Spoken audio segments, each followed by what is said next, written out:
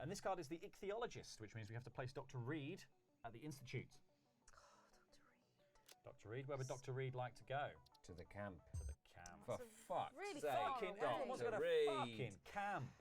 These guys. We are now going to move the creature, who activates towards the closest player. I'm 3 spaces away from the creature. You are 3 spaces away from the creature. I'm going to move it this way because I think...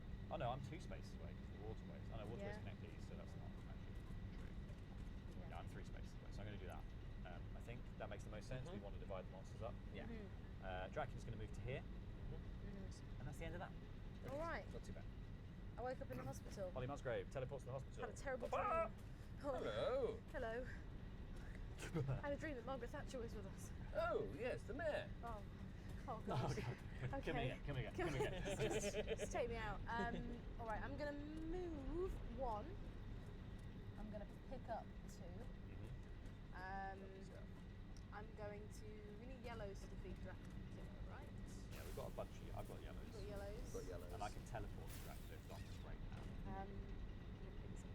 Well, get ready to be 3 and 4. Just in case we need some more, and just in case I need to defend myself against any monster. Very good. We're going to need one of these burn some blues to kill the creature. Yeah.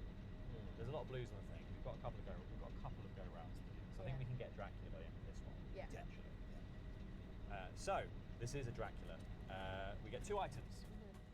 For the tower and for the mansion. Some blues on the board. Okay. This is Hypnotic Gaze. Move the hero or villager closest to Dracula 3 spaces towards it. This villager is 3 away. This villager and hero are 3 away. And I am 3 away. I'm perfectly willing to be moved towards Dracula here because I've got a lot of items. So but I'm worried about the creature also coming over. Where would it be most useful for us? Like, who could do with being moved? This is my strategy here. If I move here, that's 1. Pick up those, that's 2, 3, 4, 5. Oh, I have enough. So you could go. You could be dragged towards Dracula and then go. How many spaces will we have? You'd be dragged 3. He'll be in his room. Why It's don't I... Go on, sorry, what is it? On my turn, I could move you, Dom, before you move. That'd be helpful. That'd be really helpful. Yeah. If you can move me to the mansion, then I can pick up 1, 2, 3, 4, smash the coffin, and Dracula's control. Okay. So shall I just be dragged towards Dracula? Or at least villager. I'm happier to go towards Dracula. Also, if you get lucky with the creature and you're there, then you can kill Dracula. After my turn, you'll be able to kill Dracula. Yeah. So my only issue is that on this, the Dracula is going to drag me towards him, and the creature is going to come towards me. So I'm going to be on Dracula's space with the creature 1 space away. So I'm pretty likely to be attacked. Yeah. Yeah? But Almost you've got, every turn. But you've got loads of items, and Yeah. I think we'll kill Dracula on your turn. Yeah. Okay. Well, we'll do that. Yeah. 1, 2, 3 for the Hypnotic Gaze, and then the creature is going to move 1 towards the nearest player, which is there. And that's the end of the turn. Like, we don't take any damage. That's it. It's pretty good. Pretty Spicy. It's getting a lot. We started off this thing, and I was like, "This is gonna be easy." Yeah. We've got this in hand. It's gonna be easy. And then suddenly, Thatcher these. arrived. Yeah, Thatcher got Thatcher here. arrived. Yeah, that was Save the confusing. day. And she was really effective, but like not. Yeah, not, but in a it way that didn't was feel good. No. Yes, kill the wolf man, and I'm pretty much going to, the 2 of us are going to get rid of that vampire. So what have you 2 done? So I spend a lot of time lying down in the hospital, I've noticed. I saved villager too. I think. feeding off of the state of the National Health Service. Could the villagers not look after themselves? Well, it might be help to your fellow man. You know. Well, do you not think they'll learn to help themselves better if you leave them to their own devices? But one of them is a small child. Well, they need to learn, don't they? The younger they learn, the stronger they'll be. So, we want to move you. To the mansion, please. Move! I can take Dr. Cranley. What does it say? It just says move any hero or villager 1 space. Yeah. Well, in that case, Yeah. Cranley, you stay here in the Abbey. You're useless to me. You'll be Right. safe here. The monsters are far away at the theatre, And with the other monsters who work at the theatre. Actors. I think you want to stay in the mansion, don't you? Yeah. Yeah. Okay, so So I think I'm going to go 1, 2, 3. That'll be my turn. I'll come and join you. Great. What's a card? 1 star. Okay, first of all, we get 2. 2 items. But I think we don't have 2 in the bag. Then we put We have these 1 in the bag. So we have 1, which is a pistol, which is going to go in the precinct. And then we hoover up the scar part, put it back into the bag. Hooray. Shake. Making a new bag. There are monsters which have green. There we go. And more for the institute. Hooray. Luckily, it's Frankenstein. Oh, that's and good. Bride of Frankenstein. Okay, so it is going to be the creature, unfortunately, though, is going to be moving 2 spaces towards me. Which is me. And we'll be attacking with only 1 dice. Okay, that's good. So it's not too bad. I've rolled the Exclamation mark. exclamation mark. There it is. Oh, for the first time in Which a we haven't whole seen. game. Rock the boat. Move the boat 1 spot backwards. Hey, that's Okay, not Goes too back bad. blue. Not too bad. That's Means not we too want bad. red now. Which is We fine. got- We didn't. Yeah, we want Yeah. red now. We've got red. We're going to be absolutely fine. And all the other creatures are the Wolfman and the Invisible Man, so we are all good. I'm glad we got to see 1 exclamation mark. Yeah, Yeah, that's good. Not had Yeah, that yeah, so far. Shocking. Interact with half the game. It's me. I'll pick up these. Thank you. Get me back. Move, Professor. You're in the way. I was helping you. Did I say I wanted help? What about By it? helping Looks me, like I you're need hindering help. me. And then that's 1 move. 2, 3, 4. Smash! Thatcher, smash!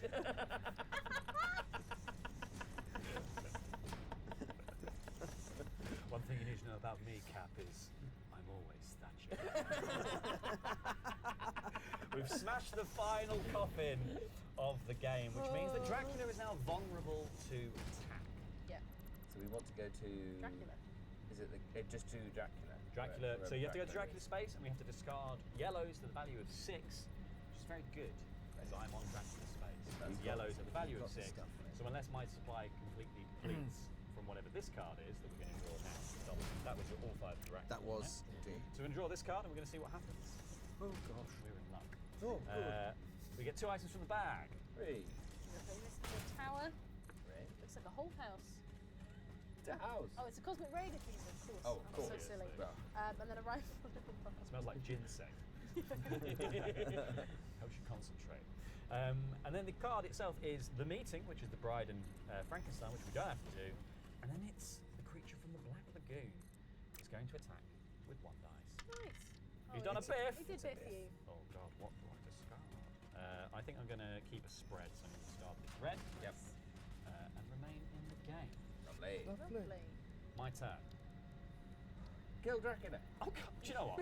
I think I'm just going to kill Let's just go Dracula, for it. guys. Yes. So I'm going to advance, which is going to spend these 2 items to the value of 6 to stake Dracula Right. through his rotten heart. Defeated him. Goodbye. Well, the frenzy token is going to move to the creature of the Black Lagoon. Dracula is defeated. 2 down. 1 to go. I just really want all of this. Yeah. That would be I great just for... really want all of Yeah, this. why not? Or do we want blues? Because I could just teleport and get the There's blues. a blue in there. There's 1 blue, but I can teleport, get the blues, and then bring them all back. That's a good idea. That's very true. I like that. So yes, you could teleport. I pick could up that stuff and then teleport to the camp.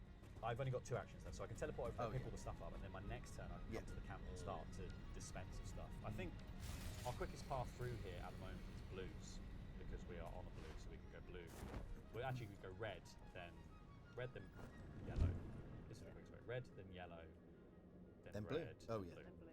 So we do need 1 blue here, but we actually could.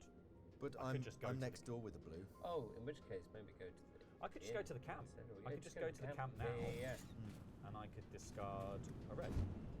Yeah. To Did advance you the just camp. move 2 spaces there? No, I No, teleport. but you I'm using my teleport. Of special course, yeah, of action course, to yeah. teleport to the camp. Discard the red, which moves this all the way round Lovely. there. Beautiful.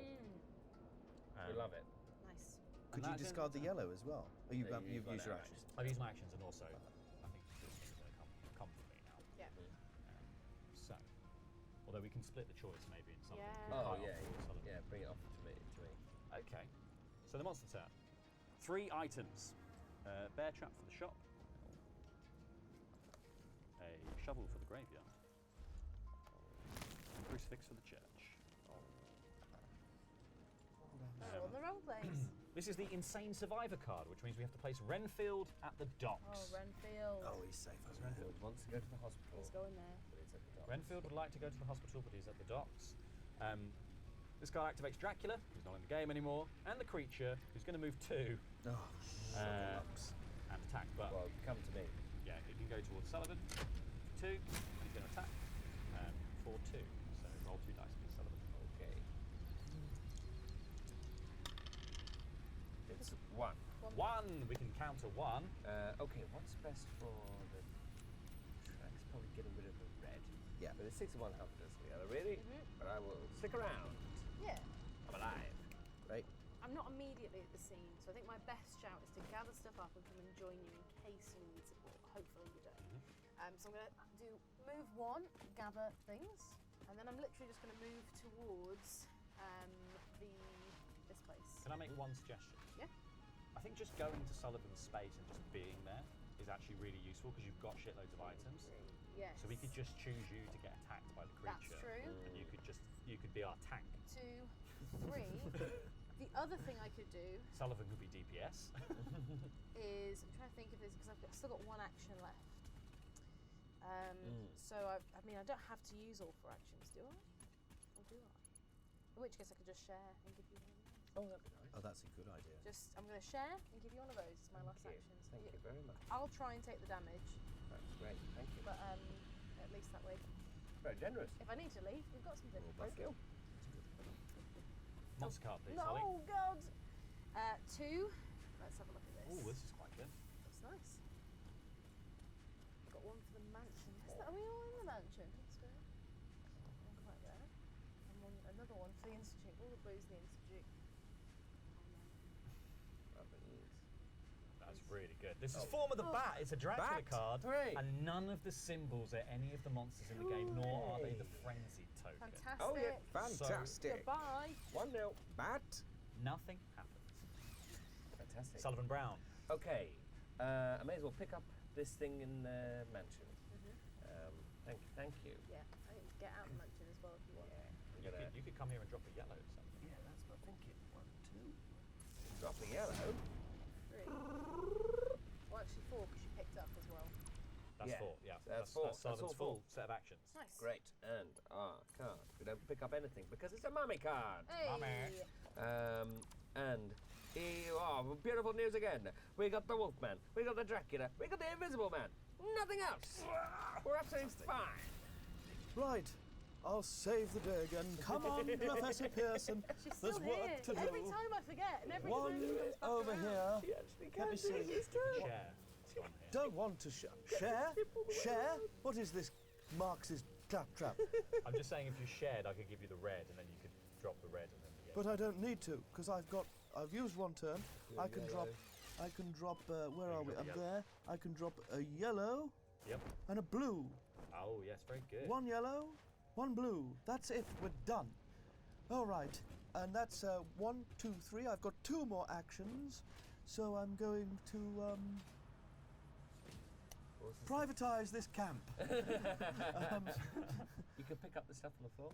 I Yeah? could. I would suggest leaving it. I think I should leave it. I think I should get Yes, Professor finish it. Pearson on the move. How dare you? How dare you knock me over? dare you? How dare you? Right, Professor Pearson wants to get to the museum. How many moves have I got left? I've done 2 in there. 1, that's 3. So I've got 2 moves left. He wants to get to the museum. That's down. Is this horrible Glaswegian in the way?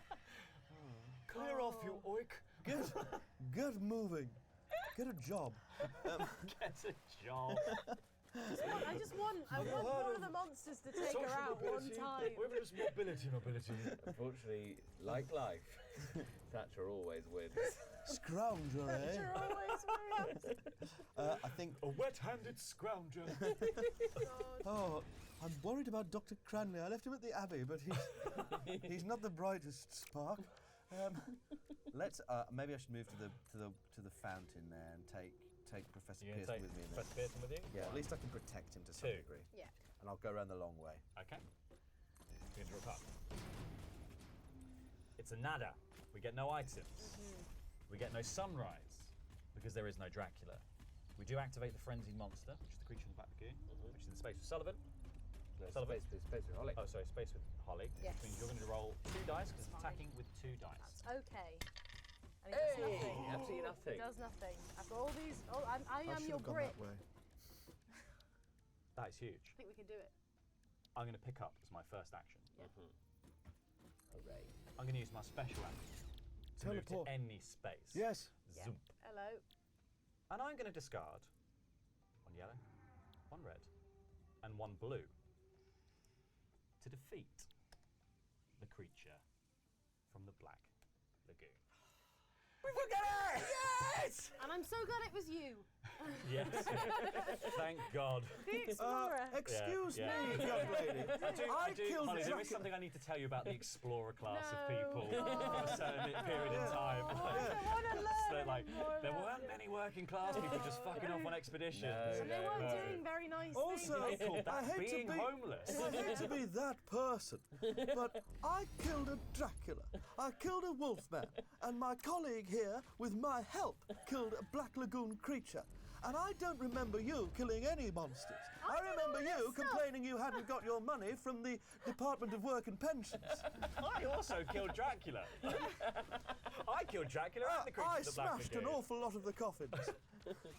You smashed You half did. the coffin. I made him homeless, I made him homeless. which is something I'm very good at doing. Removed his social housing. I got rid of his social housing. He's been around for hundreds of years, not paying a penny Living in into the caves. system.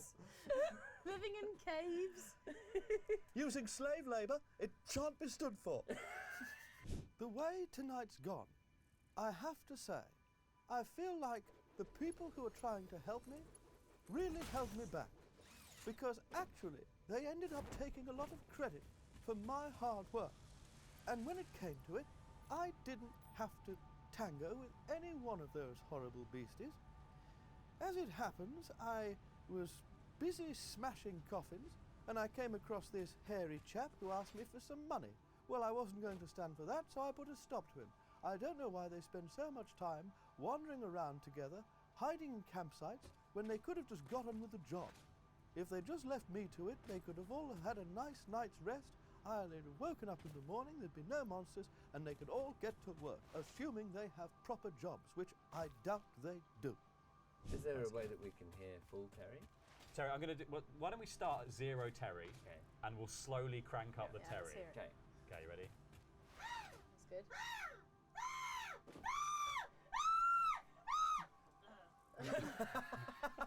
Very good. Yeah. Very I good. liked it 6. There was like a Yeah. little bit of apprehension. Yeah, just yeah, before- yeah. Like, oh no. Yeah. Just before death. Before she expired, yeah. Yeah. Fantastic. What a game. Well, that was great. Really love that. So what we played is the standard version of this game. If you wanted to play it and you wanted to play it a little bit harder, you could add in an additional monster, making it 4 on the board. 4 on the board, of course, unless you're using Frankenstein, who also has the bride. So you'd have 5 monsters running around the place, which makes any villager on the board an absolute nightmare to get anywhere. No. Oh, nightmare. Just Yeah. free food. Just Yeah. loads of free food. Just wandering about the place, going, oh, I'd love to go to the dungeon. Why do you want to go to the dungeon, you idiots? That's it for this episode of Board Game Club. Join us next week when we're going to be playing K2. We'll see you then. 3, 2, 1, get on board!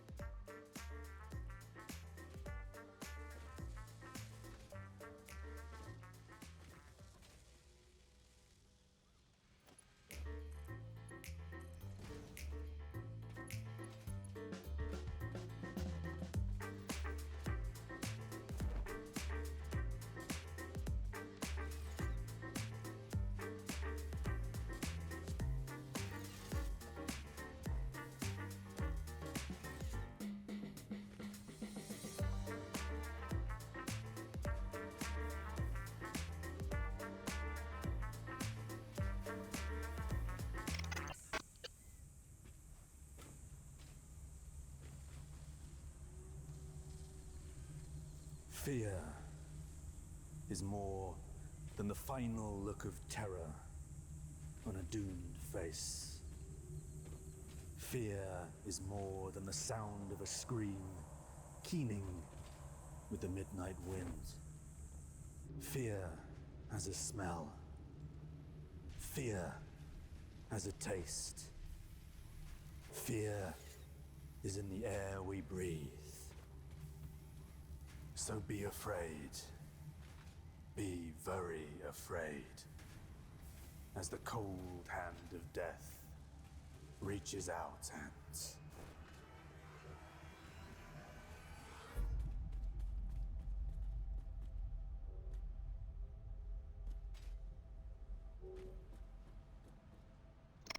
Hello, I'm Adam, and welcome to Board Game Club, where the first rule of Board Game Club is it's how you look at Buccaneers that make them bad or good. Each week we gather our friends here at Drafts Board Game Cafe in London to play a game and show you how much fun board gaming can be. This week we are playing Libertalia, Winds of Galecrest, designed by Paolo Mori and published by Stone Meyer Game. It's a new edition of the long out-of-print and much-loved Libertalia. We can't wait to play, thanks to Stone Meyer Games for setting us up. In the game, players will be taking on the role of pirates. Yar, setting off on 3 voyages in a quest to have the most booty. Out of everyone on Board Game Club, I have the most booty. Check out that cake straight out the gate. In the game, players will have their own hand of cards. On each of these cards is a different crew member who will act at different times and all have different powers, some of which will help them, some of which will hurt other players. Pirates, what are you like?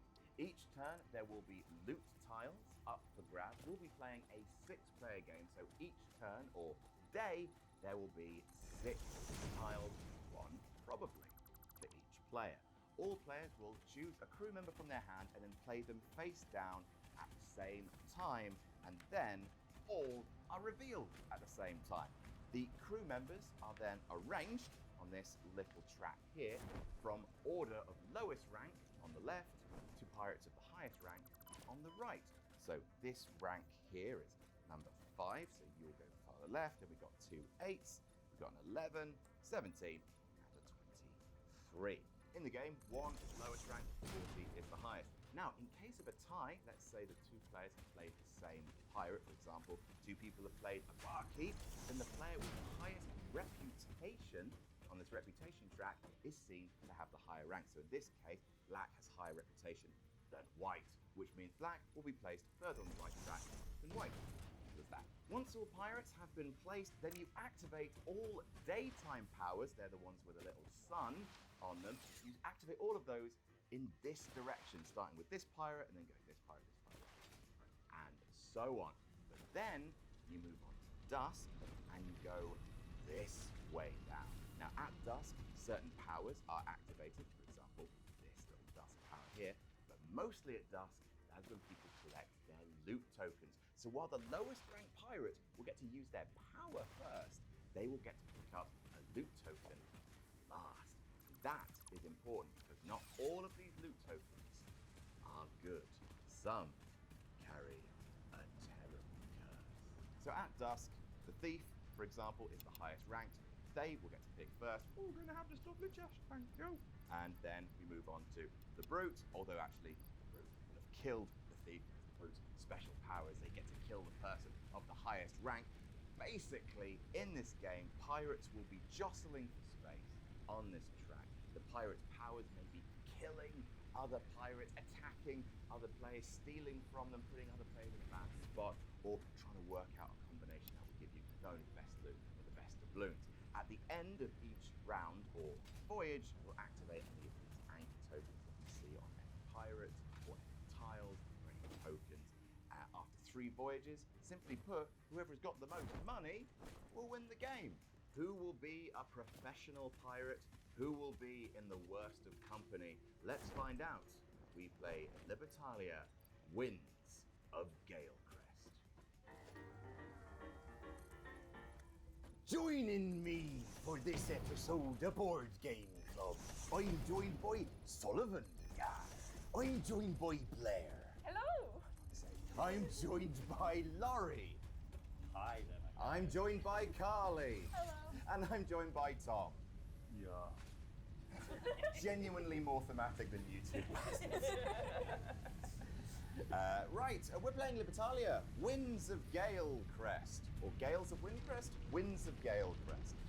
We're going to be playing pirates in order, getting loot. Whoever's got the most money at the end of the game wins. But first, we've got our colours. We need to work out where we sit on this reputation track first. Which of us has the worst reputation? I didn't look at you in the eyes on purpose.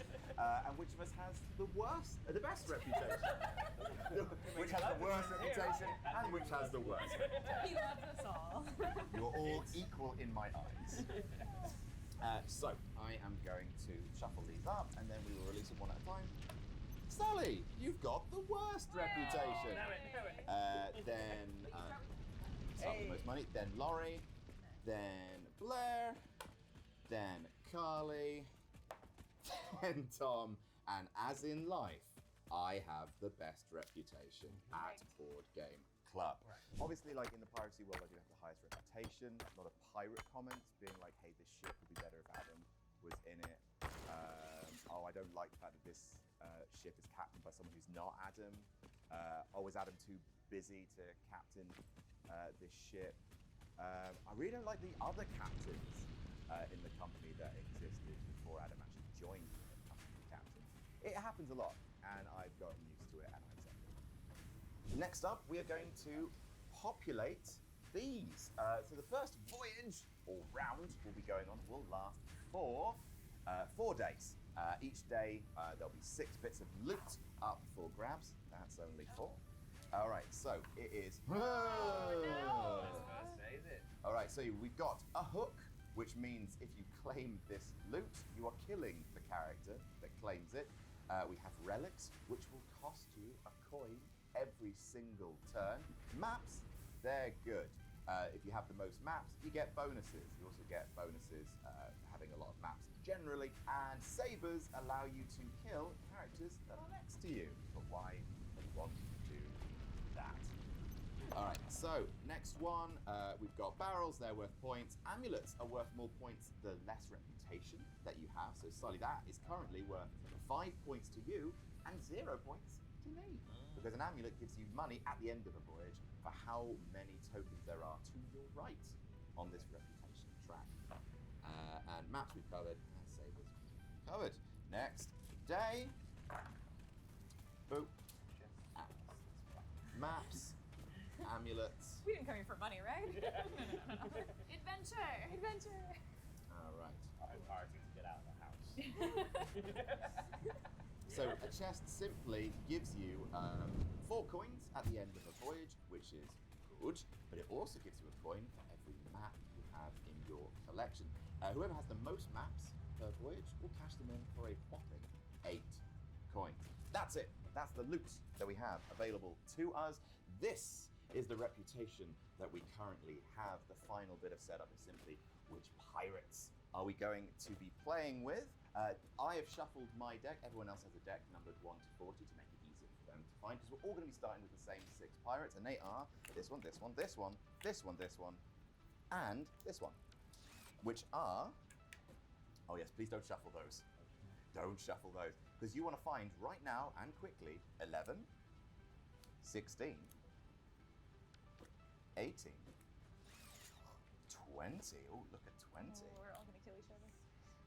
27 and 37. So to be clear, that means we'll be playing with the Carpenter, we'll be playing with the Mutineer, we'll be playing with the Gunner, we'll be playing with the Furry's favourite, the Freed Prisoner, we'll be playing with the Watchman, and we'll be playing with the Wind Nymph. And we'll go into more detail of what those cards do as and when they come up. But now it's the first turn. Simple as that. Remember, there are going to be 4 turns in the first round, 5 turns in the next round, 6 turns in the round after that, and then at the end of that, whoever's got the most money wins. Yar. Yar. Yar. Yar. Yep. Yes. So now everyone picks just 1 card from their hand to play. They place it face down in front of them, and then we will arrange them in order of rank. Keep in mind, likely whoever has the lowest 2 ranks are getting relics. Yes. So I'm going to ask you not to keep that in mind, okay? All right, everyone has chosen their first pirate to put upon the island. Reveal! Yeah. Oh my god! Everyone chose the Watchman. everyone was going to do that. It's gonna be a great day. I've played Libertalia a fair bit, and I've never seen a full card at all. I'm just hoping that's not the whole game.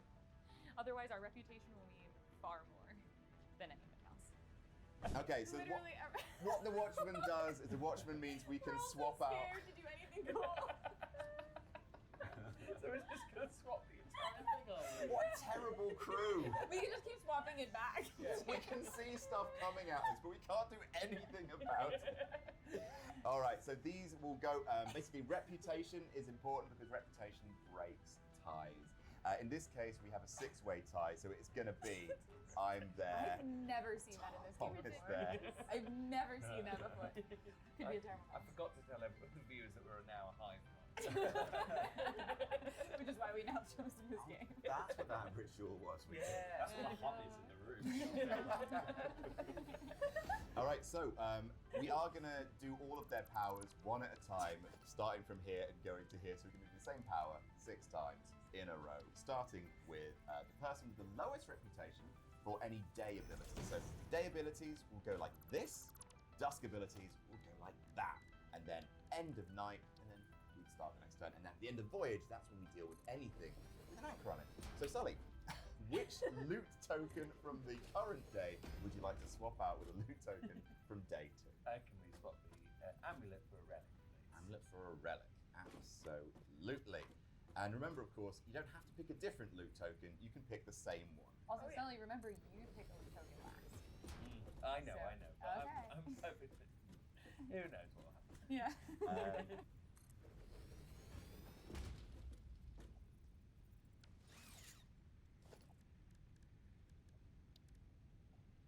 Can I swap a saber for a relic? So Carly is taking out Yep. one of Laurie's swords and placing a relic in, currently guaranteeing that both Laurie and Sully will get terrible, horrible relics that cost them money every turn. What did I even do? I'm just merrily trying to send my guys out to find some treasure, do this voyage, and now I've been given a cursed relic. I've just tried to send it away. It's come back. Why? You got it out for me. Carly hates Laurie. This is something she told me in confidence, obviously. And she said, I don't want to speak for her, but I believe her words were very important. I'm not sure why. I don't know where it comes from. Something in their past. But hey, have at it. Everyone needs everyone needs a dynamic. I'm going to swap the amulet for a barrel.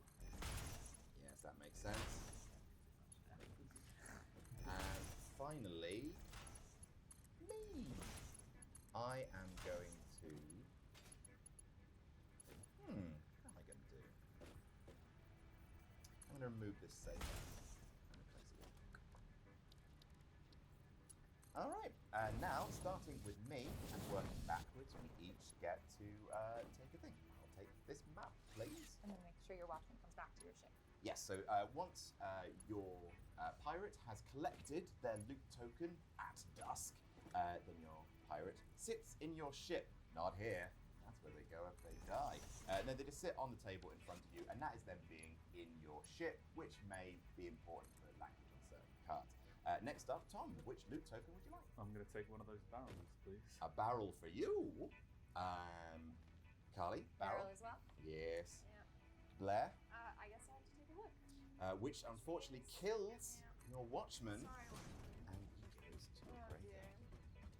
And then No, I don't wish for it. relics, No. relics for the twins, relics for the cursed boys. I don't. Oh, yar. I just want, Laurie, you to know that your relic specifically. Yes, I know. I'm well aware. I'm just making of sure. what Carly did. Excellent. And so now we go into nighttime. And Yes. the only nighttime abilities that we have, since none of the cards have nighttime abilities, are the relics themselves, which make anyone who holds a relic lose a coin. Oh dear. Coin it, please. Coin, please. On to day 2. Yes, wicked work done. We move on to day 2. Just a friendly reminder. Now you must place your next person. Reminder of what is up for grabs in day 2 is a couple of maps, lovely little amulet for Sully, and then half of the pirates are going to die. Rough buddy. For some reason, that noun phrase is stuck with me. Sounds like a Regency era dog.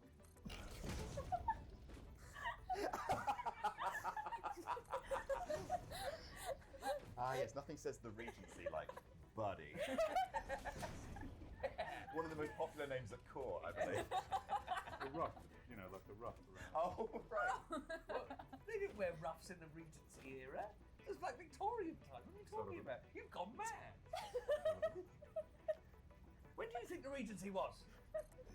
Whenever there's a king, there's a reach. Gent. I'm trying.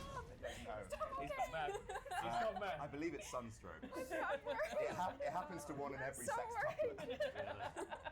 We had a long day yesterday.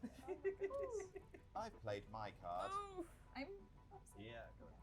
Why are you upset, Carl? So, okay. Yeah. I should have said Elizabethan. Yes. Yes.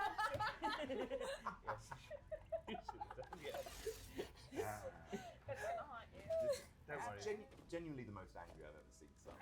When the fuck do you think the Regency? It's only 300 years. It's fine. Don't worry.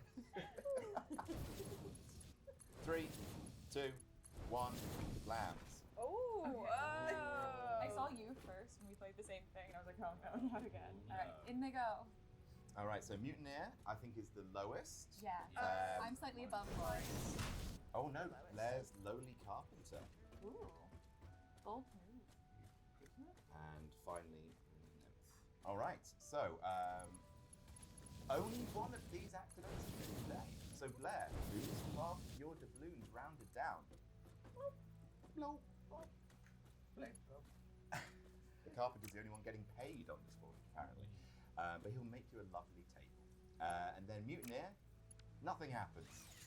Because that's got a night ability, that's got a night ability, that's got a night ability, that's got a night ability, that's got a night ability. So instead we move on to Dusk, starting with me. I'm gonna have another map. Please.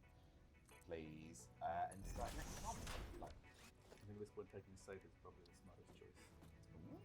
All right. Really? So you have taken a knife with which you can use that right now to kill either one of Laurie's characters or an Sully. They are tangibly in the lead, as you can see by their relics. Yeah.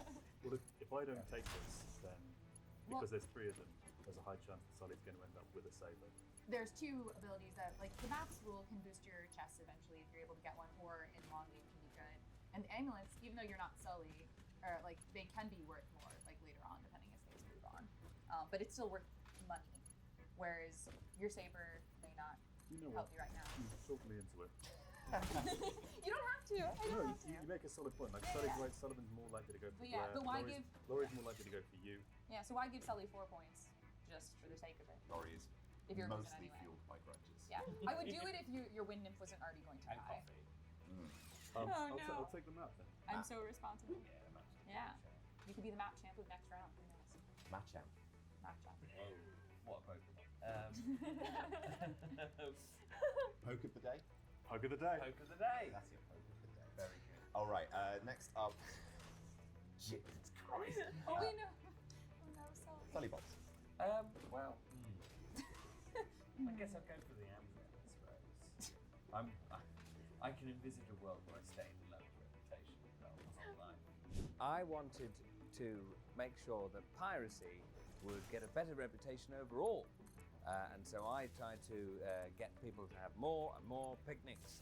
Unfortunately, pirates hate this, and so within the pirate community I have an incredibly low reputation. No one wants to listen to me, no one wants to talk to me, no one wants to look at me. But I think I'll win them over.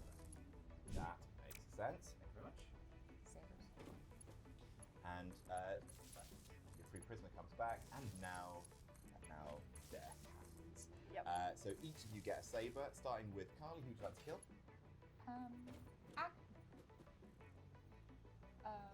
Charlie, you'd be doing me a solid, mate, if you got I rid of know. this guy.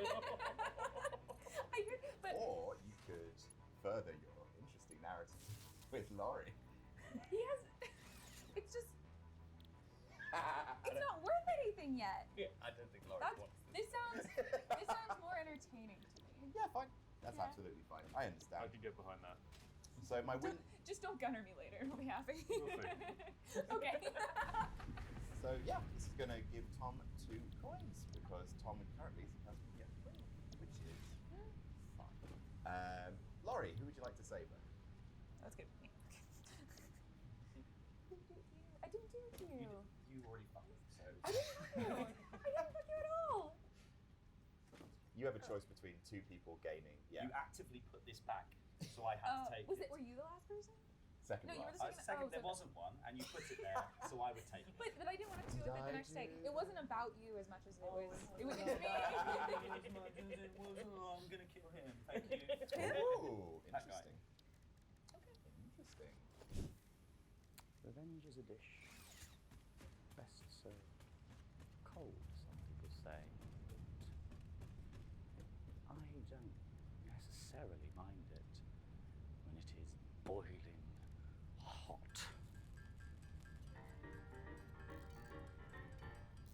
Okay, and finally, Carpenter Blair, Yes. you get to kill someone. I'm going to kill one of Sully's, and I think it's going to be the free prisoner. Too hot to live. That is, I think. It's always That is an aggressively hot card.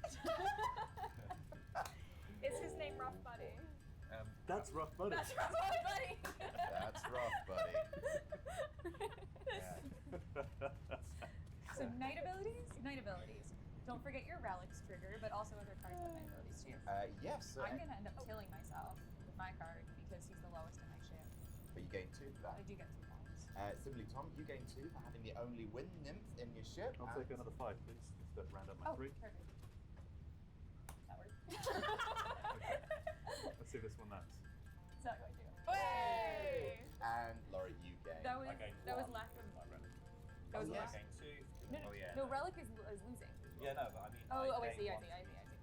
Don't I've worry. done Here, the maths, Carly. I think you. friendly reminder: you lose a coin. 3 to 1. Oh. Yeah. Yeah. Oh, interesting. Okay, 2 more rough buddies. Rough buddy is currently dead. That's tough buddy and Gruff, buddy? gruff buddy. Rough Buddy. The brothers. The brothers' buds. Alright, so here is the current state of our island. Starting with the carpenter, whose special power is losing half his money rounded down. Sure hope no one kills him. Right, so I had 7, rounded down to, so I lose 3. Gunner. Bang bang. Carpenter dead. Oh no! Oh no. Yeah, that sucks. That's some bad. balls. But Yeah, then don't All kill the my. carpenter did for you That's is take half your money. Yep. Yep. All right. That's fine. Bang bang Um, bang bang. and reputation gets affected, right? Yeah, I believe you go up 1 in reputation. Blair will go up a reputation. No, why? So actually, Blair, instead of your reputation going up for being killed, it's actually Sully's Yeah. reputation goes down, which Yeah. loses him a coin Oh, I don't because know. he's going off the edge of That the was scale. all about revenge for killing my sexy boy. My delicious sexy boy. Yeah, I didn't care about anything else. Ridiculous. Well. Blair, who are you going to kill? Phil didn't kill that one man. Does the wind nymph, does this carry over each time? Every night, yeah. So, but I It will. also carries over each round. Revenge! But Blair. Yeah. I will point. Oh, I guess No one else you has- can do that. Yeah. no I was one gonna else say has you'll be giving a gimme to Laurie though, because then he'll have the only win if allowed. To be fair, What is your problem with me, Carly? What did I ever do to you? you'd be giving Laurie a break, which we Yeah, cannot we have. can't do. I'm We going can't to afford because it. I don't want to get rid of either like the Watchmen aren't doing anything. Yeah. So yeah, I'm killing. It's the smartest. Yeah. You know I'm not Laurie, right? Yeah, I'm aware. What do you mean? On someone What do who you isn't mean? He's Laurie. got a hat! We're not giving that back. If you had managed to throw it and it landed exactly on Tom's head. Amazing. Which means I moved down in reputation. Oh my god, you somehow shaved 6 years off your age. Here. It's Ash me. Ketchum, everybody. Hey, I'm so excited to be playing this game with you all. when Thank we you get so to much that, for yeah. having me. Let's go. There we go. Oh my god, you've shaved 12 years off. Thank you. Okay, so that goes in the graveyard. Yep. Oops. And. I already but- moved down. Oh, you Sorry. moved down. What? You're not sorry. Free prisoner. Just sorry you got caught. Free prisoner. I just really wanted a free spice for my wind and And win. to rain. Alright, so starting with awful, horrible Laurie. You get to take one of these things. Honestly, I love Neg Club. Great time. Thanks for being here. Why? Tom. Oh, grand. I'm going to take that nice map. Thank you very much. Yes.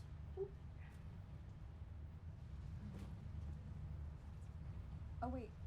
Oh my. Could you please move Laurie's wind back to his ship so I can kill it? Oh, so,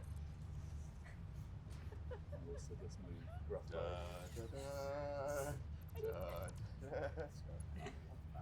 Cully, sorry, which loop would you like? Like the same. There you go. Bang, bang. Bang, bang. The map doesn't seem like a good Okay. return on investment right now. Well, I'm going to take that. Another round.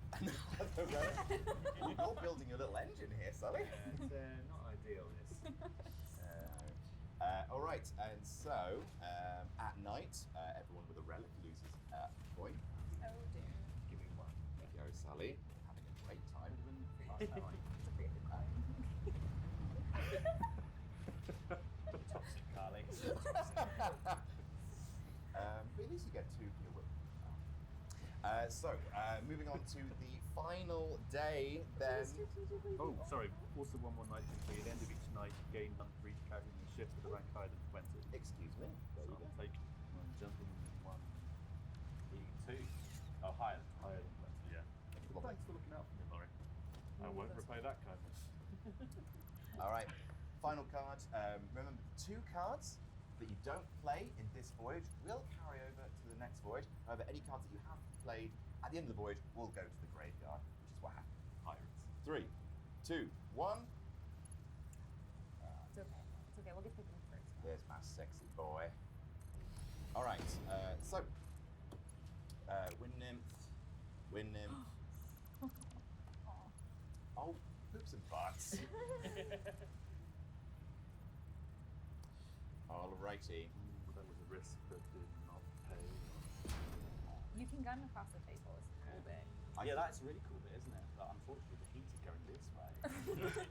So starting with Carpenter, special power, lose 5 coins. Not great. Yeah. These Carpenters are getting expensive. Yeah. Oh, shit. Laurie, who would you like to murder? Who would I like to murder? I think I'd like to murder Carly's food witnesses. Dead boy. Cue the fiends. Wind nymph Carly. No. Other way. Lisa. Oh, sorry, yes. Other way. Yeah, you killed someone. All right, so none of these do anything during the day, so we're going to go this way. Carly. Yep. Money, money, money. Blair. I always want to get rid of the code. Carpenter, yeah. What does the map do if I only have maps? Like, not really much anything. You keep the maps for next go. Oh. And right now, everyone will because no one has the mouse.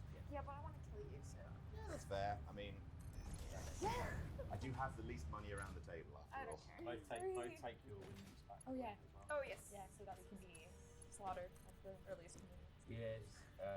I will take that. Well, Sure. it's something actually useful. There you go. Yeah. Actually, to be fair, Blair, you doing that has given me the most maps. So at least I'll get something. So So these gunners and this carpenter both die because they fell on their own hooks. But you do get to keep the hook. Ooh, on the side. Blue. Right. Current night phase, so I get 1. All the woundings go away. I get 1 for having a free prisoner, but that 1 is paid in tax to Relic, so I don't need to keep it. I get 1 because my watchman is still alive and kicking. Hooray for your watchman. Hooray. But we'll put it on. All right. Did you pay for your 2 relics? Haven't done yet. No. Here we go. So we finished our first voyage. A third of the way through the game. Not really, a bit. But yeah, we finished our first voyage 1 of 3. And now we basically cash in all of the loot that activates at the end of the voyage. So, for example, we'll start with chests first. So Carly, this chest is worth 4 coins. Huzzah.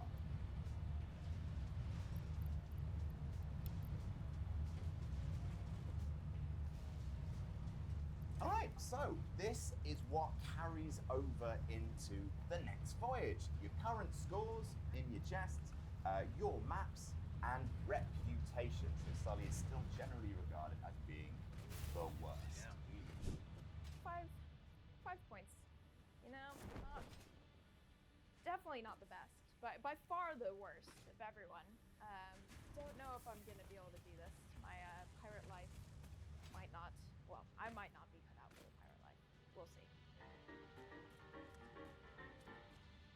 And next up, we populate day 1, 2, 3, 4, and 5. The next voyage is 1 day longer, then we're going to get more pirates. So let's do our bag.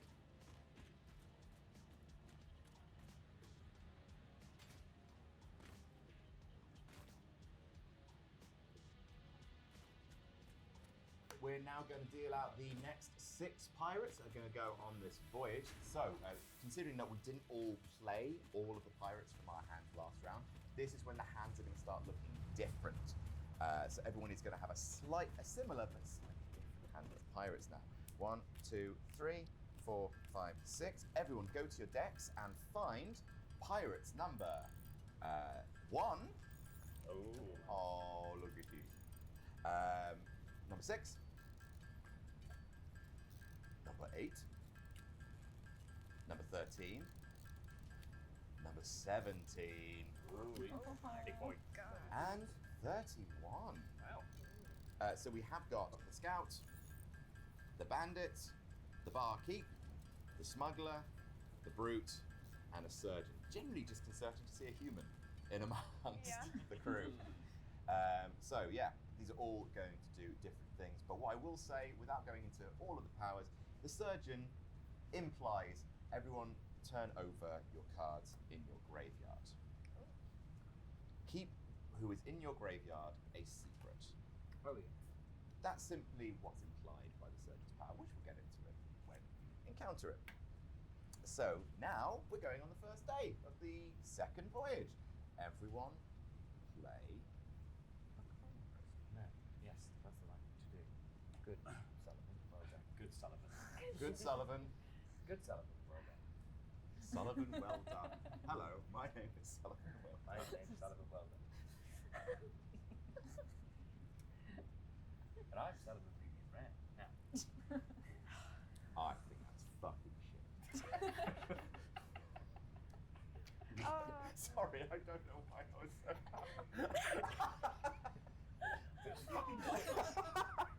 I came up with poke of the day today. You're coming out with this. Yeah, fair enough. Jesus. Sonia, What's happened to us? I don't know. I think. Normally that's put through so many more kind of like niceness filters. Yeah. I think that's fucking shit. It's had a very long day yesterday. You know It's when a very long Yeah. day you yesterday. know when you don't hear yourself until like a few sentences after what you just said? I'm sorry, Sullivan. Don't worry. Don't worry. It was fucking I shit. think that's fucking It was fucking shit. 3, 2, 1. Oh. Ah, yes. All right, so kaboom, kaboom. All the smokers. Yes, you little rapscallions. Uh-oh. Oh, it's Spaghettios. All right, so Carly and I get to, because the scout, basically discard the scout immediately and choose another character from your hat. So at least we get to look at you guys and think, huh, all right, we can do something with this. But unfortunately, because I'm less reputable than you, I have to go first. So you'll have the perfect information. And I have to go. Hooray. Your literal best bet is to force Adam to attack your high character. Because Adam, choices are kill a character or take a relic. Because there's so many more relics later. I don't want it like to use all my hair. Getting a relic today sucks balls. Yeah. Instead, I'm just going to. That's why I didn't play Smuggler, because I knew I would probably have to. You know what? I'll just do my carpenter now. Instead. I'm gonna have to get something bad. Oh no, I could kill him. No. Not that I still have my carpenter left in my hand or anything from last round. I'm overthinking it. Alright, I'm just gonna be abandoned, and maybe if I'm bad like Sally thinks, better things will happen to me. I'm done. I'm sorry. Do you go there or do you go on? Yeah, my this side? reputation's still better than me. Oh, okay, yeah. There is quite And actually, it will be worse because of that. Yeah. there is quite literally only one thing I can do, which is join the smuggler train. And my smuggler will die, but at least I'm not getting fucking 5-coin tax. Right. So we're going to go starting with Blair. You move 2 steps down the reputation track, so you gain 2 coins. Hey. Should I check them? So I now have the lowest reputation of any pirates, and I am appalled to say it's because I was caught planting a flower. I know it's awful. It's truly, truly awful. What kind of pirate plants a fucking flower? Anyways, I'm sure I'll get more reputation at some point. It'll be fine. It'll be fine. Stupid tour. Stupid. Horrible Carly moves 3 spaces down and gains 3 coins. Moving up in the world. Hey, my lad. You get first pick. Would you like this relic? You're so attached to them. You know me. There you go. Purple is your color. Yes, I believe. Thank you very much. And Laurie. I'll have a chest, please, my friend. For you. And then there and I are. Me and Tom are going to kill ourselves. Yes, we are. Yes, we are. Yes, we are. All right, so there we go. Blair and I are much too sweet. Yes. So all of the Tess, smugglers oh, go dear.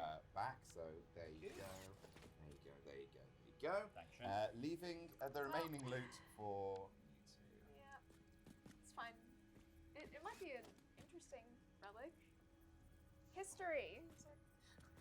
There. No, it's real Oh, cursed. okay. All right. Great. Right. So we're going to the night phase. Please lose a coin each. I don't want that one. Oh, Good point. All right. Next day. Oh dear.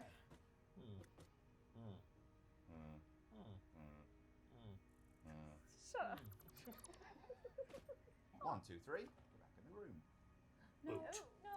Yes, kill Carly. All Who's right. killing me? So scouts go first, The scoot. Carly Squid, down squid. bottom. and Oh, that's perfect. That couldn't be better. yeah, it's My good for whole you, Tom. plan. Mine. Sorry. Hold on. Mine's. Well, it could be I'm better. Darn. All right. So this is real bad. I don't like it, but it may depend on what the scouts do. Oh. Well, they're not going to put themselves in the line of fire. Okay, I'm going to switch out the scout. There you go. And so that's discarded. Goes to your graveyard. There you go. And You killed him. goodbye. What is the scout? The scout finds someone else and is like, all right, my job's done. It's like, Well done. You found out all that information, did you? Yeah, oh. Come into the back room. Bang, bang, bang, bang. No pensions in piracy. We don't want any snitches. You don't want to wait 4 days anyway. And then if I pop my mutineer down, then I'll go ahead and Blair. whoa. Whoa. Nice work, son. Thanks. So how this resolves is Carly's brute is going to kill the surgeon. No, I'm the surgeon. You're the surgeon. Laurie's Laurie. the last. My brute is going to kill whose surgeon? Whose surgeon is going to die? Blair's surgeon? No, not my Is it yours? It's not my Is it surgeon. yours? It's not Tom's Son of surgeon. Is Tom's it yours? surgeon. My surgeon. Tom, is it your surgeon? No. I never even went to medical school. So whose surgeon might it be? Delicious. Fucking delicious. I think he's the tortoise. There's a tortoise. You want to find the tortoise so we can illustrate I to the think people. I think this is Laurie. So no one is going to get a relic because of the root situation. Is that what you said? Yes. How is that guaranteed? Because there's not going to be enough people on the board to claim them. In which case, Two of these people are going to die, me and Carly. Just don't put yourself higher than us and you'll be alive. Oh, put yourself higher than me.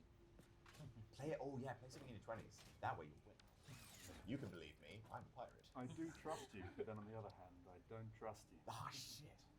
Yeah, I'm not going to overthink it anymore, at least. So, lose the scout, in comes the barkeep. Nice. Yes. Very nice. Yes. Ooh, that's a really good time. All right. Starting with done the barkeep. Mutineer, nothing. Mutineer, nothing. Brute. Army surgeon. Position, bury thyself. I saw that going differently. My plan was to get my wind nymph back because I think everyone else has exhausted theirs by now, and then I can just milk it for the whole voyage. I thought I played it early enough, and dead. And then, annoyingly, my brute kills himself. Thanks. Good job. He's so well trained. He's like, the highest person here. They will go. He looks around. He's like, oh no. I should have known. Boozled again. Stupid Laurie will get a 1-3 slap with my chest. Yeah, that upgrades your chest to being worth 4 at the end of the voyage, being worth 5, or of course a barrel of them. You can also throw away a barrel and gain 2 damage. Right. I'll take time. Do you want to keep it or throw it away? Next up, Sunrise. I have a map as well. Was Anne. Thank you. Got a barrel. Take a barrel then. And your barkeep. So, these two go away, see you later, and then we do night stuff. Who's got night stuff? I gain 1 for my barkeep. +1 for your barrel. Now that's only at the end of the board. Correct. 1 for your barkeep. Thank you. Okay. 2 for my mutineer, and it's not going to kill myself. Oh, perfect. It's might be I playing dividends. do as well for discarding my bandit. Very, very nice. Oh, and they stay. And the mutineer stays alive for another day to kill someone else. Thank you. Lovely little. Okay. No one else? Great. We'll move on to day 3. Yeah, I think if you play this game a lot, it'll always be fun to have stuff done. You win combos ways pirates each other. 3, 2, 1. Boom. Am I killing myself? Oh, Carly, no. No, I don't. Yeah. No, you're. No, you'll be killing me? Yeah. Yeah, I'll be killing Sully before he gets a chance to kill anyone. very I good. thought I was dead again. No, you're all the way over there. All the way over there. Get over there. Oh, Get no. over there. No, Laurie's too hard. Sully is a bandit. No, what are you doing? Oh, I thought you were doing it. Sorry. You're alright. Laurie's pretty. Okay, well, I'm glad I didn't play the other card. Lovely stuff. All right, so starting with lovely Laurie, you move all the way down here, and you gain 3 points for doing so. What did your bandit do? He built an orphanage. Tom, you do exactly the same, but you get 4 for this What to one. say for sure. Look at me moving up in the world. What did your band Through do? no fault of your own. What do I do? Just planting my flowers. He taught orphans to build their own orphanages. Oh no! Give him out an orphanage. Give him out an orphanage. Inside it. Teach him to orphanage. Teach a man to orphanage. And he'll orphanage for his life. For the rest of his life. It's a vicious cycle. Oh my goodness. I'll take my orphanage, please. True words. Just give me a 5 actually. Certainly. Thank you. Sweet. Next up, Clever Blair. I would like the chest, please. A chest for you. Thank you. Brute kills Sally. Bye. There I go. Ta-ta. Now I will take the emerald. Yes. There you go. Athletics. Oh yes. Well, Yeah. They Oh, come yeah. back to you immediately. Yeah. Which means I'm next. And Ooh. Blair, yes. I want you to. Sorry, I was in my own little world. I want you to see how much I'm not killing. Okay. Okay? Okay. For future turns, Okay. I am not killing. Okay. Not doing it. I'm not doing it. Hey. I'm going to take that barrel. I mean, I can put it back and take a map. I mean, I'll happily take that barrel. Yeah, I'll give you a barrel. Why not? What are Why you not? doing? That helps him so much. What do you want? Tom's feelings aside, what do I? You want Tom to have a good Kill day. Blair's Moonier.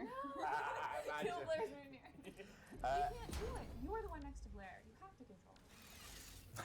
I'm not a problem. She's getting out of hand. I'm not a problem. She's making She's a got lowest. money and a chest. She's with making a 2 fuss. maps. She's making a fuss. She's always coming around here making a fuss. Going to map. That's what I'm going to do. How are you going to kill her with a map? Idiot, never I can't read them. It's I so will take the barrel, upsetting. please. A barrel for you. Map, please, Carol. Map for you. And That just that goes away. Nighttime things. Yeah, natural things. Yeah. Oh, yeah. Tom has had an impressive I'll take stacks. my 1 coin, my bucket, please. 2 coins for your mutineer. Yeah. And I'm. That, my one's going to die, but that's 2 coins For mine. for you. Thank you. And 2 coins for me. And I killed me Smugs. I killed old Tony Smugs. His name is Tony Smugs. Oh, I Bit lose of a fun. coin. He has a million jokes. Oh yes, for your relic. Relic. Did you lose a coin too, Blair? For the relic? Oh yeah. Sorry. I don't think I did that last turn. I did. So there you go. There we go.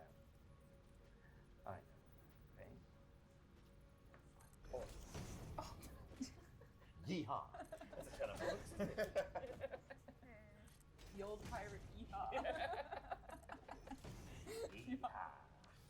So, if you don't take a break. I don't know. Have you? You don't know what card you get. Bloody hell, Blair. Alright. Let's see him. 3, 2, 1. Ah, fucking we go, fuck, yeah. fuck, fucking fuck. Okay. And put my other die there. I'll take my... Ooh, well played. We both died, but we won't be taking any risks either. We won't be taking any relics. Scout, what would you like to do? I would like to play my servant. Yeah, of course you would, you clever boy. So you also. Yeah, great shout. You could get your scout back. I know. Why did they get it, Carly? Carly, Yeah. first dibs. I'm going to take the barrel. And your smuggler goes away. Yeah. Alright, Brute killed me. Brute killed Sally. And then Surgeon takes your thing. Oh, sorry. Great. Yes, quite right. Dead. Dead. Starting with Tori, the hits just coming and they don't stop coming. What would you like to take? Map, please. Map, please, Carol. And then Brutes. Okay, so I have to take this, and Sully doesn't have a character, unfortunately. Are you kidding? So Are you kidding? I have to. Blair. I have Blair. no other option, Blair. Adam. Blair, are you kidding? She can't No, do anything I else. If literally only can't someone do warned anything him else. this day would Blair, come. you are. I can't do anything Blair. else. Blair. Blair. Blair. Only some other pirate can't crew do anything shouted else. into the Are ether you kidding? that it was a No. terrible Blair, idea. You fucking. Nope. I'm going to dedicate the rest of the next Okay. voyage to murdering You do that. Alright. That's dead. Yeah, I know. I mean, she didn't have a choice. There's no one on my ship. No one she could have killed. Like, Well, I may as well kill you. you're here. Tom, who would you like to kill? Well, I can't kill Sullivan. So it's just a question of killing. I mean, Amazing. none of Laurie's characters have either knight or have night abilities. So, and it doesn't really matter. It's basically going to be a question now of which one do I least want into necromancy back into existence. And I feel like the one that's going to throw the biggest spanner potentially in the works if it comes back next is going to be the brute. So, it's going to save your brute. So it just goes. All right. Okay. Final. The relics go away. It's fine. And final card.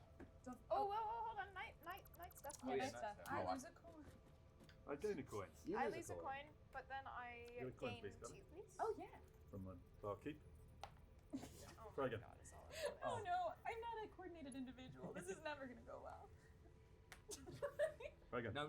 Stop! Tom, Stop please. it! Stop it! This just hurt. All right, I'm gonna think about it. I shouldn't do overhand, right? No, No. underhand if you're going to do anything. Come on, Carly. Oh, Yeah. fuck. 3, 2, 1. Ooh, gunner bugs. Gunner birds. Excuse me. Oh, sorry. Oh no. It's only at the top. Lovely stuff. All right. So that is, we got Scout, Bandit, Gunner. So, Scout, starting with Laurie. He's having a lovely round. Hmm. There we go.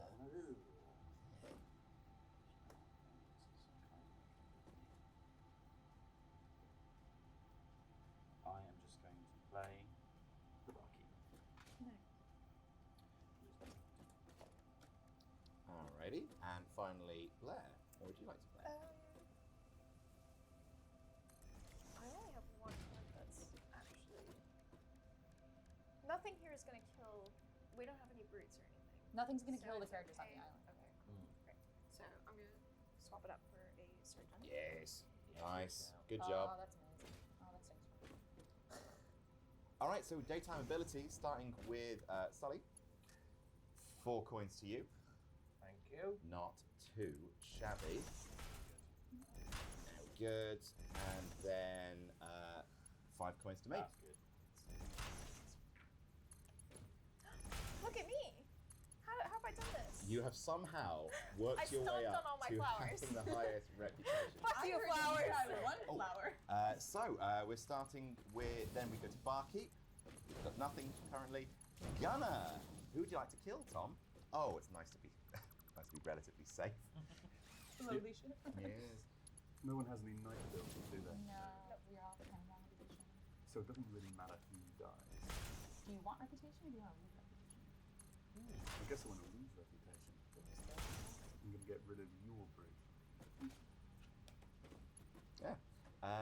So yes, you've lost reputation. And then could you bring me down in reputation? I'm going to be your bucket. Good God. No, I'm glad I killed you now. I just take some of the sting off this. There we go. And finally, Blair. Who do you want to bring back? Secret. Yes. Oh, she'll bring back the freed prisoner. I haven't used my free. Close it. Can I have a chest, please? Yeah. Yes, you can. Very nice. Look at that. That's going to be a huge payout. Tom? Oh, I'm going to take a amulet, please. Certainly. Laurie? Might as well just take the amulet. No. I'm going to take the saber. Who are you going to kill? I'm going to kill Blair's brute. You Oh, I'm cannot. afraid you can only kill someone adjacent to you. So Oh, you only kill one of Jason. the I'll cards. kill one card. You don't want points? You want to just hurt by people that don't matter? I hope my barkeep will survive this round, thank you. But I already took one. And so did Tom. No, but there would be a saber on the table. My barkeep would be. Only we can kill you. Oh, right, okay. Take this amulet before it's too late. Wow. That's cool. You retcon one of your moves, but not mine. I think that is. Laurie only missed the fair. initial Yeah. rules. Yeah. It's okay. Yeah. Yeah. Thank you. You're welcome. It's no problem. There you go. Mine. It won't make a difference. It'll all be in the graveyard. Yeah. Beef. Yeah. Kill your little gun. She killed me. God damn it. And I pick up a red and pay the Yeah. Well, let's do pay it the in troll order. toll. It'll start tonight on. I'm retcon one of my moves to help someone else. There you go. I had a very good second round. But I can't remember what I did. Yeah. I had a very good second round. Maybe the pirate's life is for me. Is that relevant, James? The game we're playing? Sounds relevant. I think this should go in. Put this in. I'm paying. Put it in. All right, so before we go into the final round, let's see what our scores are currently looking like. Tom. So my score is currently 32. Sully. 35. That's a hell of a recovery. Blair. 30. Nice. 25. 31. 38. Ooh. Aces. All right, here's your final crew. Number 3. Number 10. Number 12. Number 19. Number 25. And number 40. Governor. Hello, Governor. The governor. The beggar is going to be part of this round. The officer, the necromancer, the explorer, the recruiter, and the governor. Huge. All right, so we're going to now lay out our voyage.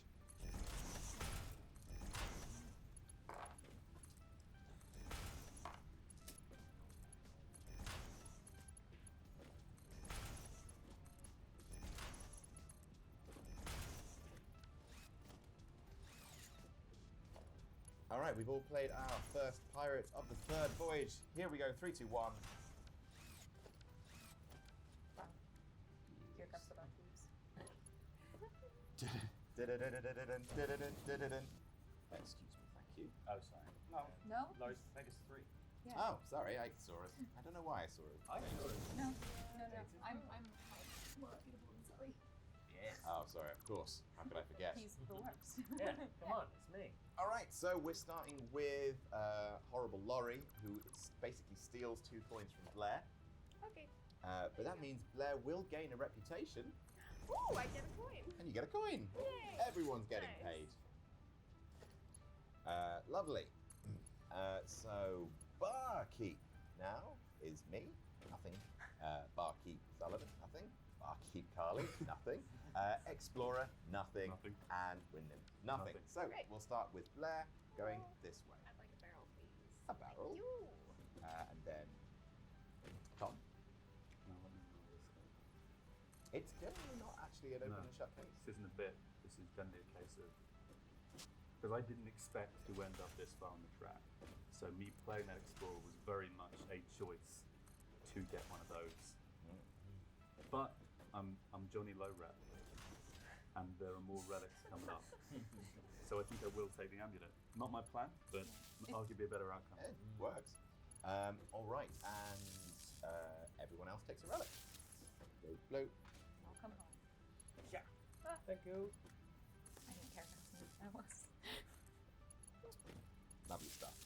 All right, so everyone who has a relic, lose your coin for the night. Can I have 2 coins, please? Tell you what, you'll just have 1 coin for the. Oh no, Why? no, because you didn't take a relic. Damn it. Thank you. Sorry. My life of piracy is going okay. Everyone else seems to be doing really well, and I'm not. So it makes me think the game is unbalanced. Better luck next time. Very much looking forward to the 3rd edition. Despite the fact that everyone else seems to be really enjoying this game and playing really optimally. Yeah, it's broken. What a shame. Don't worry about it, don't you? It's just the little tummy has a little noise. Just make a little noises. Hello. Don't forget about me. Hello. It's Sullivan Summers. Hello, Sullivan. Oh yes, and it. Hello, Sullivan. I'm going to allow this. Let's see if this is fucking shit. This is starting badly, but let's see where it goes. Okay, so hello, Sullivan's tummy. That's me, Tom. No. I gotta shake your belly. Shake your belly. It's not you talking. It's your tummy, isn't it? I don't want to do that. Excellent. All right. Have we all played? Yeah. Yeah. We've all played 3, 2, 1. Woo! Wow! Necromancy. Vega. Fantastic. And then everyone else has played Necromancer. Okay, below Sorry. Lovely. And learn her sexy free prisoner. Someone play Winding, so Rough we're Buddy. gatekeepers. Rough Buddy, Tough Buddy, and Gruff Buddy have been covered, so who's this? Scruff buddy. Oh, likes him. Yeah. Mr. Scruffles. Is the dog coming back? Well, Can we hear? No, we're not having. Not smoking. No, we're not Thank having you. smoke. No. the thing about Scruff Buddy is of the 6 sexy brothers, Scruff Buddy is the sexy one. Yeah. Moving on. Tom, your beggar activates now, and you take 2 coins from Blair, and Blair gains a coin. Thank you. Paying dividends, Blair. My Necromancer, I will discard my relic, and I will gain back this lad. No, it goes into your ship. Does it? Yeah, straight to your ship. You don't get day abilities, nothing. Find your best. Do you want to choose a different? But that's good though, right? You picked up with it. I did. Because then you skip the day that you at least have to No, do. I know, but I've got time to back. Oh, yeah. I'll contend with it, but I'm losing anyway. It's fine. I don't think that's a bad choice. Well, that actually. Yeah. First, use your relic. Oh yeah. Actually, throw it at Adam. There we go. Good catch. Oh. Smooth Good as job. butter. Thanks, Sullivan guys. Brown, everybody. Yeah. Thanks everyone. Opening picture for the NRB Nerves. I guess that would be the name. Yeah. Yeah. Yeah. I don't Doesn't sound good. I'm gonna pick a Wyndham. Why? Hello? Wow. Excuse me? You just Why? okay? Oh, bang bang. But I suppose. But I could all also- the creatures in your graveyard. I could also bang bang. Fine. Oh, sorry. No. I mean, I'll just do it then. I actually, sometimes there's not enough better night ability. You could do it. Yeah, I mean, You can go for it. oh, Sully, I'm sorry. no, it's all right. You insist. I'll do whatever you guys say. insist. Oh no, it's fine because Blair will be getting 2 coins per day, so yeah, absolutely. Yeah, I mean, yeah. It was a smart choice when I saw it because I forgot like literally no one else has Wyndhams. It just depends on how many night abilities in your graveyard, because the day won't trigger. We'll see. Wyndham, great choice, Sullivan. Yeah. Sullivan, everybody. That's Great Sullivan. choice. That's great. My That's real good. Oh I man. will discard my relic, and I'm kind of left in the same position. I don't really have great ones, but right to my ship. I'll mutineer it. All right, and I get to necromance. yes, Go. there you go. Barkeep. Barkeep's a strong choice. And finally, Blair. Nothing happens, Yep. so you get first pick of the I year. will take the chest, please. Very nice. Barrel pulls count. Yeah. Carly.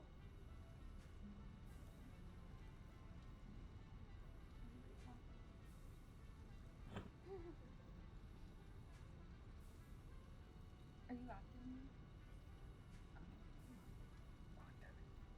You don't have to kill me. You could kill the guy in first place. Grab that. The only reason I wanted to do was so Adam can hurt me, but you have every incentive to kill her, so I'm gonna leave it No. and take a amulet. Yeah, thanks, Ollie. Do you want it? Do you want the saber? Yes, please. Yes. Yeah. Thanks, buddy.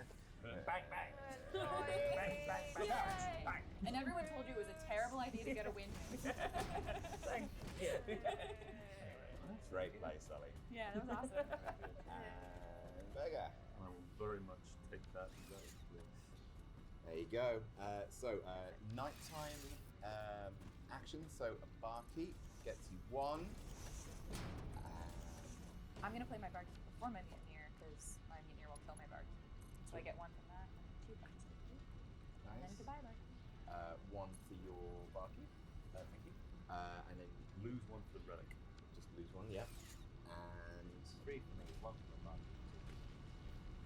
I'm guessing the free prisoner doesn't work on its own. That. What's above 20? Yeah. 3. 2, 1. Okay, Hello. governors.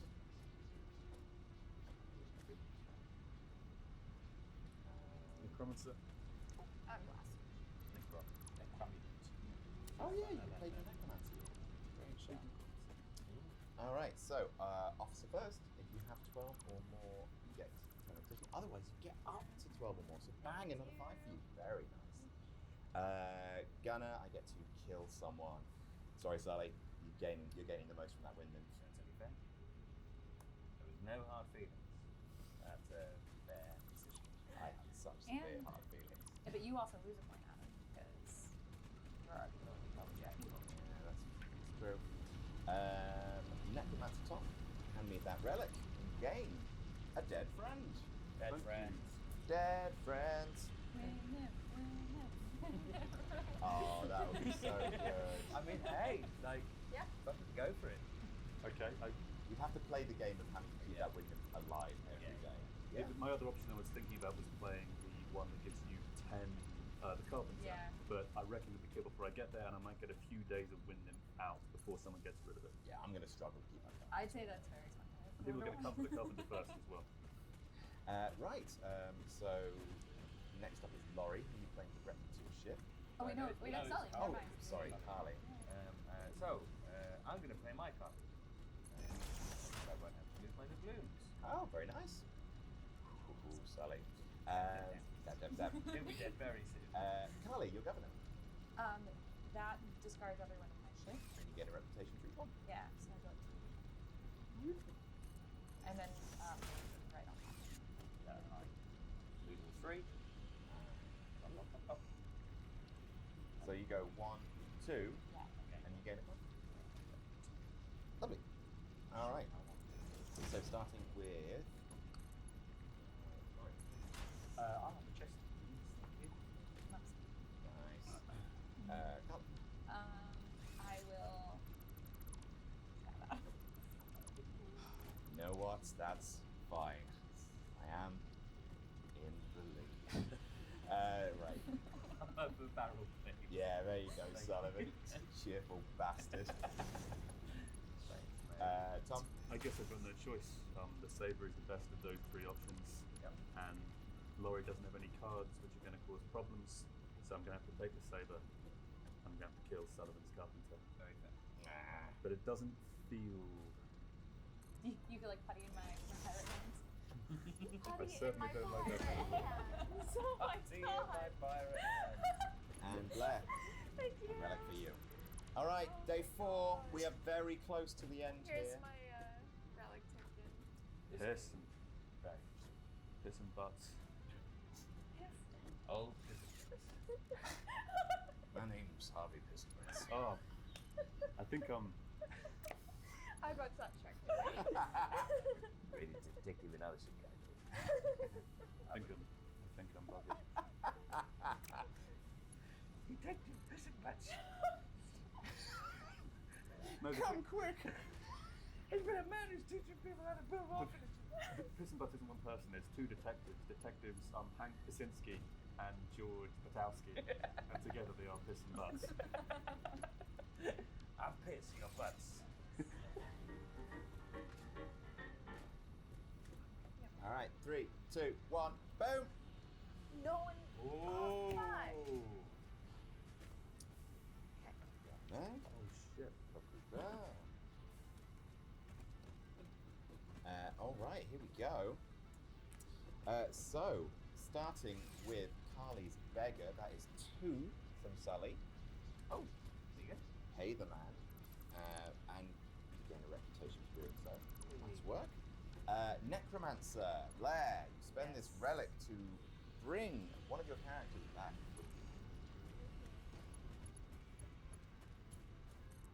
Who's it gonna be? I mean, you don't have to tell us. Well, I have to put it in my ship. In which case, you have to tell us. Don't keep it a secret. Stop keeping secrets, man. Sorry. Secrets are no fun. Secrets hurt me. Secrets hurt me. The sea shanty of the old Buccaneer. Stupid wind nymph.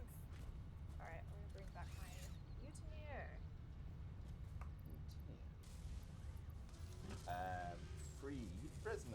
nothing.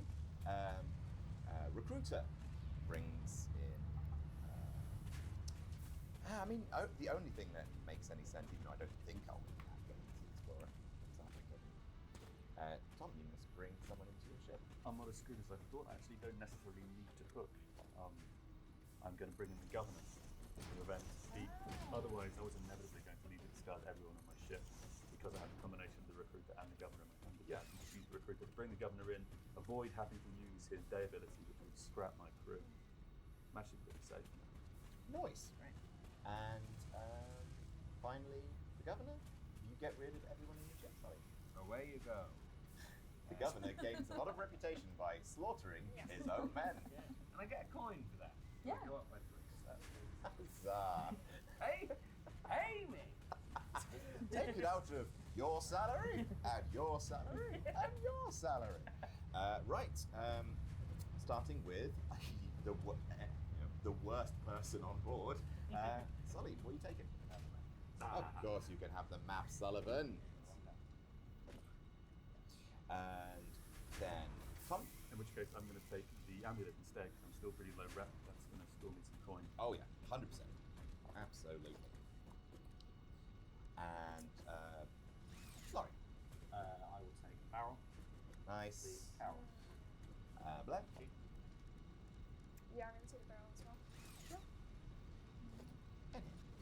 All right. Next, our penultimate pirate.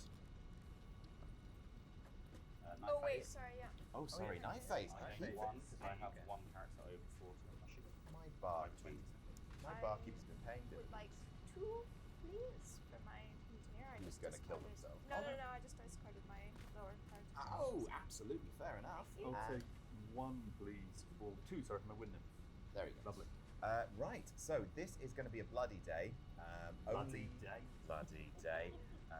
One character will get a chest, and everyone else will die, or kill someone else, which is bad for business. And a special relic for who's ever left. Yes, That's nice. isn't that nice? Piss, but it was a piss. I'm still covered in piss. Piss. What a way to make up in the morning. I think it's sick. All right, there you go. 3, Alright. 2, 1. Yeah, I thought this day would belong to Blair. Right, so Blair, governor. Me, governor. Then Carly's officer. Oh, then mine. Oh, I'm so sorry, son. No, it's not. Yes, Oh, it is. Oh, I thought you were green. I'm sorry. I'm so Sorry. upset. So we start with your explorer, Laurie, which does Nout. Then Tom, you gain 2 reputation. No, you don't. Then Carly, you gain 2 reputation, which at least puts you back down. You know what? Thank you. And then my governor is just going to wipe out all my guys. That's fine. Well, Sully gets. What about my 2 reputation? Can I get 2 coins? Thank you.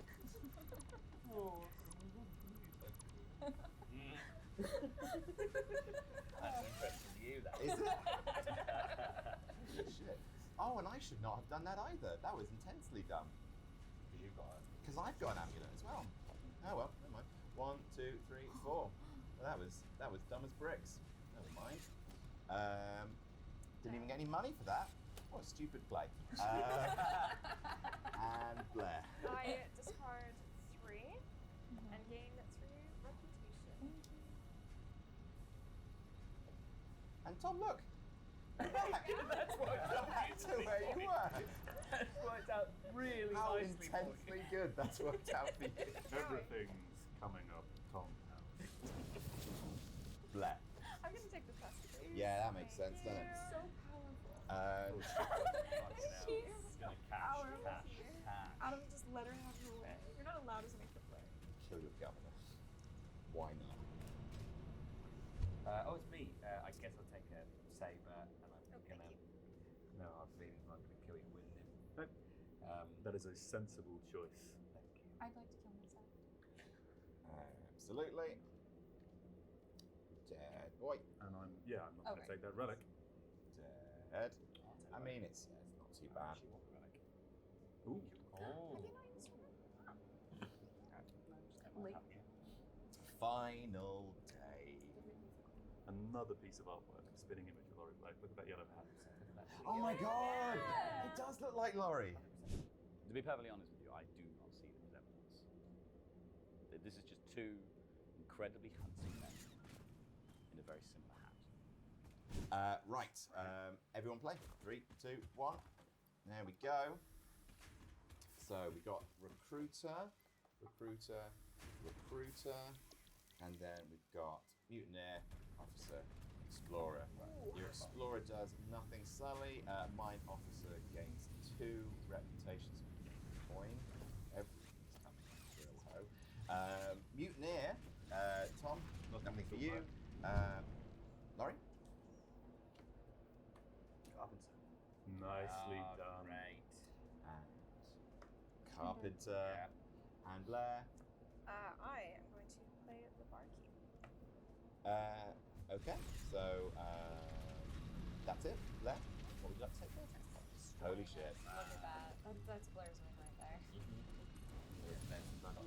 Carly? In that case, I'm just going to fight for a second. Curses foiled again. Laurie? I will, in that case, take the amulet. Yep, it's worth the most points. Sensible man. Tom? Yeah, I guess I'll take the barrel. Yeah, it's worth points, yeah. But the other question basically was, if I don't take the barrel and I take the hook, I can kill my mutineer, which basically means at the very least I will tie with Sullivan for most maps. So if Sullivan was potentially going to be the one who was going to pick me into the win, it might have been more worthwhile to basically tie maps to not give that 8 point boost. But I think Blair's going to jump in potentially higher. Officer kills himself. Sorry, officer. And Relic goes to Sully. So, nighttime phase, please. Everyone's got some stuff to do, I think.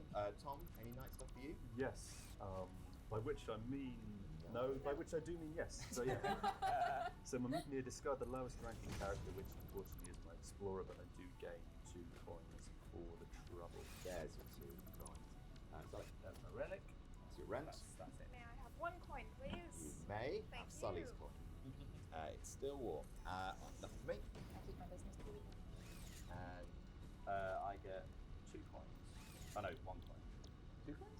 1 coin, so I lose a coin. So I get 2 because Oh, I have okay. 2 characters that are over 20. plus your relic tax. All right, so I think let's do the final point, shall we? Laurie, why don't you count up your money and then all your other business? It's 10, it's 13. There are 4 players ahead of me, that's 17. I get this plus 2 maps, it's another 6, which is 23. And then I've got 4 from that as well, which is 27. 38 plus 27 is 65. Very, very good. Are we doing endgame stuff too? The exploration? Do you have any end? I don't think for money. Just maps. I've got 2 maps. I've got one of my map tokens counts as 2 maps. So you currently have 3 map tokens. But Sully has an explorer, so Sully can get that. Right. So Sally. I have 7 for cash, and then these are worth 6 of these. So I'm at 21, 31. 31 plus 31.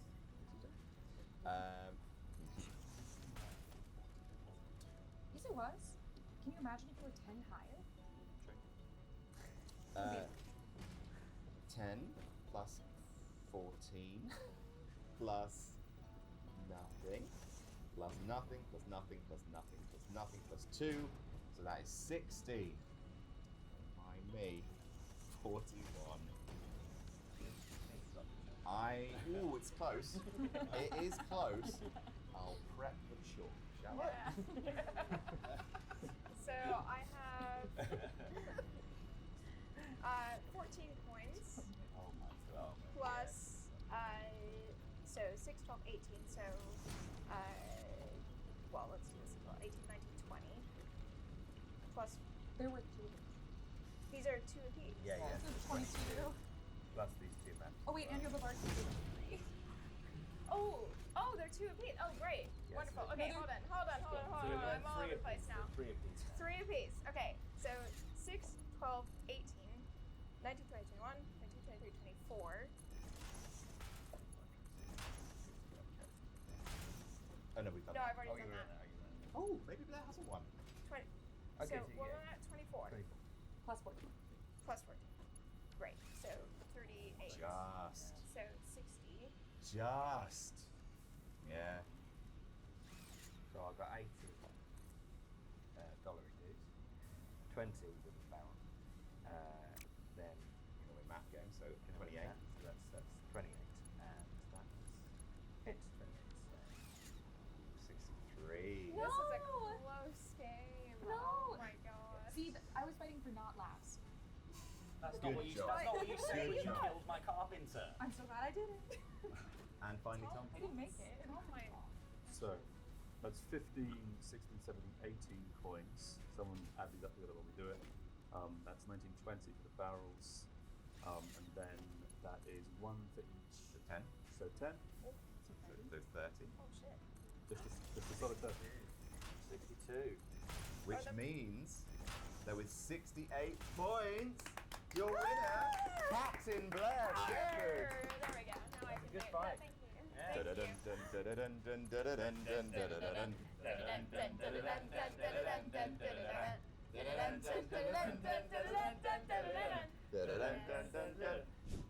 Pirate life is for me after all. I stomped on all those flowers, those stupid flowers. Don't need flowers in this world. We need pirates, damn it. Pirates everywhere. We'll rule the world. It wasn't even everyone else had 60 points. I don't know. I'm not cut out for this. I feel like Laurie won the clock tower. Like it could be my fault, but that can't be right. It can't be right. That has been our game of Libertalia Winds of Galecrest. Again, thanks so much to Stone Fire Games for sending us a copy. Join us next week when we're going to be playing the new Betrayal at House on the Hill. There's a new version out. We got it. We will see you next week. 1, 2, 3. Get on board.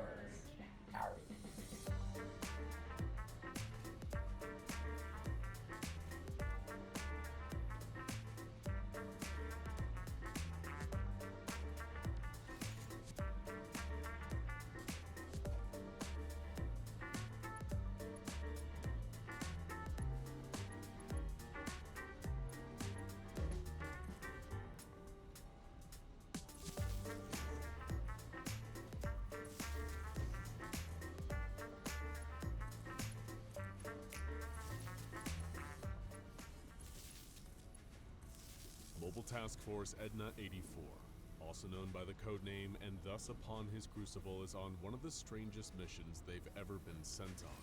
They sit in a darkened room, beads of sweat trickling down their brows. The lights of computer monitors shine upon their faces. They're tackling a monster that, if it escapes, will literally devour all of creation. It has no fear, it has no remorse, and if it isn't kept contained by Edna 84, it may escape and wreak havoc across the world. Oh, and did we mention it's trapped in a Minecraft server? You heard us right. SCP-4335 is a cognito-hazardous extra-dimensional being of pure terror, trapped inside a procedurally generated world in the immensely popular game Minecraft. You hear about a lot of horrifying monsters being described as Lovecraftian, but only this monster is Minecraftian. There's a lot that needs explaining here, and we intend to get to all of it. But let's start with how the Foundation keeps this truly exceptional beast contained. The Foundation first discovered SCP-4335 back in 2010, shortly after the alpha version of Minecraft was released. Because of the online nature of the game, it's proven to be impossible to contain 4335 externally, seeing as it isn't confined to any one physical location. Shutting off the server 4335 is found in is not an effective containment method either, as this just causes the entity to simply hop to a different server. The Foundation's greatest fear is that 4335 will one day make the leap out of Minecraft and cause chaos in our world. That's why it's imperative to draft containment procedures for SCP-4335 within the game. This led to the creation of a containment site unlike any other. Site M1, the first official Foundation site made entirely out of Minecraft blocks. Everyone who was originally involved in the server has been removed and amnesticized. Since then, elite SCP Foundation containment specialists and gamers have been constructing the perfect prison for SCP-4335. Site M1 is a large stone complex built into the side of a mountain. It has a number of key features, including a supply area filled with materials vital for 4335's continued containment, chests filled with books that contain SCP-4335's containment procedures, a few animal farms for the purpose of breeding and killing livestock for their meat, the entrance to a mine, several chests containing books specifically designed for civilians to learn about 4335 if they ever breach containment and enter the server, and of course, the actual containment chamber for SCP-4335 itself, which is a little more complicated. 4335's containment chamber is built out of several layers, all made from iron blocks. The outermost cube is 75 by 75 by 75 blocks. The inner cube is 55 by 55 by 55 blocks, and the innermost cube is 25 by 25 by 25 blocks, creating several levels of defense. Finally, one layer within all these others, which contains the anomaly proper, is made from obsidian blocks. SCP-4335 is bound into the center of the containment chamber with a complex mechanism. The outermost cube is completely filled with water, and several dispensers capable of rapidly dispensing large amounts of items in a short amount of time line the cube. The cube also contains several mob farms, which are devices that constantly spawn enemies into the chamber that drop loot when they die. The chamber is essentially designed to funnel a constant flow of items inwards to SCP-4335. There are even contingency measures for if SCP-4335 manages to breach containment. If escape is attempted, blocks of TNT detonate above the ceiling, causing lava to pour into the chamber. At that point, MTF Edna 84 are dispatched into the server to lure 4335 back into its containment chamber.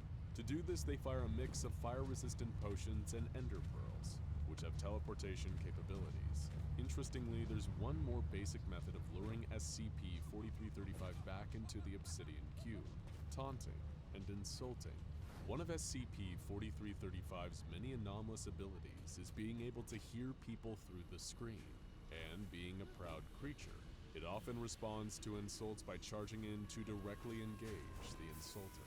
If SCP-4335 still manages to breach the containment that has been set up for it, then they even expect that it will likely soon hop into another server. At that point, the goal will shift to finding the monster and recontaining it. With containment procedures this complex and extensive, it shouldn't come as a surprise that SCP-4335 rests firmly in the Keter class. What exactly is this anomalous entity? Why does its containment hinge on constantly providing it with items? And how did it end up in Mojang's popular building and survival game in the first place? SCP-4335, in terms of physical dimensions, appears almost identical to the player character, with an all-black skin. It also appears to be constantly shrouded in a cloud of smoke particles, and has long black tendrils protruding from its back. In some respects, 4335 has been compared to two popular creepypasta figures, Herobrine and the Slenderman. But 4335 is far stranger. Its physical body behaves similarly to most assets native to the game, with a few peculiar, anomalous abilities we'll discuss soon.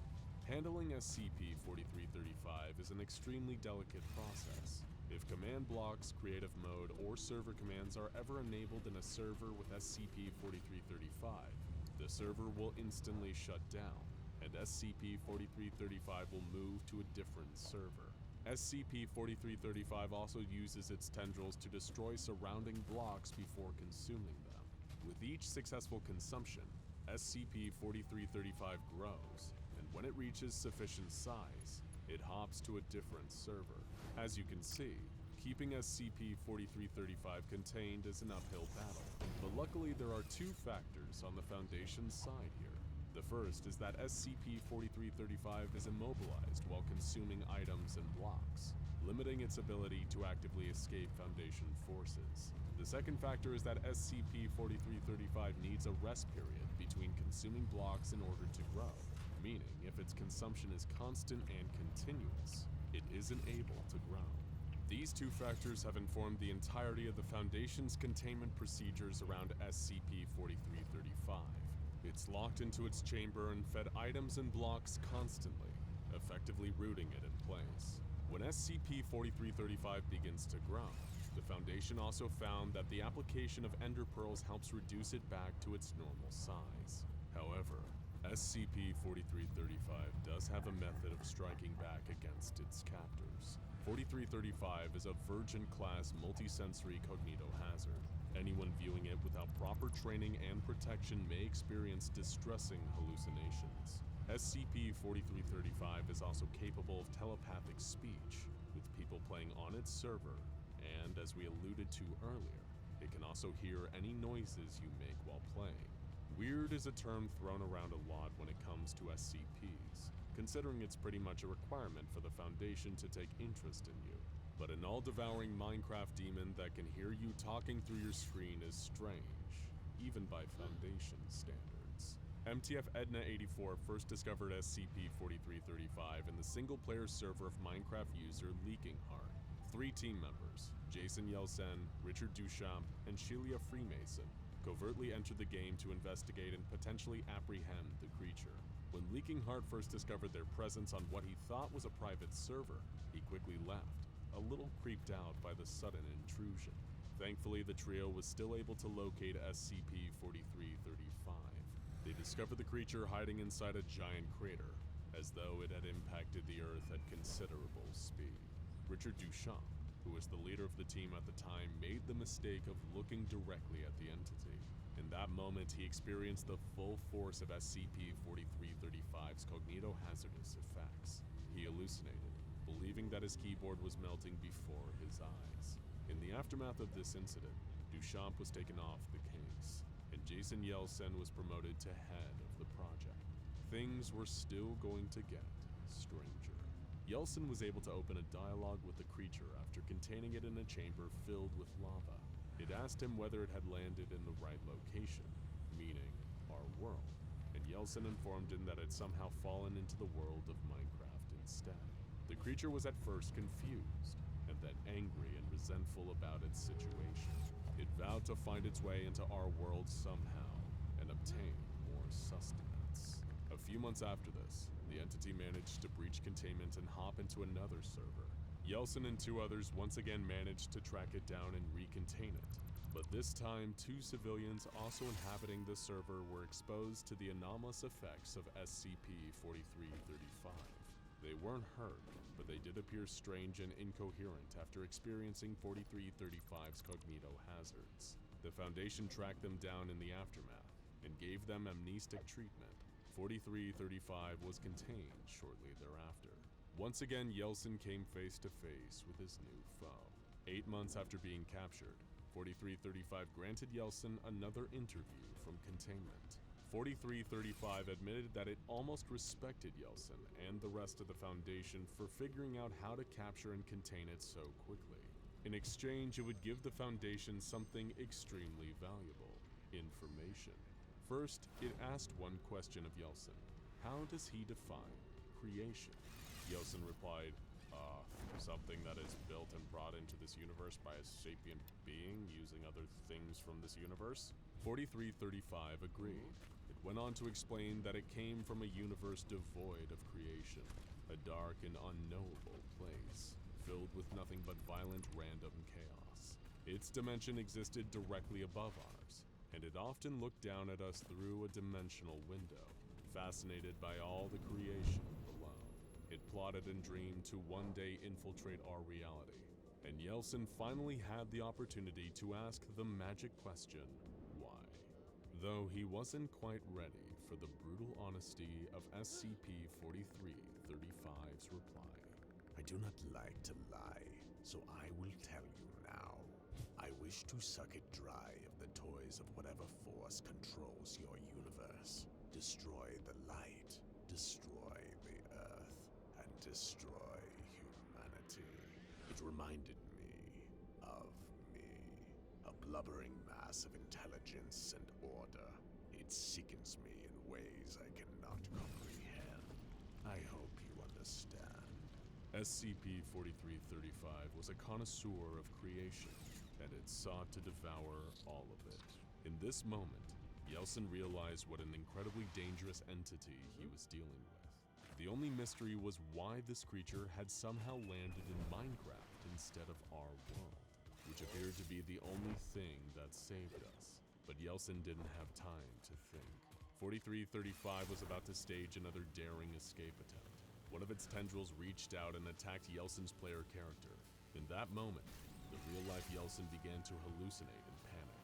Suddenly back in the game, a series of abnormally tall, slender black figures appeared and began deconstructing the containment chamber around SCP-4335. It had somehow summoned new minions into the game to assist in this containment breach. Jason Yeltsin entered cognito-hazard quarantine following this incident and was removed from the project. And he wasn't the only one affected by this incident. Following the first appearance of these long, dark figures, players across the globe began to experience them appearing in their own games. The Foundation managed to find a solution. They contacted Mojang and had the creatures patched into the game during the next update, as a new non-anomalous entity, which seemed to stop 4335 from being able to use them as its own tools. They're now known as the Endermen, and are beloved among fans for being one of the creepier enemies. To this day, containment efforts continue for SCP-4335, but there's only one question left. Why did the entity fall into Minecraft rather than our world? The file posits the most likely answer, because 4335 defines creation as elements made by sapient beings. In Minecraft, the most popular game in the world at the height of 4335's power, everything that exists is the product of code made by humans. Creation is truly abundant there. As for our world, in SCP-4335's extra-dimensional eyes, there is no creation, no intelligent design, no soothing piano soundtrack, just frightening, chaotic randomness which is too unlike its own dimension. So even if SCP-4335 ever did arrive in our reality, it would likely be disappointed by how little there is to eat. You're sitting in the middle of a cheering crowd. The arena around you is electric, fans hollering from their seats as they watch the basketball game. Every point scored, every shot missed, and every skillful pass of the ball sends waves of excitement over everyone in the audience. Applause, shouts, and chants fill the air. It distracts you for a moment. You find yourself swept up in the energy of the game. But slowly, surely, a nagging feeling creeps up on you as your eyes follow the ball. That feeling turns to a sickening realization as one of the players jumps and dunks the basketball, scoring another 2 points. You notice the look on his face, the same look on the faces of all the other players on the court, a solemn, hopeless expression. It's the same look of silent despair worn by all the spectators around you. Then you remember, you've watched this exact game of basketball before, many, many times before. And that is when you feel the same hopeless expression appear on your own face, realizing just how long you have been here, watching this game over and over, reminded that you will never, ever leave this arena. Welcome to SCP-1733. To the untrained eye, SCP-1733 seems to be a completely harmless item. Stored in a digital video recorder, it is kept securely in the dusty depths of the SCP Foundation's video archives. If any researcher is given permission to study SCP-1733, they will find it to be an ordinary VHS tape. But what about the contents of said tape? Does it contain a bizarre, disconnected series of black and white video clips that when viewed only give the watcher 7 days before the spirit of a drowned girl comes crawling out of their TV screen to kill them? Well, not exactly. But we're sure that if such a tape exists, the Foundation probably has it under lock and key, too. The footage on SCP-1733 is as seemingly banal as the ordinary VHS tape itself. When played, the viewer will witness a TV broadcast of a basketball game, specifically the 2010-2011 NBA season opener, broadcast on television and captured on tape by an unknown civilian. The game took place on the 26th of October 2010 in the TD Garden Arena in Boston, Massachusetts, a game where the hometown Boston Celtics took on the Miami Heat. By now, perhaps you are wondering what is so special about this particular game, and why the SCP Foundation would be so interested in keeping a VHS recording of it so secure. Is one of the O5 Council secretly a Celtics fan? Well, that's impossible to say for sure. What we do know for certain is that SCP-1733 is far more than just a harmless recording of a basketball game. The SCP Foundation first caught wind of SCP-1733's existence the day after the game. On October 27th, a Boston native that had watched and recorded the game made comments on social media about a technical foul that the game's referee had failed to pick up on. According to this individual, during the third quarter, an instance of unsportsmanlike conduct took place between Ray Allen and Chris Bosch. The person making these claims was quickly ridiculed by commenters on the same thread, but then this person uploaded a clip of this foul from the footage they had recorded. The other commenters were dumbfounded. During the original broadcast, that foul had never happened, but the recording showed it clear as day. The footage was quickly expunged, and all traces of the clip removed from the internet by personnel acting on behalf of the SCP Foundation. Any that had viewed the video on Facebook, or been a part of the comments debating this previously non-existent foul, were tracked down via their IP addresses. All of them, including the owner of the tape, were given amnestics to wipe their memories of the supposed infraction, and SCP-1733 was returned to the Foundation for further analysis. Researchers at the Foundation were determined to understand the anomalous nature of SCP-1733, and why the footage contained on this particular VHS tape was so different from the basketball game's original broadcast. At first, the differences in the game seemed to be only slight changes from the one that actually aired on TV. A different foul here, a small point difference there. While the recording of the game contained on SCP-1733 was slightly different from the real-life game, perhaps even more interesting was that these differences changed with repeat viewings. Researchers wouldn't observe the same differences every time they watched SCP-1733, but would instead spot something different that had been changed each time they restarted the tape. And as they continued to watch and rewatch SCP-1733's footage, the true horror of the video's anomalous properties became more and more apparent.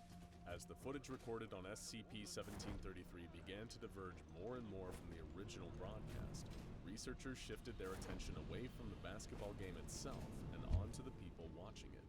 Just like the specifics of the game itself, the fans in the arena seemed to also change with every rewatch of the tape. And even stranger, the people in the crowd seemed to not only be aware of their existence within the footage, but also retain memories of every previous replayed vision.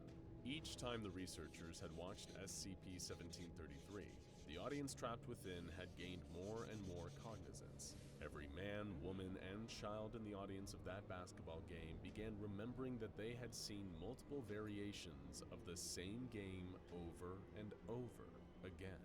This first became apparent to Foundation researchers when the game's commentators, two presenters named Mike and Tommy, began to comment on a strange sense of déjà vu they were experiencing as they watched the Boston Celtics and Miami Heat play.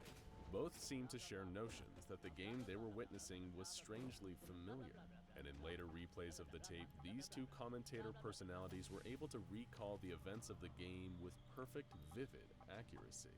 While they never addressed the viewer directly, this cumulative effect seems to have extended to every person that was present within the arena at the time that the original broadcast was recorded. Everyone, from the commentators to the coaches, the players to the patrons, all remember the diverging versions of the basketball game, but seem to have no awareness that they are trapped inside a recording on a VHS tape. It should be noted that it is still unclear whether the entities are real people or digital copies that solely reside on the tape. Every individual shown to be inside TD Garden on the 26th of October 2010 seems to be identical to their counterparts in the real world. Each of the basketball players on both the Boston Celtics and Miami Heat teams have the exact same level of talent as they do in reality. and their individual mannerisms are perfectly recreated in the SCP-1733 footage. And the same is true of the fans in the audience, each one appearing to be, in every conceivable way, a living human being. But the most unnerving aspect of SCP-1733 was found when the Foundation agents were tasked with tracking down members of the audience who were seen on the tape, and they found nothing. Unlike the players and coaches who can quite easily be found in our world, with many of them still playing or involved with professional basketball, personnel were unable to find a single trace of any of the people from the audience. Not one clue as to their current whereabouts or status. It is unclear how, but it appears that everyone shown on SCP-1733, especially those watching the game unfold from the stands, is a person trapped in digital form, stuck watching variations of the same match on loop. Researchers at the SCP Foundation who were studying SCP-1733 initially theorized that the tape had been designed to display an infinite variety of different game outcomes. Given that the tactics utilized by the players were different with each playback of SCP-1733, this seemed to be the case, that the tape was showing a what-if scenario each time the tape was rewound and played from the start. But the scenario wasn't resetting each time. It was clear that they were learning. By the 34th replay of the footage, the Boston Celtics and Miami Heat were so in tune with the opposing team's playbook that both sides' players were able to perfectly and precisely counter their opponent's moves, and kept the score at 0-0 for much of the game. At this stage in the Foundation's research, the players on the SCP-1733 tape had not yet become fully aware that they had played the same game already in earlier playbacks. But it is possible that weak memories of the earlier versions of the same match manifested as instinctive ways players could counter the moves of their rival team. However, by the time Foundation researchers had replayed the SCP-1733 footage 45 times, the players, their coaches, and fans watching the game had become aware of what was happening to them. It was at this point that the digital recording from TD Garden changed dramatically. Realizing that they'd been playing the same game of basketball over and over, the players refused to participate any longer. Everyone in the audience began to attempt to escape from the tape where they'd been unknowingly imprisoned, but not a single one of the stadium's doors would budge, and neither the fans nor the players seemed to be able to leave through any other exit out of TD Garden. Over the following playbacks of the SCP-1733 videotape, attempts at escape grew increasingly daring. In one playback, a full-scale riot broke out. In another, makeshift explosives were built and used by those trapped to try and blast their way to freedom. As their cognition grew and they began to remember friends and family from outside the videotape, the crowd trapped in SCP-1733 grew even more desperate. Players and their coaches retired to locker rooms, withdrawing from the crowd for a time. The rest of the people in the footage began to form factions amongst themselves, one of the more prominent calling themselves the Faith Keepers. These individuals voiced their belief that they had been confined to TD Garden as some form of spiritual punishment as a result of the consumerism that is rife in a post-industrial society. The Faith Keepers began burning offerings in the center of the basketball court. Phones, wallets, car keys, anything that reminded them of the modern world. Over the subsequent playbacks of SCP-1733, the Faith Keepers grew in their numbers, indoctrinating more of the crowd into their movement. Those still trying to escape from the stadium were causing more damage to themselves than their enclosure, with 3 men caught in the blast of another crude bomb placed on an exit door. Unfortunately for them, the door barely showed a scratch in the aftermath of the detonation. As Foundation researchers continued replaying the tape, those trapped within SCP-1733 descended into depraved acts, and incidences of violence became rampant. Some even attempted to take their own lives in acts of desperation, jumping from balconies in the hopes of ending the loop. Those that had joined the growing ranks of the Faith Keepers did not engage in such behavior, instead creating makeshift curtains to separate themselves from the breakdown that was taking place among the others trapped within the SCP-1733 tape. At some point beyond the 112th playback of the videotape, the Faith Keepers marched off screen and brought the basketball teams back out onto the main court. They then began a ritualistic sacrifice, disemboweling the professional athletes for their fellow prisoners to see. This had no noticeable effect, with the recording of the game resetting as it had done in earlier rewatches. In a later playback, the Faith Keepers then began to call for all the children in the stadium to be sacrificed in the same way.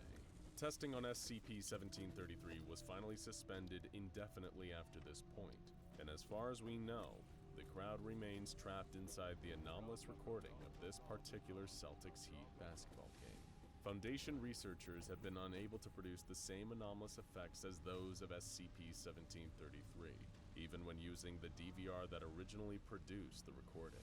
The digital video recorder itself does not seem to imprint the same properties onto other VHS tapes, making SCP-1733 an isolated anomaly. However, the next time you find yourself at a basketball game, it might be worth asking yourself, have I seen this game before? Have you ever had a nightmare that you're running down a long, dark hallway, getting chased by something you can't see? The thing behind you isn't fast, but that doesn't matter. You can't run forever, and the thing knows it. It is a patient predator. It toys with its food. At first, you move with speed and rhythm. The metallic scraping noise behind you grows quieter. You run and stumble through the dark. Your muscles start to ache and your lungs burn. Your pace slows. It's still coming. You can hear the scraping getting louder. You start to panic. It's completely dark. You don't know where you're running or even what you're running from. All you know, as you bump against the walls and the sharp corners that rush towards you, is that you can't run forever. You trip, fall, and pain explodes through your legs as your knee shatters on the concrete ground. That scraping is getting louder. You can barely breathe. You can't run anymore with your injury. There's no way to stop what's coming. There is no escape. The scraping is right behind you. You scream, and then you wake up. Your heart is pounding like thunder in your chest, and your sheets are soaked with sweat, but you're safe. You're out of those awful dark hallways. But what if this wasn't just a nightmare? What if this scenario was real, and there was no escape from the horror chasing you in the darkness? That's what it's like to have a close encounter with SCP-1918, a sadistic sentient object that loves playing twisted games with its prey. But this monster never plays fair, and even worse, it's always just a simple door away. It may even be hiding behind a door near you right now, waiting to start a game with its new playmate. But soon you'll understand why some doors should never, ever be opened, and why some games are better left unplayed. SCP-1918 is an anomaly with two parts, SCP-1918 itself and SCP-1918-2, the monster's underground lair. The duo are a match made in hell, as the chambers and hallways of 1918-2 are perfectly tailored to 1918's violent hobbies. Nobody knows how long this anomaly has been operating, but it's probably behind countless disappearances. After all, 1918 has a habit of breaking its toys. The nightmare began in a small town in Maine, with a population of only 226 people, but that population was about to get lower. People in the town began to report strange noises at night, a droning metal-on-concrete scraping noise, like someone dragging a lead pipe along the ground. At first, people just ignored the sound. It was all in their heads, or maybe just a faulty oven or a washing machine on the fritz. Anything that would allow them to forget about the noise and get on with their daily lives. But the noises were coming from below. They could be heard out on the streets, most audibly near manholes and sewer grates. People started feeling unsafe in their homes. The noises were spooking animals and children. People were losing sleep. That scraping they all tried to ignore was beginning to get to them all. Letters, emails, and angry phone calls to the town council were piling up. Something had to be done before the whole town went crazy with fear. The mayor authorized 4 utility workers to investigate the source of the noise at a local sewage treatment facility. Considering the scraping was loudest near the sewer grates, everyone just assumed that whatever was causing all this must be connected to the sewers. 4 utility workers were sent to investigate the facility, only to find that the machinery on site was working just fine. The source of the problems must have been coming directly from the underground sewer lines themselves. The 4 workers, equipped with headlamps, descended into a long service tunnel that fed into the sewer system. As they passed deeper into the tunnel, the darkness around them became thicker. It was a tangible presence that drowned out the light of their headlamps, similar to the anomalous phenomenon exhibited by SCP-087. When the utility workers tried to turn back, they discovered another impossibility. It seemed that the tunnel behind them had become a solid concrete wall. They were trapped, but where? It was too dark to tell. Confused and terrified, the four men stuck together, attempting to find a way out. It was too dark to see their hand in front of their face, so all they could do was navigate slowly by feeling the walls around them. These walls felt old, crusty. There was a kind of faint metallic stench hanging in the air too, like old blood. Something horrible had happened here, and something horrible was about to happen again. All they could do was keep moving and try to stay calm. Eventually, after hours of pawing at the walls in the dark, they found an open doorway. One by one, they filed inside, only to feel blinded when bright white ceiling lights suddenly switched on. The room was all white and filled with pipes, large and small, running from wall to wall. Just then, one of the utility workers let out an ear-splitting scream and pointed towards the doorway. His colleagues turned and gasped in shock. There was something outside the door, and it was staring at them. The object filled up almost the entire doorway. It seemed like a demonic hobby horse, made from a black and white candy-striped metal pole with a crude plastic head on top. The head looked like a clown's with a wide, toothy grin, but no visible eyes. It was SCP-1918. The utility workers were frozen as the object leaned forward slightly and slithered into the room, the bottom of the metal pipe scraping against the ground. It was the exact same scraping noise that had been haunting the concerned townsfolk up above. This was the thing behind it all, and as the object moved, its metal pole started to scrape words into the ground. Tick-tack-toe. None of the four utility workers were ever seen again. It didn't take long for the SCP Foundation to descend upon this quiet main town and pick up the pieces. All relevant officials were provided amnestics, and cover stories were created for the disappearances of the four utility workers. The Foundation also commandeered the sewage treatment facility that held the entrance to SCP-1918-2, replacing all key roles at the facility with undercover Foundation personnel. SCP-1918 was given a Euclid classification due to the fixed nature of its hunting grounds, and then the real research began. The Foundation soon made some disturbing discoveries. Entrances into the SCP-1918-2 area didn't follow any kind of logic. The hunting ground of SCP-1918 can be entered from almost any location, if you're unlucky enough. There are currently 9 known entrances, including 5 sewage grates, 3 utility shafts located in a sewage facility, and 1 toilet. And these are just the ones that the Foundation knows about. There are a huge number of ways to enter SCP-1918-2, but to this day, nothing has ever been able to leave. SCP-1918-2 is contained 20 meters below the streets of this unassuming main town. Personnel, aside from Foundation-approved D-Class guinea pigs, are refused entrance. Researchers have mapped out the layout of 1918-2 through seismic imaging of SCP-1918's movements. There are 18 identical room pairs in SCP-1918-2, or 9 compound rooms. Rooms are differentiated between a 1-room and a 2-room by crude carvings on the floors outside of the individual rooms. SCP-1918-2 is symmetrical, with half-a-meter wide paths circling each compound room. The only deviation to this construction are the location of entrances on the sides of each individual room, which vary randomly while the location is active. What exactly does SCP-1918 do in this private little maze? It plays games, of course. Its 2 favorites, as indicated by the words it scrapes into the ground, are Tic-Tac-Toe and Memory. In Tic-Tac-Toe, 1918 moves to each 1 room, leaving behind X markings on the floors if the room is not already marked with an O, in a manner similar to a game of tic-tac-toe. How a victim is meant to accomplish making a mark or understanding this process is unknown, as no aids are given. Blood is commonly used by victims to make their markings, hence the rusty smell in many of the rooms.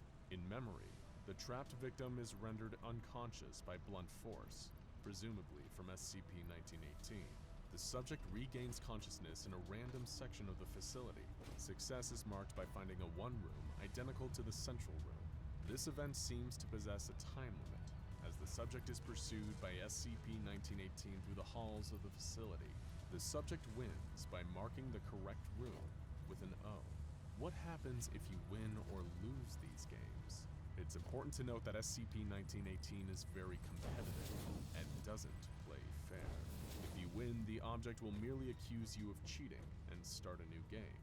This will happen again and again until eventually you lose. And what do? Well, take the horrifying encounter D-Class personnel member D-2934 had with SCP-1918.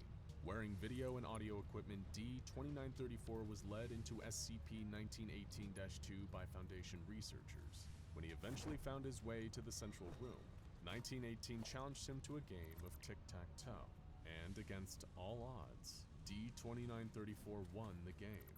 But 1918 didn't take kindly to that. It accused D-2934 of cheating, carving its accusations into the ground before challenging him to a deadly game of memory. After hours of chasing, D-2934 eventually lost his mind and was backed into a corner by 1918. As the object made its way towards him, he panicked, ripped a pipe from the wall, and began smashing 1918's head. As the plastic cracked under the force of the blows, Foundation scientists could see real brains inside. D-2934 screamed, and the video feed cut off. When the video turned back on sometime later, 1918 stared into the camera with a different head mounted atop its metal pole, one that just a few hours earlier had belonged to the unfortunate D-2934. If there's one lesson to be learned from this terrifying anomaly, it's that there truly is no escape from SCP-1918. God damn it. The comment section on this one is gonna be hell. Do your worst, you filthy animals. Now, before we begin today's video, let's clear some things up. We know exactly what you're thinking. And Among Us SCP, this sounds ridiculous. Why would the Foundation ever have to deal with an anomaly relating to Among Us, of all things? Is this some kind of sick joke dreamt up by our YouTube commenters? And look, we get it. It's definitely one of the more ridiculous anomalies the Foundation has had to contain, at least at face value. But there are a few things you should take into consideration before things get too Among Us pilled around here. Oh, God. First, this is hardly the strangest anomaly we've covered on SCP Explained. SCP-5981, also known as Nuke City, revolved around a mysterious broadcast of a Family Guy episode. SCP-4335, A Welt in the Crucible, had to deal with an entity occupying space inside the video game Minecraft. But there are countless other examples of anomalies creeping into popular culture, mutating it, and twisting it for their own purposes. What may seem silly on paper, such as the Foundation having to do research on a popular video game like Among Us, is all part of what the organization does. If the brave researchers at the SCP Foundation chuckled and brushed off a potential threat just because it had to do with something like Among Us, the entire population might be susceptible to a supernatural event of unprecedented proportions. The Foundation's entire veil of secrecy could crumble, all because someone shrugged off the possibility of allocating resources to deal with a threat millions of civilians could discover.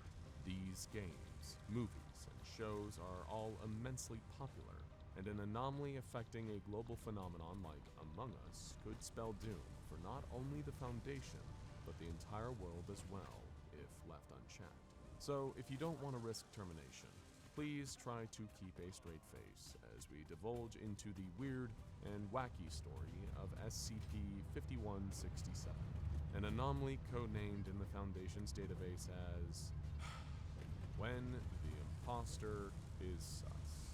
Oh God, I hate my job sometimes. To begin, we need to go back. Way, way back. Centuries before Among Us was even conceived as a concept, before video games had been invented, and even before electricity itself was discovered. Back to an era where the gods of Olympus ruled supreme, and stone marble statues lined buildings that would serve as timeless feats of architecture, and where a new school of thought was developing. one that focused on logic and reason instead of superstition and hearsay. That's right, we're talking about ancient Greece, a society that, for all of its achievements and progression in the fields of education, cultures, and logic, was still largely governed by religion and mythology. But of course, as you may come to expect when dealing with the SCP Foundation, there's always a little truth in that which we cannot understand. While those who are unaware of the paranormal might deride the Greeks for being overly focused on a pantheon of gods they logically should have no reason to believe, those who know that anything can happen in the world of the anomalous may approach this topic, and the subject of religion in general, in a different light. The Greek gods were very real.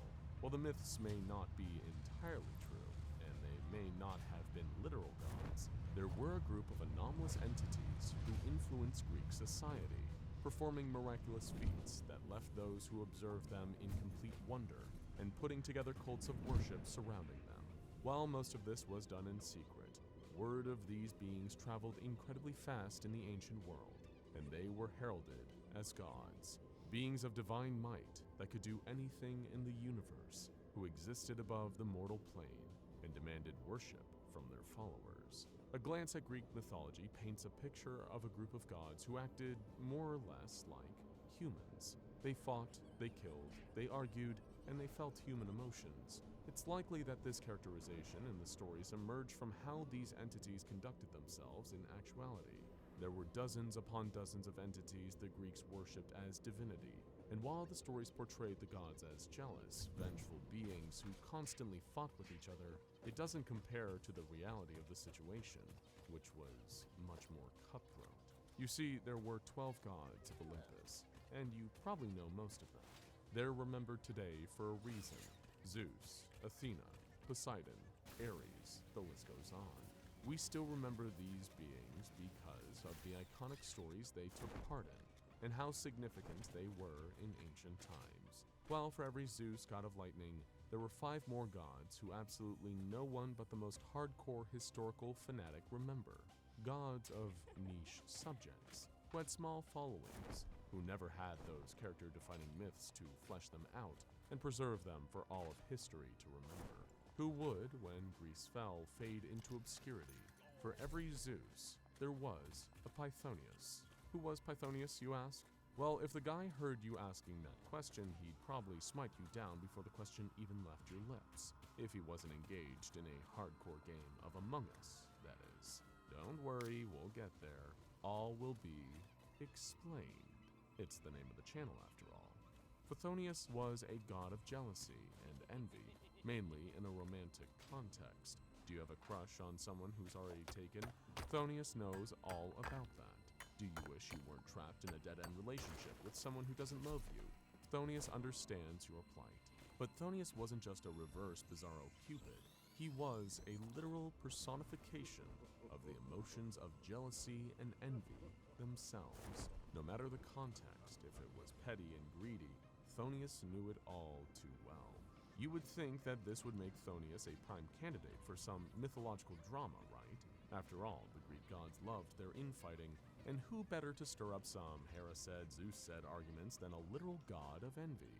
Well, it didn't quite work out that way for Pythonius. His appearances in myths were infrequent, and today he is nearly all but forgotten, reduced to a mere 3 sentences on a Wikipedia page, while other figures from his era have taken on an entirely new life in the modern day as cultural icons like Perseus or Hercules. But no, poor Pythonius, whose penchant for jealousy and envy backfired on him and catapulted him into obscurity. Why did this happen? It's kind of obvious when you think about it. While other gods granted their worshippers a good harvest or copious amounts of wine and partying, all Pythonius had to offer was, well, the ugly side of humanity. His worshippers were far and few between. After all, no one wanted their entire life to revolve around the jealousy of others, and Pythonius, being a personification of envy, had an understandably difficult time getting people to devote themselves to him. Pythonius was greedy and envied the other gods, so while he would accept nothing but absolute worship from his followers, he couldn't offer much else, especially not when compared to the bountiful boons a great god like Zeus or Hera could offer. And so Pythonius festered. an ugly god who wallowed in self-hatred and irrelevancy, constantly living in the shadow of the pantheon that gave him purpose. And his purpose was to remain jealous, to remain envious of those who had what he did not. A god unfit to be worshipped, whose purpose was to embody the feelings of wanting what isn't yours. Thonius is both tragic and poetic, and when the Greeks faded away, so too did Thonius. The Roman Empire, who largely adapted Greece's pantheon of gods for their own stories, left no record of bringing Thonius into the mix. For centuries, he was a god without a home, attempting to find a place in a changing world. Thonius was angry, jealous, envious, and tired. The forces of the universe would call him forth in every new era, thrusting him back into the world and forcing him to search for the sustenance beings that were referred to as gods fed off of devotion. But every time Thonius would find himself walking the earth once again, he would instead discover that there was no place for him. Mankind was moving on. There was less and less room for gods with every passing year. All the popular ones had established themselves as everlasting religious figures at this point, and they would never fade away. Some took pleasure in living among humans, rising to power as people of influence and fame. Others, who could not find a place in the world, would fade away, never to be revived or worshipped ever again. Forgotten dead gods who the world long outgrew. But Thonius's jealous spirit would never allow him to consign himself to that fate. He hated who he was and what he stood for, but that nature brought him back so many times before. It was his jealousy of the other gods, who were somehow managing to linger beyond their Greek heyday, that caused him to persevere. He needed a purpose, one last chance to be remembered. He had struggled for centuries, and this was his last-ditch effort to be remembered. Wherever he would wake up in the modern era, Thonius would have to make the most out of it. And this is where Among Us comes in. In late 2020, the SCP Foundation was just as captivated as anyone else by the Among Us phenomenon, a game that was sweeping the globe, where players took on the roles of crewmates on a spaceship, one of which was an imposter, whose job was to secretly murder the other players. While they were busy doing tasks that ranged from scanning themselves in the medbay or scanning key cards in the admin room, the imposter would be lurking behind every corner, sometimes in the ship's air vent.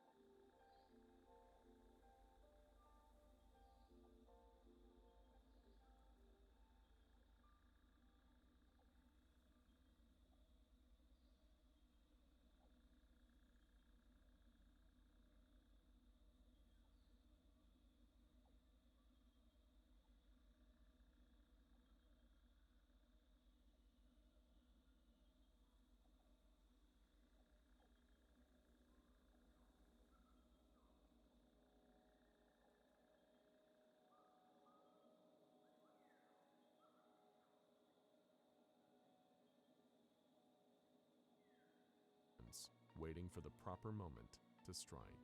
If a dead body was found, a player could report it, and the players would then discuss which one of them they suspected to be the imposter. The game's addictive psychological elements and accessible rules made it a smash hit, but for the Foundation, they were infatuated with it for entirely different reasons. You see, when a piece of media attains the level of fame that Among Us did, the Foundation has to make sure to keep their eyes on it.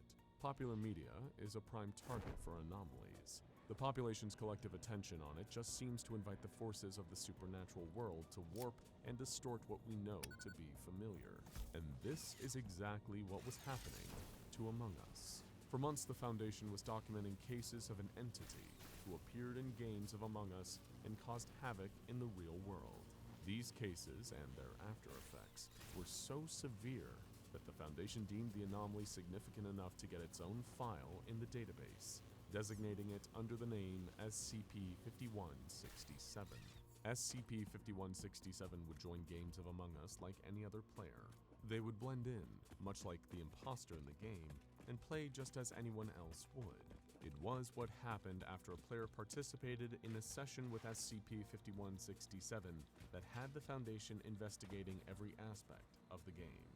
Those who played with SCP-5167 would find themselves stricken by a severe case of paranoia and capgras delusion, a psychological condition in which a victim would come to believe those around them had been replaced with identical imposters. The severity of this disorder varied between individuals, but some believed the delusions to such an extent that they lashed out at those they believed to be imposters, sometimes resulting in a homicide.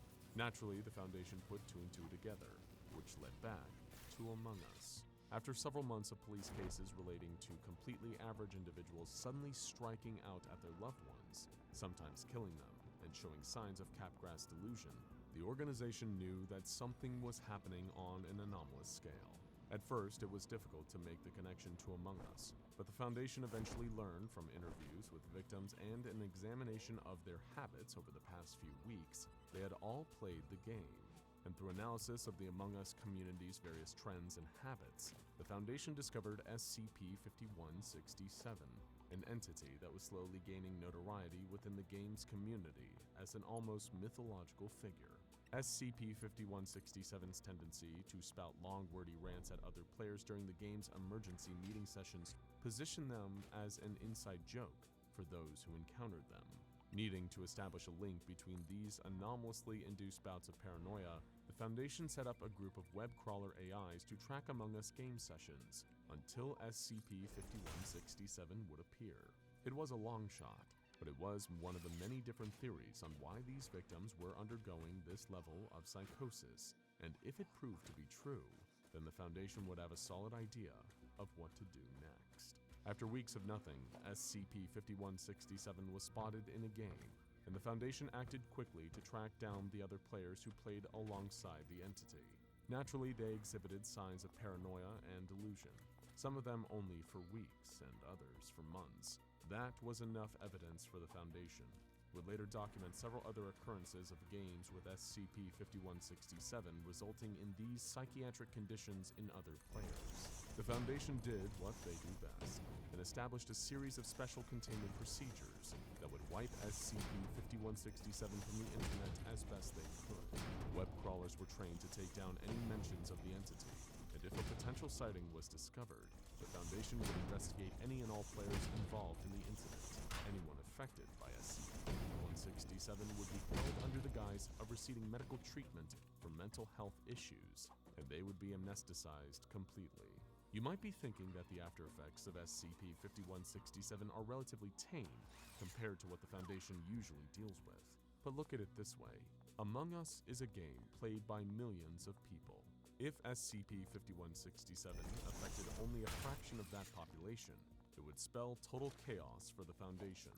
Not only that, but the amount of bloodshed the entity would cause would be nothing to scoff at, as a large amount of cases dealt with victims outright murdering anyone they suspected to be an imposter. Attempting to track down the SCP-5167 entity were met with failure. All points of internet access that the Foundation was able to get their hands on only led to a series of abandoned home addresses in rural Greece. But over time, things started to change.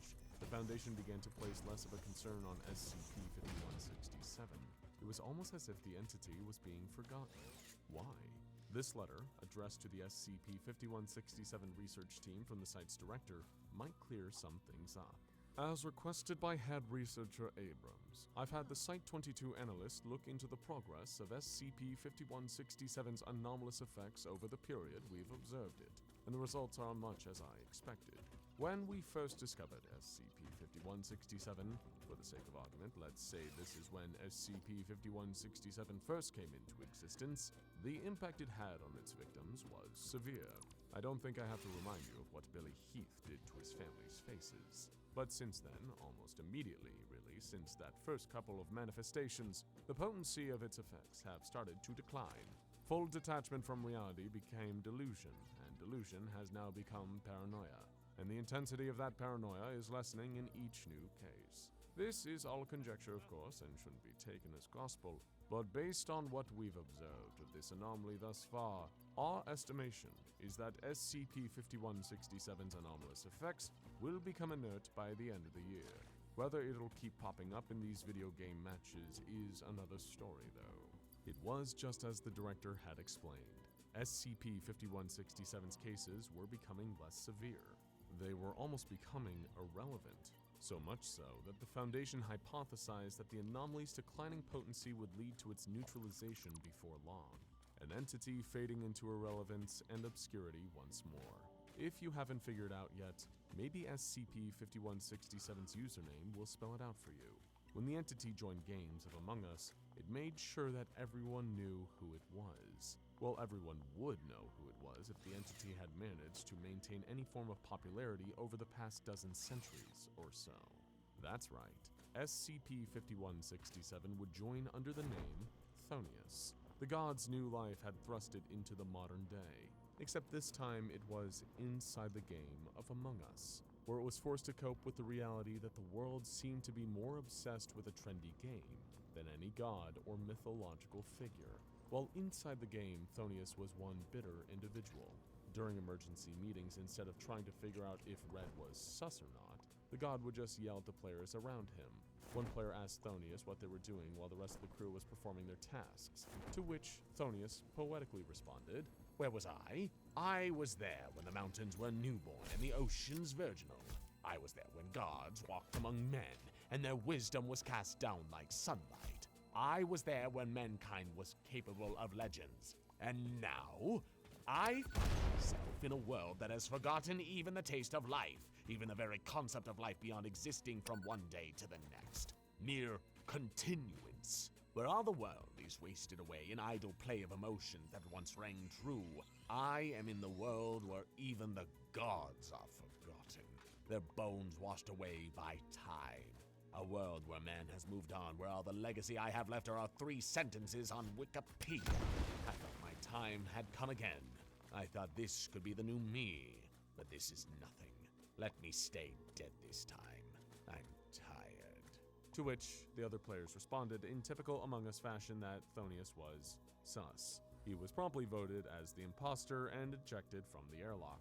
And so the tragic tale of Thonius came to a close. A tired, obscure god who never had a place in the world. His presence in Among Us grew less and less as the game's popularity waned, and once again he would fade into obscurity. But the nature of Thonius meant that he would, in some form, return again one day. Where or how, no one could say. But as long as there was a situation to reap envy from, a trend to be jealous of, Thonius would remain, eternally doomed to suffer the fate of being nobody's favorite god. And frankly, we can't imagine this video will change that. For many avid video game fans, those who just can't get enough of grinding away for hours on quests, battling endless enemies, and exploring infinite virtual worlds, landing a job as a gameplay tester seems like the perfect opportunity. Doing your favorite thing in the world and getting paid to do it? Well, that's the dream. Plus the added benefit of seeing how the sausage gets made, of getting access to a game still in development, and suggesting ways it can be improved. Think of all the gaming disasters that might have been avoided with a few more playtesters in the room. Looking at you, Fallout New Vegas, and your NPCs with the spinning heads. Ugh. Well, one gamer had the same thought. a young man by the name of Danny Wheeler. When he spotted an ad seeking beta testers for an in-development RPG from an up-and-coming indie game studio, he jumped at the chance to work. The pay wasn't amazing, but it was definitely a better gig than his current job at the local convenience store, hawking energy drinks to snarky teens and counting down the hours until he could get back home, kick up his feet, and get away from it all with a controller in his hand. But sometimes things that seem too good to be true actually are. At first, Danny had a perfectly enjoyable time testing the game. It was standard RPG fantasy fodder, and though he made sure to inform the developers that he found the steampunk aesthetic to be a little bit played out at this point, there was nothing at all notable about it. It was fine, but the development team kept going on and on about the tactical heuristic algorithms and how the game was meant to learn the more the player played. So Danny was instructed to log as many hours of this exceedingly average game as possible. He sat at his desk for hours, sipping on an extra-large soda and clicking away, fighting orcs, goblins, and more. Slowly, the difficulty began to increase, and the game started to grow on him a bit. He even developed a favorite character to play as, the Rogue, with his stealth and proficiency for close-range combat. The more he played as the Rogue, however, the more he started to notice the game's characters behaving differently. Enemies were attacking him with ranged weapons from far away. They were setting traps to ruin his character's stealthy approach and catch him in the act. Then, the game started to glitch, a lot, to the point of becoming nearly unplayable. Enemies would fall to the ground as if dead, when he hadn't dealt them a single blow. As he started to walk his characters away from them, they would suddenly spring back to life and strike before he could even think about a defense. If he didn't know any better, he could swear the game's characters were deliberately trying to trick him. It only got more frustrating from there, with enemies making sudden loud sounds to catch him off guard and startle him out of concentration, and other characters staring down the barrel of the camera with serious, unblinking eyes, as if they could see him through his monitor. One day he fired up the game to see that its characters somehow had rearranged various torches to spell out, "You'll never amount to anything, Danny. Your dad was right." It took a ton of torches, and Danny couldn't help but take it personally. That was the last straw. He returned the game to the studio and resigned from his position. He got enough insults working in customer service. He didn't need to take that kind of talk from a video game. Though he didn't know it, Danny got out not a moment too soon. Other playtesters were not as lucky, particularly one man who would sadly lose his life. As Danny intuited, this was no ordinary video game. It was unusual enough to draw the attention of the SCP Foundation, who would go on to designate it SCP-1633. SCP-1633 is an anomalous computer game created by a now-defunct independent game studio. The copy currently being held by the Foundation is believed to be a beta version of the game. While the core gameplay is relatively complete, there are numerous missing assets. The music is largely either missing or placeholder music, and the game is plagued by a large number of graphical glitches. Because of the generally buggy and glitchy nature of the game, the Foundation considered both Todd Howard and CD Projekt Red to be major people and groups of interest in the case. However, the discovery of other key suspects eventually absolved them of suspicion. For now. This version of the game was compiled 2 days before the Foundation raided the office of this studio, and is therefore believed to be the most complete version of the game in existence. To be more specific about the actual nature of the game itself, SCP-1633 is a squad-based RPG with a third-person camera perspective. The action is seen from an elevated perspective, with all characters on screen. Aesthetically, the game world is steampunk, and features various fantasy creatures as enemies, including elves, dwarves, orcs, goblins, etc. Fitting with the steampunk style, the game's urban areas are modeled after Victorian-era London. The 4-player characters are a band of outlaws hired by the sinister Archduke of Bodrick to investigate a theft. However, as the game progresses, it becomes a battle to save the entire world, as an ancient, all-powerful being known as Krapnar intends to wake from its 1,000-year slumber and destroy humanity. The player controls a squad of 4 characters, with direct control over 1 character at a time, and a command menu to control the other 3. It is believed that in the game's finished state, a multiplayer option that would have allowed 4 different real-world players to cooperate is likely to have been included. Like many squad-based games, each character has a different specialty. The marksman uses long-range weapons.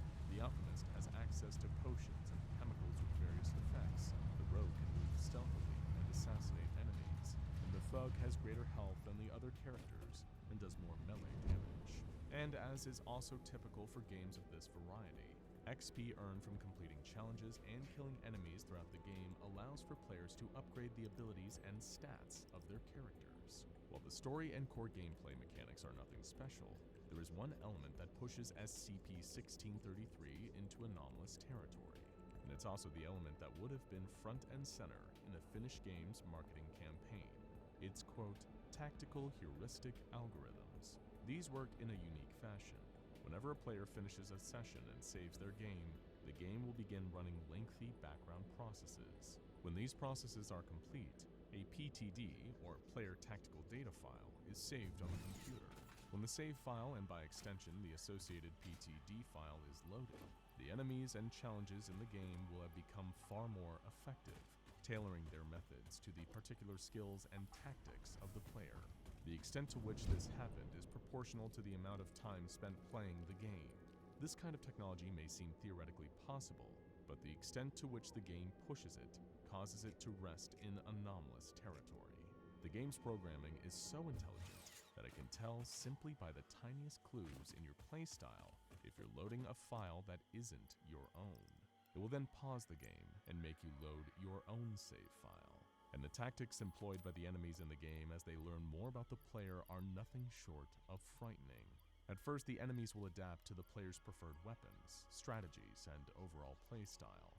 Then they will realize that the player character is controlled by an external force, meaning, of course, you, and begin to mount psychological attacks directly on the player.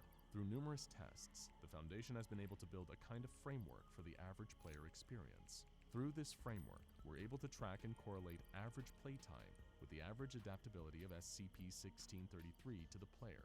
It is worth noting that these effects do not apply if the game is completed in a single continuous playthrough.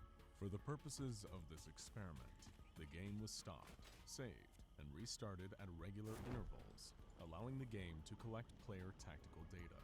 During the first 2 hours, the game's AI is abysmal, with enemies simply charging at the players with no strategy whatsoever, and typically being mowed down.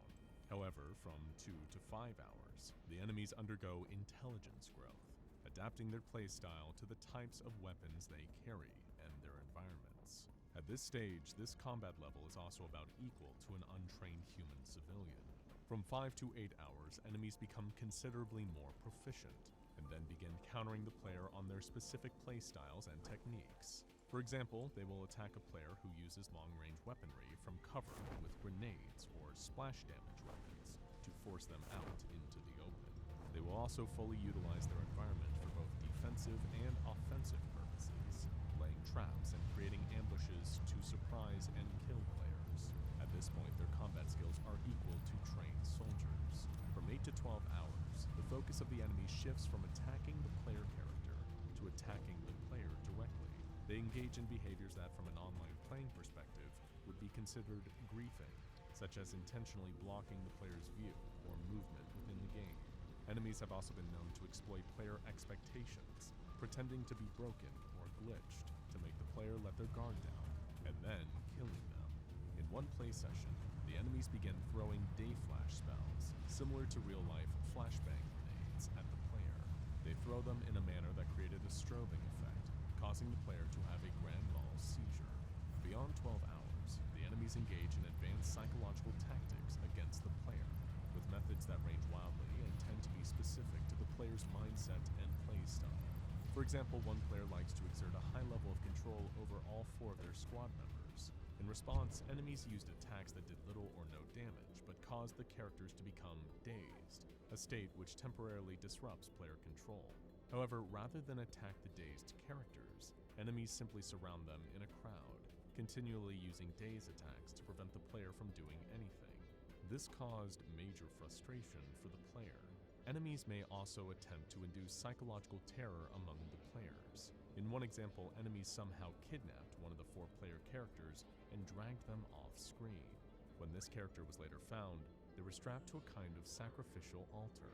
This caused considerable anxiety for the player, It seems that this is the upper limit of the game's anomalous powers in most cases, meaning things typically level off after 12 hours, unless a specific entity appears to be inhabiting the game, which you'll learn more about later.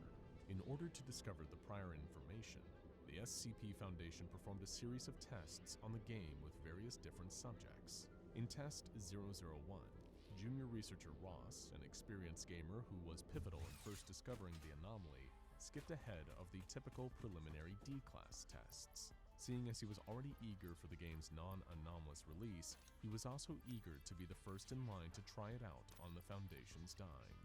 Being a gamer, Ross also found a number of glitches and exploits in the game to improve his performance, allowing him to run rings around his enemies. However, as expected, the enemies adapted to Ross's techniques after gathering his player tactical data. First, they just began using their weapons and exploiting the environments more effectively, but they didn't stop there. Soon they became aware of the same exploits Ross was using, before exploiting them themselves and using it to beat him repeatedly. In the end, they moved to the psychological stage, forcing Ross into a glitch that rendered him unable to move. He tried to free his character for several minutes, until realizing he couldn't, and rage quit the game. In Test 002, they used a D-Class designated D22930. He was a man with proven anger issues, even down to murdering his prior girlfriend in a jealous rage. Initially, he enjoyed the game, choosing the thug character type and taking out his aggression on the many enemies. However, as time went on, the enemies became wise to his tactic and began their psychological attacks. They gathered around the D-Class's player character, dropping their weapons, but the swarm became so tightly packed around the character that he couldn't even move. This started to cause major frustration. When the character attempted to charge through, the enemies attacked, killing him with their bare hands. In Test 014, the Foundation brought in an agent with Special Forces experiences, with advanced knowledge in tactical combat. However, even she was worn down and defeated over time, as the enemies adapted to and exploited her tactics. The Foundation even considered using SCP-1633 as a tool for developing effective counter-tactics in their real-life operations. In Test 021, the Foundation used a D-Class with vast experience in the world of commercial gaming.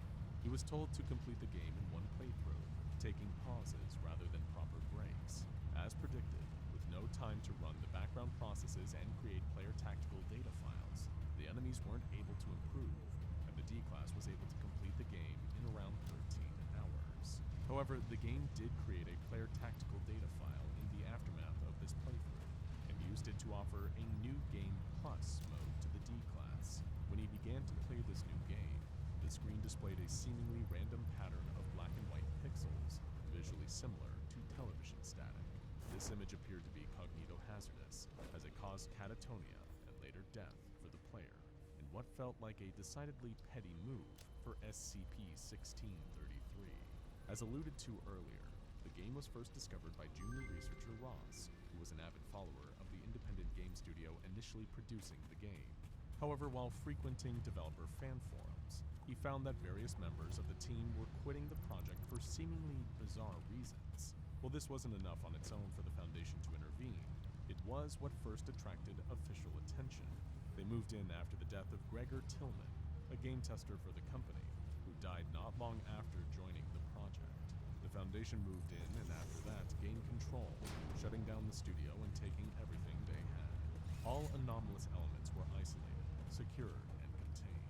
Any loose ends were given amnestics, and recorded data on the anomalous artifacts were destroyed. It's believed that one classified female member of the dev team was behind the anomalous nature of the game, but she was able to escape, and has since attempted to join other development teams. She is now considered an active person of interest, and is being pursued by Mobile Task Force Muse 6, aka Don't Hate the Player. Some final disturbing details are recorded in a note left by the game tester Gregor Tillman. The note, seized by the Foundation and included in SCP-1633's official file, reads as follows. I'm writing this on paper because I don't think he can learn it. He got everything digital real quick, but I've unplugged the router and broke my phone, so I think he's trapped in here. But he won't stop talking all the time. At the start of this job, they told me all about the tactical algorithm stuff. Man, I've been playing games all my life, and I knew I could beat it. I knew I could handle I started playing the game, they learned quickly. They kept using the sniper rifle, and after like an hour, they learned how to use cover. And another couple hours, they'd set ambushes. And another hour, and they started sniping back while having a different squad flank me. After that, they figured out how to glitch the physics engine and ride crates at me, duck under the floor. They were learning, but all that was just easy stuff. It was evolution, man. One bit figures something out so it survives longer than the others. It wasn't directed. After Act 3, Krathnar shows up. He's supposed to be like this Lovecraft, cosmic horror, crazy monster who can read the player's mind and corrupt your soul. He showed up right after I killed Strick the Blood Drinker, that big spider monster. He's supposed to have this long speech about how I killed his general on this plane and now he needs to intervene directly or something, but instead he talked about how I was a worthy adversary, but I was cheating because I was on another plane. Krathnar wasn't like the other enemies because he wasn't supposed to be. He was supposed to be smart. He was supposed to know everything, so he did. He'd been watching his minions fight me the whole time, and he knew everything they did. It wasn't just random mutations anymore. It was planned. It wasn't evolution, man. It was actual intelligent design. I brought it home. I had to know more. I'm sorry, but I had to. I copied the latest compile and installed it on my home box and brought my save game and that other file with me on a flash drive. It was the same there. He kept talking to me about how I was keeping him from fulfilling his purpose by keeping him trapped in a glass jar. No matter where I went in the game, he kept shouting and ranting. Then he did more. At first, it was just slowing down my other programs, the drive chugging when it shouldn't be. Then the next time I played the game, he started talking about my screenplays. All the enemies looked like me. I guess he could see through the webcam. He started needling me about Jenny, reading me bits of her emails, acting out the breakup. Found the videos of her and started making the enemies talk in her voice. Then he was everywhere on my computer. I uninstalled the game, but he was still there. He kept opening documents and typing to me, calling me a foul cheat and a lowly worm, telling me to fight him on the same plane. As soon as I realized he was outside the game, I shut down my router, pulled out the network card, but I don't know if I got them quickly enough. Maybe he got out. I turned the computer off, but he kept turning it back on. I wanted to break it, but I didn't know if that would kill him. Maybe it wouldn't, maybe it would let him out. I tried leaving the house, but it's like I could still hear him. I couldn't leave him alone because he might get out or do something else. I can't sleep. Haven't slept since he came out. I've been here for 3 days and I can't leave. I can't leave him. He keeps telling me to release him, but I can't. I want to kill him, but I don't know if I can. I can't think anymore. I have to kill him before he does anything new. He won't stop talking and I can't keep thinking. I can't keep going. I'm sorry. I have to go now. I'm sorry. After studying the note carefully, the Foundation conducted a thorough investigation for any other manifestations of this Krathnar entity. No mentions of it were found on any of the other devices in Tillman's apartment, nor did a web search on the subject turn up any relevant results. At this time, it is believed that the entity, whatever it was, or whatever it was attempting to do, was destroyed along with Tillman's computer, which he appeared to have taken apart, smashed, and burned in a metal trash can. Whatever tormented him during his last days on Earth is gone now. Thankfully, because the Foundation currently owns the only copy of the game, and the game's anomalous effects are only evident to active players, SCP-1633 poses no risk of containment breach, and therefore, it has been given the object class Safe. One copy of SCP-1633 is stored on a standard DVD-ROM in a secure storage locker in Site-15, along with all supporting documentation and ancillary materials. Any playthroughs of the game must be approved by Project Head Dr. Berger, and all of said playthroughs are to be monitored closely and subject to strict rules. After all, this is one game that doesn't play fair. Ask anyone who has ever lived in a small town, and they'll most likely all tell you the same exact thing. The worst part isn't just being far away from the nearest city or distant from friends and family. It's the boredom that gets you. Having so little nearby gives you so few options for things to fill your time with. For some, they get used to it. As they grow old spending their life in the same tiny community, they either learn to make their own entertainment or just get used to the boredom, drowning it out by sitting and watching TV all day.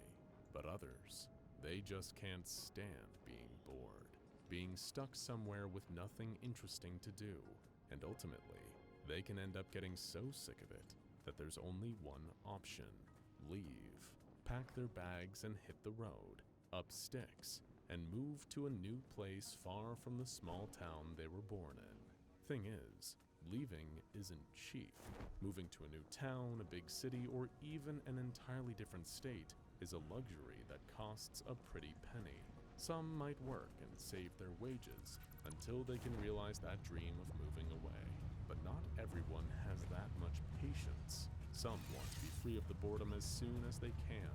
Maybe they might apply to be a contestant on a game show, chance it all, and try to win themselves a big cash prize. Sure, it's a hell of a gamble, and a loss might mean humiliation in front of everyone you know and more. But winning could be your ticket away from small-town living. That might be easier said than done, though. Not only does someone looking to move away need to be picked as a contestant, they also need to play by the rules and actually win the game. But as if that wasn't enough, they also have to live to tell about it. For as long as she could remember, Kat had always hated it here. Her hometown was tiny, too small to include more than the main street with few local stores, the one school that everyone who had ever lived there had studied at, and little else of note. And as for things people could do for fun in the town, well, as you can probably imagine, the options were severely limited, especially for a group of teenagers like Kat and her friends. Most of the time, all that she and the others, Leo, Ricky, and Danny, could do to pass the time was sit in the back of Ricky's truck and park in the middle of town, watching people and waiting for something even mildly interesting to happen. Not that it ever did. The four of them had a name for the rest of the townsfolk, everyone that had lived there for their entire lives and never dared to venture anywhere else. Lifers, as in they were imprisoned, serving a life sentence in this small town, never to escape or move on or make something of themselves. As much as they liked to poke fun at those people, each of the group knew that every weekend they wasted just sitting around, the closer they were getting to one day become lifers themselves. We need to just go, Kat would say, trying to rally the other three into taking a spontaneous trip away as a group. Just load up the truck one day, pick a direction, and drive until we find somewhere. Ricky and Leo would nod their heads in agreement, and Danny would talk for hours all about the places she might like to go to one day, but none of them ever actually made any plans to leave. Nobody knew where to start until they heard rumors about an abandoned TV studio just outside of town. Apparently, according to Danny's older brother, it had been there for years, just sitting there completely empty. It wasn't just a small local studio either. One of the big national networks had owned it. It used to film there regularly back in the day. Why would someone set up a studio here of all places? Had been Leo's immediate response. Look at where we live, Kat replied. It's the literal middle of nowhere. The network must have got the land dirt cheap. The real question is, why don't we go and check it out? What for? Danny asked. Kat silently gestured at the cramped main street that surrounded them, the place that may as well have been the center of the known universe to the four teenage friends. Do you see anything else to do around here? Before long, the four of them were in agreement. Ricky's truck pulled up in front of their houses in the middle of the night, and under the cover of darkness, they drove out towards what was left of the TV studio. This was it. They were finally going somewhere beyond the choking, cramped confines of their tiny hometown. Although whether or not they'd all make it back was another matter.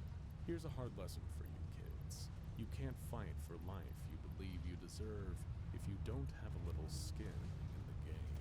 With home a few miles in the rearview mirror, the truck stopped at a chain-link fence. A pair of signs were hanging from it, one welcoming them to the studio, while the other simultaneously warned them to keep out, that this area was private property. Ignoring it, the four of them stepped out of the truck and started to climb the fence, throwing Leo's jacket over the top to avoid injury. Beyond the fence was a huge building, almost the size of a warehouse, with a door marked Studio Entrance that practically invited the intrepid teens to open it up and have a look inside.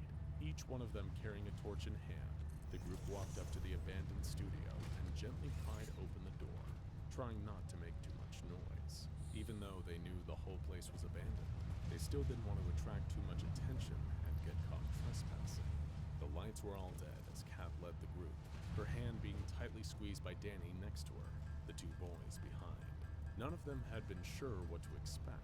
It wasn't exactly like anyone in the group had ever set foot inside a TV studio before, but they were met with a narrow, concrete-walled corridor, so underwhelming that it almost made it extraordinary in just how profoundly dull it was. Lifting his torch, Leo pointed out some lettering on the wall that read, "To TMDG set," with an arrow pointing the 4 friends further down the corridor. Naturally driven by her curiosity and need to be literally anywhere apart from her hometown, Kat followed the arrow's direction to another door.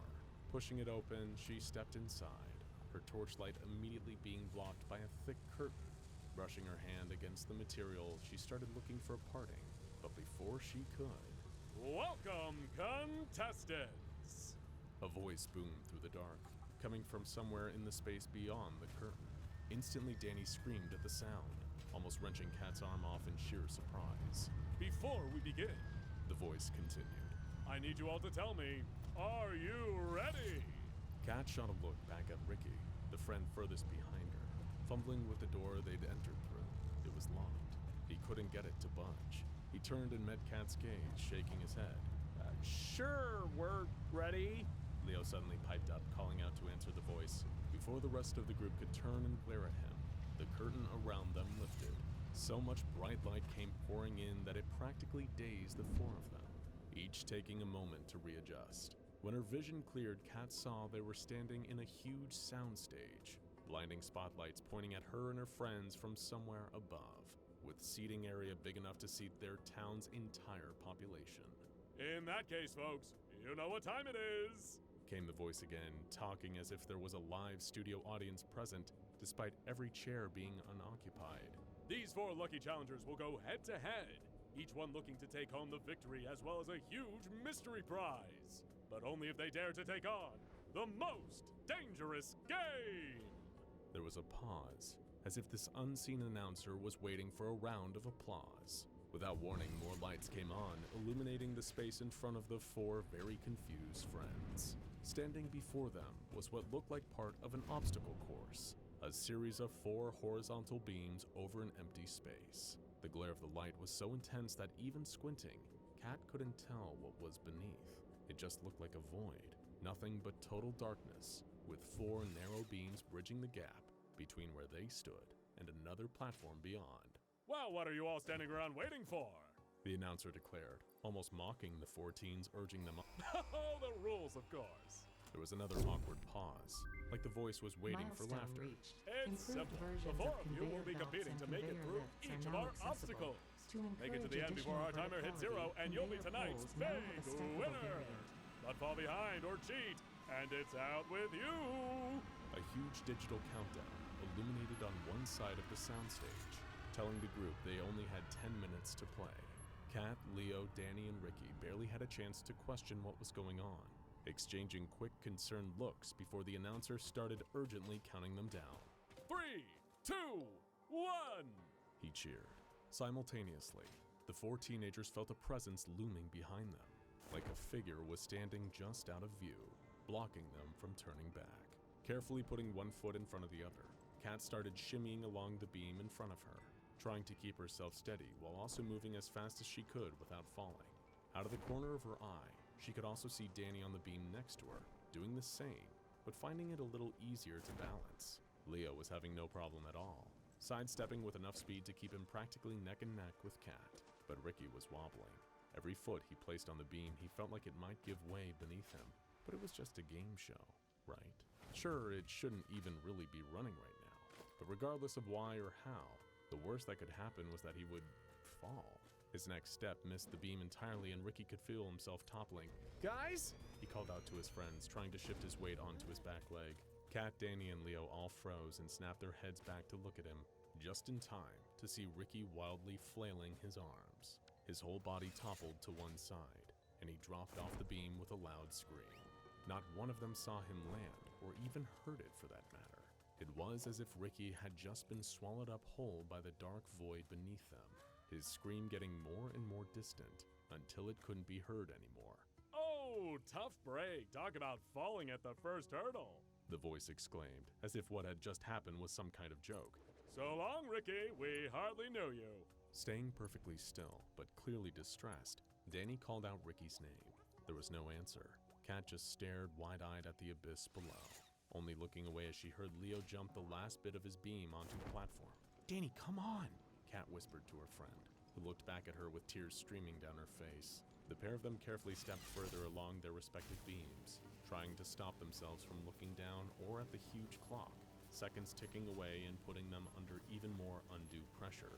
Reaching the other side, Danny dropped to her knees, unable to hold back her son. Kneeling down to comfort her, Kat looked up at the soundstage's bright lights for any sign of who was putting them through this. Bring Ricky back, she yelled. I'm sorry, the announcer replied, the game show bravado dropping from their voice. But you agreed to play. He'll be fine, Leo said. Bet you anything he just screamed like that to scare us. Leo, you don't seriously believe that? Kat asked as she helped Danny stand up, wiping her friend's tears away. Is he dead? She sobbed. I don't know, Kat replied honestly. Of course he's not, Leo interjected. It's a soundstage. It's not like this place is dangerous. Then why was it abandoned? Danny asked. Leo didn't give her an answer, either because he was distracted by the lights coming up on the next part of the obstacle course, or because he didn't know and wouldn't admit it. Ahead of them was a long stretch of the course, forming a narrow, square-shaped walkway. Wide portions of the top side were dropping to the bottom in regular intervals, separating the tight space before opening it up again. Every time the segments lifted up, the three remaining contestants could see all the way to the other side of the walkway, where a new platform waited for them. With Danny under one arm, Kat looked at the far end of the walkway as it disappeared and reappeared behind the rising and falling segments. Then she noticed the timer, the seconds rapidly ticking down. But Leo had noticed it too, and turned to look at the two girls with a determined expression. Kat shook her head at him, but it was too late. With all his strength, Leo shoved Danny and Kat, both of them landing flat on their backs on the platform. He bolted towards the walkway as fast as he could, managing to dodge between each portion, pausing as they came down, only to run into the next one as they lifted back up. Helping Danny back to her feet, Kat ran after Leo. He already had a head start and would easily make it to the other side of the walkway before the girls. So instead, Kat held Danny close and took it slow, methodically waiting for each segment to lift back up before they went further into the next safe zone. They were gaining on Leo, who was sprinting to the finish between the rise and fall of the ceiling's crushing weight. Kat watched him disappear behind each block, only to see his back when it came back up. He had made it to the platform opposite, panting but otherwise unscathed when she next lost sight of him. That's when the announcer spoke up again. Now, Leo, it said. That was hardly fair, was it? And we all know what happens when you break the rules. As the segment in front of her and Danny rose again, Kat caught sight of Leo just ahead, but it was what was standing behind him that stopped her in her tracks. Two huge figures, each like a shadow without anything casting it, towered over Leo. One of them reached forward and grabbed him, shrouding him in a cloak of darkness, and he was gone. Just like Ricky, he vanished. Kat had been so transfixed by what she had just witnessed that she didn't notice where she was standing, right under a block that was about to drop. Grabbing her hand again, Danny pulled her out of the path of the descending slab. Kat felt it brush against the back of her leg just as the pair of them made it out on the other end and onto the platform. The last two contestants. And then there were two! The announcer cheered, pausing again for a reaction from the empty room. We don't want to play this sick game anymore, Danny yelled. Well, you made it this far, the unseen host replied. Time for our third and final challenge, the final stretch of the course. Make it through this and you're home free. But fail or break the rules like Leo, and you'll be disqualified. Game over. It's okay, Danny, Kat whispered. Whatever's next, we'll get through it. Do you think the boys will come back if we do? Her friend asked. Just like Leo had, Kat didn't answer. The lights revealed the last stretch of the course. The final platform was overhead, a net climbing wall in front of them. It was a straight vertical ascent up, with a wall behind the next, and holes in its surface. Wasting no time, both Kat and Danny started climbing up the rungs of the thick rope, staying level with each other as they went higher. And then they're off! Look at them go, ladies and gentlemen! The announcer commented, still speaking as if to an audience. But it's not gonna be so easy! The sharp sound of metal made both girls gasp, as long spikes shot forward from the holes in the wall. The blades retracted, fortunately having missed Danny and Kat this time. What had started as a simple climb up had become something akin to a twisted game of whack-a-mole, with each of them trying to avoid staying in front of the holes in the wall for too long, dodging the spikes as they went in and out. They climbed higher and higher until... "Cat!" Danny screamed. She looked over her shoulder, only to notice she was in the lead. Below her, Danny was calling up to her with a fear-stricken expression. Her foot was caught in the rigging of the net, kicking and thrashing wildly to try and free it. Cat looked back up. She was almost at the platform, close enough to nearly reach it with her fingertips. But behind her, her friend was stuck, and with no idea when the spikes would come next shooting out of the wall. Cat threw herself over the edge of the platform and landed on her back, just as she heard the gut-wrenching sound of the spikes extending ring out.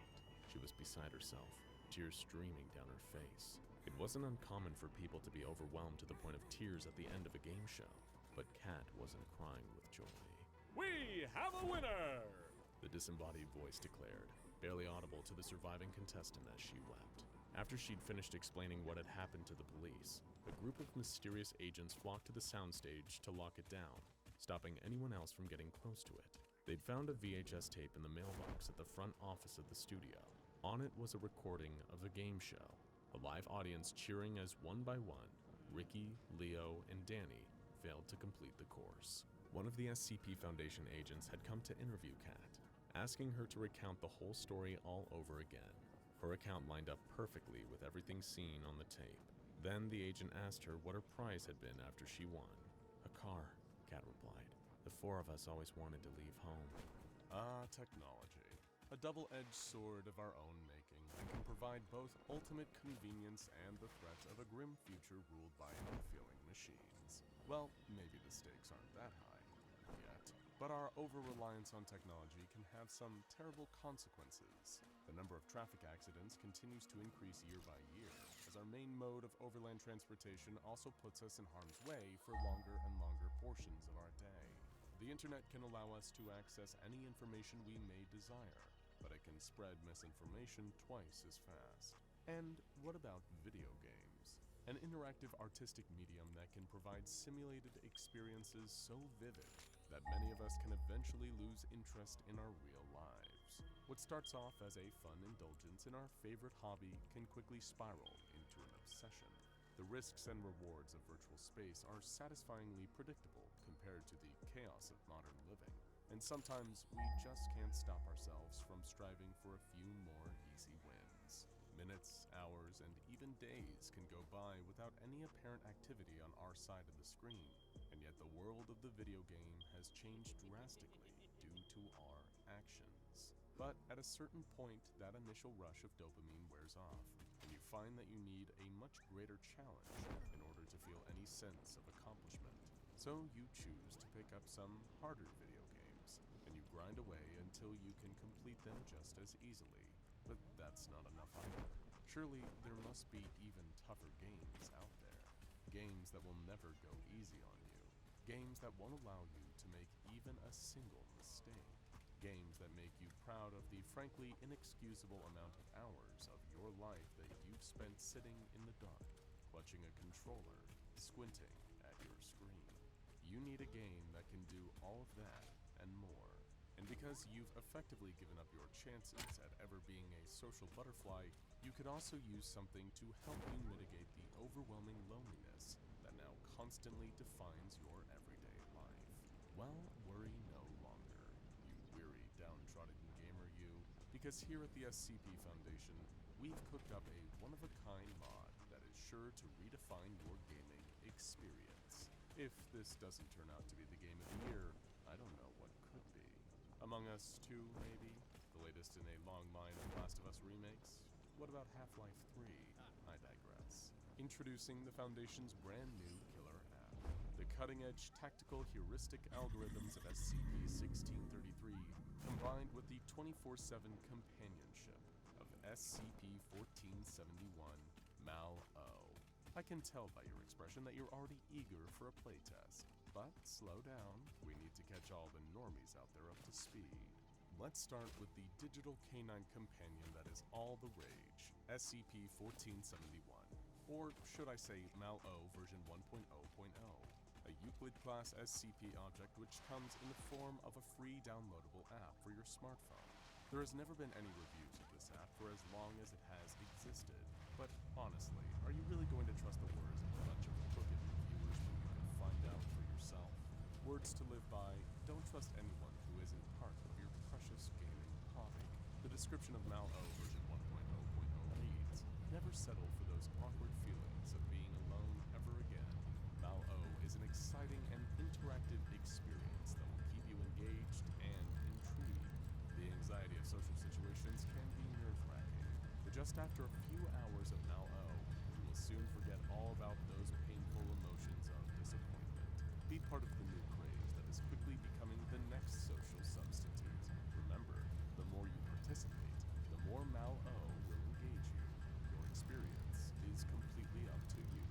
Absolutely no ads. Enjoy."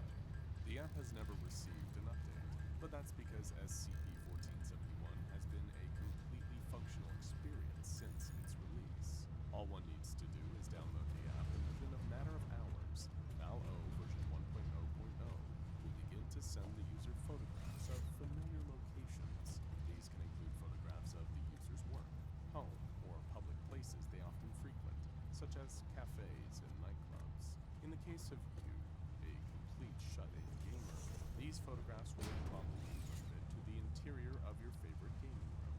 When was the last time you cleaned up those pizza boxes? Regardless of where the images were apparently taken, each one will contain a canine humanoid with a skull for a face. Say hello to your new best friend, Mal-O, or SCP-1471-A, if we're using the approved designation. Mal-O's app will continue to send you photographs for as long as you have it installed. And because there is no way to uninstall it, no matter how hard you try, you'll be getting intimately close to home selfies for the rest of your days. Doesn't it feel so good to have such a loyal friend as Mal-O? Of course, there's only so much you can gain from photographs alone. You're a gamer, damn it, and what you want is interactivity. But don't worry about that. We've got you more than covered with SCP-1633, which may in fact be the most challenging video game ever programmed by mortal hands. How it even gives many games programmed by anomalous hands a run for their money. While it was never released to the market and doesn't even have a working title, the steampunk adventure that awaits you within SCP-1633 is bolstered by highly sophisticated tactical heuristic algorithms. In this third-person squad-based action RPG, you can switch between 4 playable characters: the Marksman, who specializes in long-range weaponry; the Alchemist, with potions and chemicals to control the battlefield; the Rogue, a stealth-oriented character who catches enemies unaware and assassinates them; and, of course, the Thug, a tough-as-nails melee combatant with increased health and durability. It doesn't really matter who you choose, because most playthroughs of SCP-1633 always end the same way. That being said, your hand-eye coordination and reflexes are second to none, and they also are quite possibly your best qualities. Let's set you up with the Marksman as your main character, since all those shooters you've played will definitely help your aim. And trust me, you're going to need it. The story mode of SCP-1633 will put you up against a slew of Victorian-era rascals and miscreants, all of which are pulled straight from the Penny Dreadfuls. There's even some classic fantasy races mixed in from the works from good old Professor Tolkien himself. Dwarves, elves, goblins, the works. It's a little generic, but why worry about the story when the gameplay is what'll really get you hooked? There's a final boss at the end of the game known as the Krafnar, trying to destroy the entire world. You need to stop it. You know, the usual RPG storyline. You've stopped dozens of ancient entities, demon lords, corrupt godlings, and unspeakable calamities in your time. This Krafnar will be one more for the record books. Par for the course. Are you ready, Player 1? You'll be dropped straight into the Marksman's shoes, fighting for her and your life against Krafnar's hordes of henchmen. But you won't be doing it alone. After all, you've got the rest of your squad, and a mysterious companion whose true intentions will reveal themselves in due time. We did say we modded the game after all. So, let's play. Your first 2 hours won't be anything to write home about. Not that you ever leave home these days. The AI of SCP-1633 will seem to be barely functioning, a buggy mess where enemies only charge in a straight line towards your character. your marksmen will be easily able to take them down in a hailstorm of projectiles. At 3 hours in, things start getting a bit more interesting, as the tactical heuristic algorithms kick in. The enemies that hold long-range weapons will shoot at you from a distance, while the close-range ones will move toward you in a serpentine pattern before attacking in melee. This is more like it. Not the most challenging, but the game is clearly increasing in difficulty. You also think you see a dark figure with a skull for a face lurking around corners and following your squad. But with all the glitches, it's hard to tell if this is an intentional part of the game or not. At 5 hours, enemies that showed limited signs of strategy are now using cover effectively, and will attack with alchemical splash weapons such as grenades to deal damage to your ranged characters and lure your squad into melee range. They still aren't that much of a challenge, but the fact that they now exhibit a clear self-preservation instinct means that they are fighting to win. This is also when your help officially arrives. You're in the middle of a shootout when you see an enemy about to throw another one of those frustrating splash weapons. You duck behind your cover and prepare to take a hit, when suddenly, the grenade is snatched out of the enemy's hand and tossed in the opposite direction to explode harmlessly. This is the work of SCP-1471-A, who has now arrived in the game world as an NPC ally. For the next several hours of gameplay, Mal-O continues to provide interference by preventing any splash weapons from being thrown. It'll sneak up on enemies and take their weapons, disrupt their cover by pushing movable boxes and trash cans out of the way, and even catch the splash weapons in her mouth like a dog would catch frisbees before chucking them away. While it never directly deals damage to the enemies, its mischievous antics are very efficient at protecting you from harm. As luck would have it, the enemies can't seem to interact with Mal-O, and are baffled as this invisible force continues to throw off their strategies. Mal-O will use this to its advantage, as well as yours, by appearing at enemy ambush points and using sign language to communicate warnings to you as the player. Having Mal-O around starts to feel a little bit like cheating, but keep in mind the game is starting to adapt to your skill level, and will soon begin to employ advanced strategies to mess with you. All the Mal-O mod does is even the playing field. Krethnar is still running rampant in the world of SCP-1633, and it's going to take your entire squad of steampunk heroes and a lonely man's best friend, Mal-O, to stop this big bad evil guy. The final boss will possess the highest level of intelligence that the algorithms are capable of, and it'll make that known to you the second you step into the arena. For the majority of your gameplay, the enemies have focused on countering the marksman, since you've relied on that character's ranged weapon style. But they've come to realize that you're too much of a pro MLG Gigachad to ever lose a fair encounter. So Krethnar does the unthinkable, and targets the Alchemist, Rogue, and Thug first. It throws all of its most powerful attacks at the members of your squad you aren't controlling, forcing you to waste resources in order to keep them alive or switch to them in order to dodge fatal blows. Whenever you aren't in command of the marksman, Krethnar will strike the character with a strong melee attack that forces you to take control back. Mal-O is still unable or unwilling to deal damage to the boss, so it very much seems like you are on your own. Your squad is in shambles. Your focus is starting to wane. After all that you've been thrown in this gaming challenge, it might be the final boss that makes you throw in the towel. Then, a dialogue box appears. It's from Mal-O. Don't give up hope, user. I've had so much fun playing with you, and I know that you have what it takes. You never needed a friend before me, and you can win against Krethnar just like you've won against every other final boss you've ever faced. You've got this, buddy. Your best friend, Mal-O. It felt overly sentimental, but something about this message fills you with the determination to keep going. You call upon all your gaming knowledge, all of your skill, all of your passion, and with pinpoint precision, you guide your squad to defeat Krethnar in record-breaking time. You sit back in your gaming chair, exhilarated and finally satisfied. This truly was the ultimate gaming experience, and all you needed was a little help from your friend. The year was 2015. Lewis, Joseph, and Sydney were like a lot of kids their age, which is to say, 11 years old. They secretly stay up past their bedtime watching scary videos on the internet when their moms and dads think they're sleeping. They go to school every day and daydream about all the fun things they're going to do when that school bell finally rings at the end of the day. And of course, they play a lot, and we mean a lot, of Minecraft. Whenever they're not at school, hanging out at the local park and filming goofy TikTok videos, or watching those aforementioned scary videos on the internet, there's a good chance that they'll be online together, logging a few extra hours building bases, digging big holes, or playing survival mode, and seeing how long they can last against the onslaught of mobs. But there's one particular pursuit they have while playing Minecraft together that takes up the majority of their playtime. One quixotic quest that drives them forward despite all the naysayers and doubters, tracking down and finding the legendary Minecraft creepypasta entity, Herobrine. For those who weren't around on the internet back then, creepypastas like Herobrine were all the rage. Like any video game, the new frontier of Minecraft with all of its procedurally generated landscapes felt like it held new mysteries, and mysteries are equal parts exciting and frightening. After all, who really knows what's going on behind a closed door? Herobrine was a Minecraft-specific little urban legend. Stories told of a default Minecraft skin with eerily white eyes manifesting in the game, even in solo matches, and terrorizing players.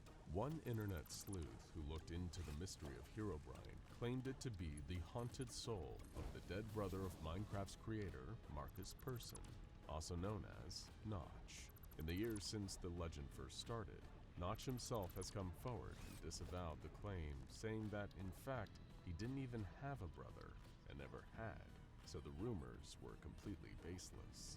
But as we here at the SCP Foundation know, the truth has never gotten in the way of a good story. So Lewis, Joseph, and Sydney were happy to remain believers as long as they could keep having fun chasing alleged digital ghosts. How could any of these boys know that in the midst of their fun, they'd run into a real monster amidst Minecraft's blocky vistas? It was a school night like any other when they made that first fateful expedition. It was 7:15 p.m., and the boys were all in their shared server. Lewis had chicken tenders, Joseph had chicken nuggets, and Sydney, who'd eaten his dinner earlier than the others, was snacking on a pack of Skittles. They'd all outfitted their characters with full diamond armor, with diamond swords to match, because Joseph had somehow convinced the others that diamonds were ghost-proof. He read it on the internet, he claimed. Together, the three boys had made themselves an impressive Minecraft castle to be the base of their Herobrine hunting operations. A safe haven surrounded by high stone walls and mob-repelling torches to keep them safe if ever they got a little too spooked while playing. Though playing was perhaps too mild a word for it. In the minds of these three boys, they were doing extremely important investigative work. After all, if they managed to actually find Herobrine themselves, they would be creepypasta legends. And wouldn't that be worth all the hours upon hours of rigorous mining and crafting? They'd been methodical in their search, scoping out different corners of the map and canvassing them together, searching high and low, and then marking said area off their checklist. It was a level of consideration and thought that their parents and teachers had long wished the boys would put into their home or schoolwork. But alas, seeing as none of the homework was find Herobrine, they really weren't that interested. Today they were searching an area deep in the misty forests in the dead of night. They fought off a few spiders and sword-wielding skeletons, thankfully no creepers, aw man, and kept foraging on into the darkness. "It's so creepy out here," Lewis said over his headset. "Why do we have to come out here at night? It's way more dangerous with all the mobs. The night is like the perfect time for ghosts," Sydney retorted. "You think a ghost is gonna start hanging around in the middle of the day? No way, it's gotta be at night, man." And Lewis simply could not argue with such incredibly sound logic. They forged on, doing their typical methodical search for any phenomenon that one might generously be able to describe as supernatural. So you can only imagine the excitement coursing through them when Joseph discovered a strange, dark cave that looked as though it had no business being there. While each held their own private reservations, they all knew what they needed to do: go inside and investigate. As they entered the cave, a few strange realizations occurred to them, such as the fact that there were seemingly no mobs down here. A cave in the dead of night? Surely there should be some enemies, right? Plus, the typical lighting implements, like torches and lanterns, didn't seem to offer the same kind of illumination that they normally would. It was almost like the darkness was more oppressive here, more tangible. There was undeniably something eerie about the whole setup. That much couldn't be denied. You guys see anything? Lewis asked. No, Joseph said, sounding oddly cautious, as though he sensed something strange was on the horizon. Something that perhaps these boys shouldn't see. Yeah, I haven't seen anything either. Sydney chimed in. Maybe we should... Joseph screamed, and the two others turned their Minecraft avatars to look at him. Joseph's character had bumped into something, some stranger in the cave. An NPC design that looked oddly realistic for something inhabiting the purposefully lo-fi blocky world of Minecraft. It seemed to have a dark, furry body, with a canid skull-like face, bearing a pair of milky white eyes that seemed to stare off into nothingness. Was this another mob? Maybe something added in the latest patch? If so, why wasn't it attacking? What is that thing? Lewis asked over his headset. I don't know, Joseph replied. It's so creepy though. Suddenly, a message appeared on the screen, as though it had been typed and sent by another player, a player with the username MalO. The message read, "Hey, that isn't very nice. You shouldn't judge on appearances, kid." That certainly gave them pause. So many things about this didn't make sense. It had all the hallmarks of an NPC, but apparently it understood their voices and could send messages. It clearly wasn't actually another player in a conventional sense, but it didn't attack like your typical mob. None of the boys could really make sense of what they were dealing with here. Are you a hacker? Sydney asked. No, MalO typed back. I'm just lonely and a long way from home. It's nice to have your company down here, though. I don't get visitors often. Have you heard of Herobrine? Lewis asked. MalO typed back. Is he a friend of yours? You should introduce him to me. I love making new friends. The three boys were, in some regards, rather mature and polite for their ages, and so remained civil with this bizarre, mysterious figure, who was curious and inquisitive, asking them questions about their school lives and their friends. It did seem earnestly happy for their company, so it didn't give any of them the sense that it was a threat. As night drew on and the boys' respective parents told them it was time to log off and get some shut-eye, MalO finally typed, "I've really enjoyed hanging out with you kids. Come back and visit me again tomorrow. If you don't, I'll come visit you instead." None of the kids picked up on the probably rather obvious stranger danger vibes of this message, and instead they went to bed, excited and curious. The next day they met up on the playground for a kind of State of the Union on the strange phenomenon they had encountered the night before. Do you think it has anything to do with Herobrine? Lewis asked. Forget Herobrine, Sydney replied, eliciting gasps from the two others. All the other people at Herobrine, we have something better. Something only we've discovered. We've got MalO. Later that night, Joseph, who was probably the most studious of the group, tried to do a little background research on MalO. Everything seemed to turn up dead ends, aside from one slightly shady-looking app called MalO version 1.0.0. Its description read, "Never settle for those awkward feelings of being alone ever again. MalO is an exciting and interactive experience that will keep you engaged and intrigued. The anxiety of social situations can be nerve-wracking, but just after a few hours of MalO, you will soon forget all about those painful emotions of disappointment. Be part of the new craze that is quickly becoming the next social substitute. Remember, the more you participate, the more MalO will engage you. Your experience is completely up to you. Absolutely no ads. Enjoy." Weird. So unless the thing they encountered on Minecraft was some kind of weird viral marketing campaign for the app, it was probably just a coincidence. Maybe it was a popular character from Japan or something. Either way, for the next several days, the boys honored their promise. They'd visit MalO in the cave every night and chat, trying to tactfully get more information out of it. Though the best they could get on the entity's origin was the cryptic statement, "I'm not usually here, but everyone wants a vacation once in a while, don't they? We can't just spend our whole life on a phone." They'd become so acclimated to MalO over the days that they forgot what the entity had said to them the very first day they met. "Come back and visit me again tomorrow. If you don't, I'll come visit you instead." But on the day that they didn't come and visit MalO, because Miss Grayson had sent a particularly challenging piece of English homework, they received a frightening reminder.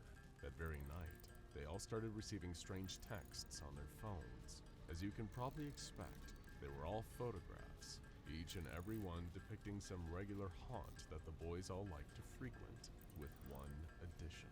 Mal-O's grinning skull face hiding somewhere in the image, like some kind of demented parody of Where's Waldo. The strangeness of this new development left all the boys shaken, and they hopped back onto Minecraft as quickly as possible to go find and talk to Mal-O in its cave. However, this time the cave was empty, and Mal-O was nowhere to be seen. But the text still didn't stop. They'd come in so frequently, with Mal-O getting closer to home, literally in each one. The boys thought about telling their parents, but would their parents believe them? They'd probably lump Mal-O in with the same tall tales of childhood imagination as Herobrine, and write it off as bored kids playing a prank, even though in this case, it was anything but. More photos arrived, and these ones Mal-O was right outside each of the children's homes, lurking, watching. In some of the photos, they could see themselves in the windows, going about their evening business, having no idea of the creature lurking just outside. None of the boys felt like playing Minecraft that night. It wasn't fun anymore. Instead, they shut themselves up in their rooms, closed and locked their windows, and pulled down the blinds, after checking under the beds with flashlights, of course. But still more photos came in, all depicting Mal-O getting closer and closer and closer. Right about the time they were wondering whether the scratching on the outside of their bedroom door was real or just a figment of their imagination, another dark irony had occurred to them. All this time trying to find something supernatural, and in the very end, something supernatural had instead found them. Video games have come a long way over the years.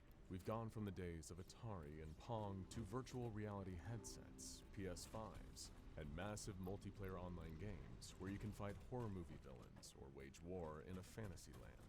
You can mine virtual minerals and avoid creepers in Minecraft, compete against people all over the world in Fortnite, and do whatever it is people do in Roblox. Games used to be a pixelated hero battling blobby monsters with no discernible facial features, and now they have graphics so detailed you can see the freckles on a protagonist's face and each individual blade of grass. But there's one thing that hasn't changed, no matter how much progress games may make.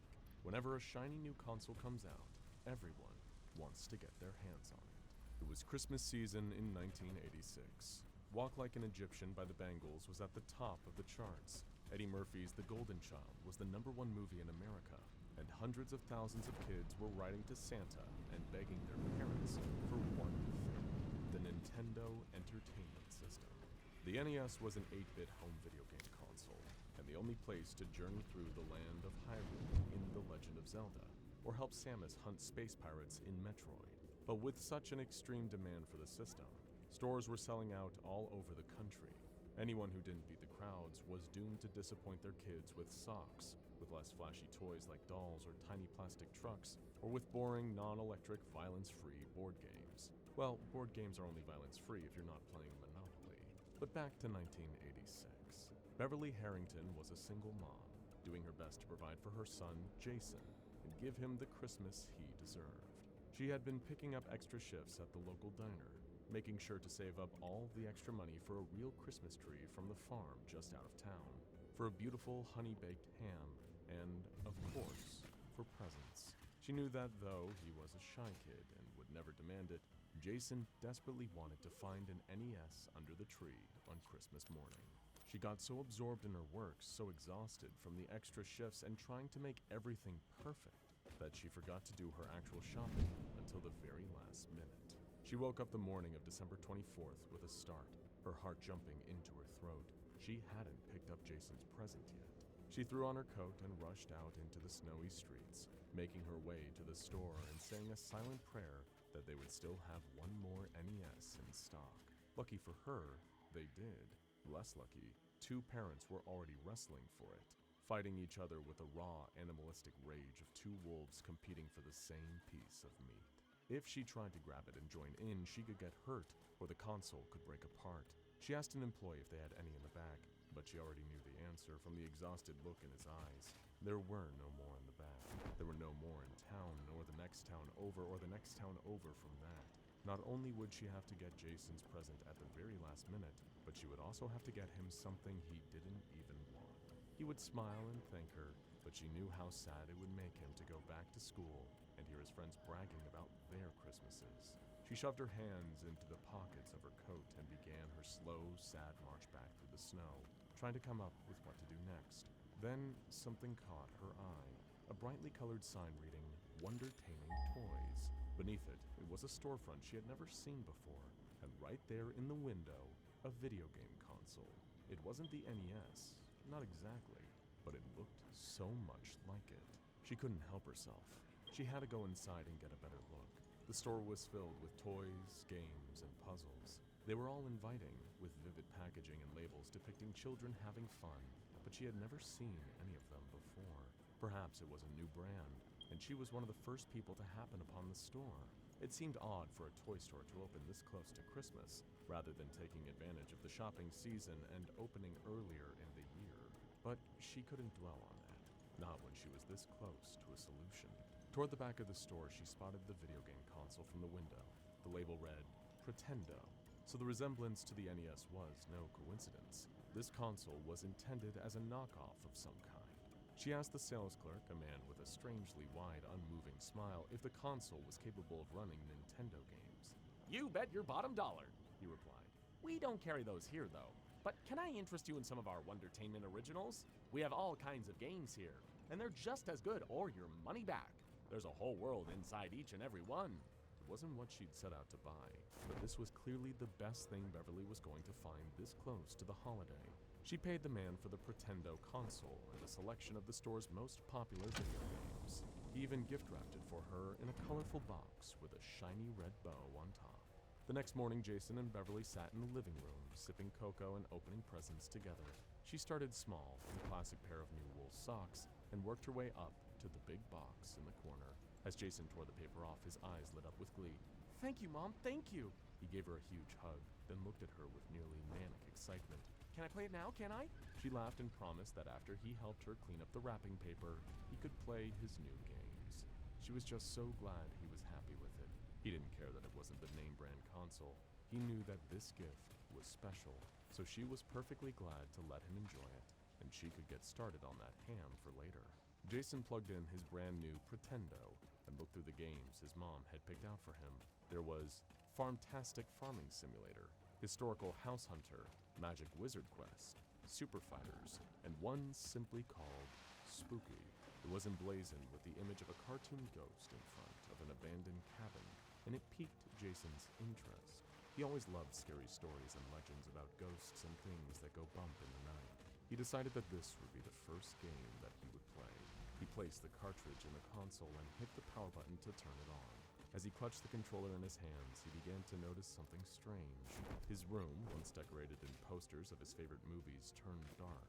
The light green walls became rotting wood, and for lack of a better way to describe it, the entire world's resolution began to shift. If the world around him had graphics, they were getting worse. He could no longer see the screen depicting the game's main menu, and in fact, the console itself had vanished. Somehow he was standing in the haunted cabin from the cover of the game. He looked down at his hands and found the controller still there. So, not everything had changed. Before he could think any more about this strange new place he found himself in, he heard the sound of ominous music, seemingly coming from nowhere. After a moment, he realized why the sound of its melody filled him with dread. It was the kind of music that always played in a game when an enemy was getting close. He had to move. He took a step forward and moved through the space as if it was a real house. For the time being, it was. Somehow, he was inside the game, which meant the ghost was coming for him soon. He pressed a button on the controller to activate a flashlight and followed its beam through the darkened cabin. As he walked, looking for clues or any object he could interact with, he could hear the music getting louder. Whatever was coming, it was getting closer.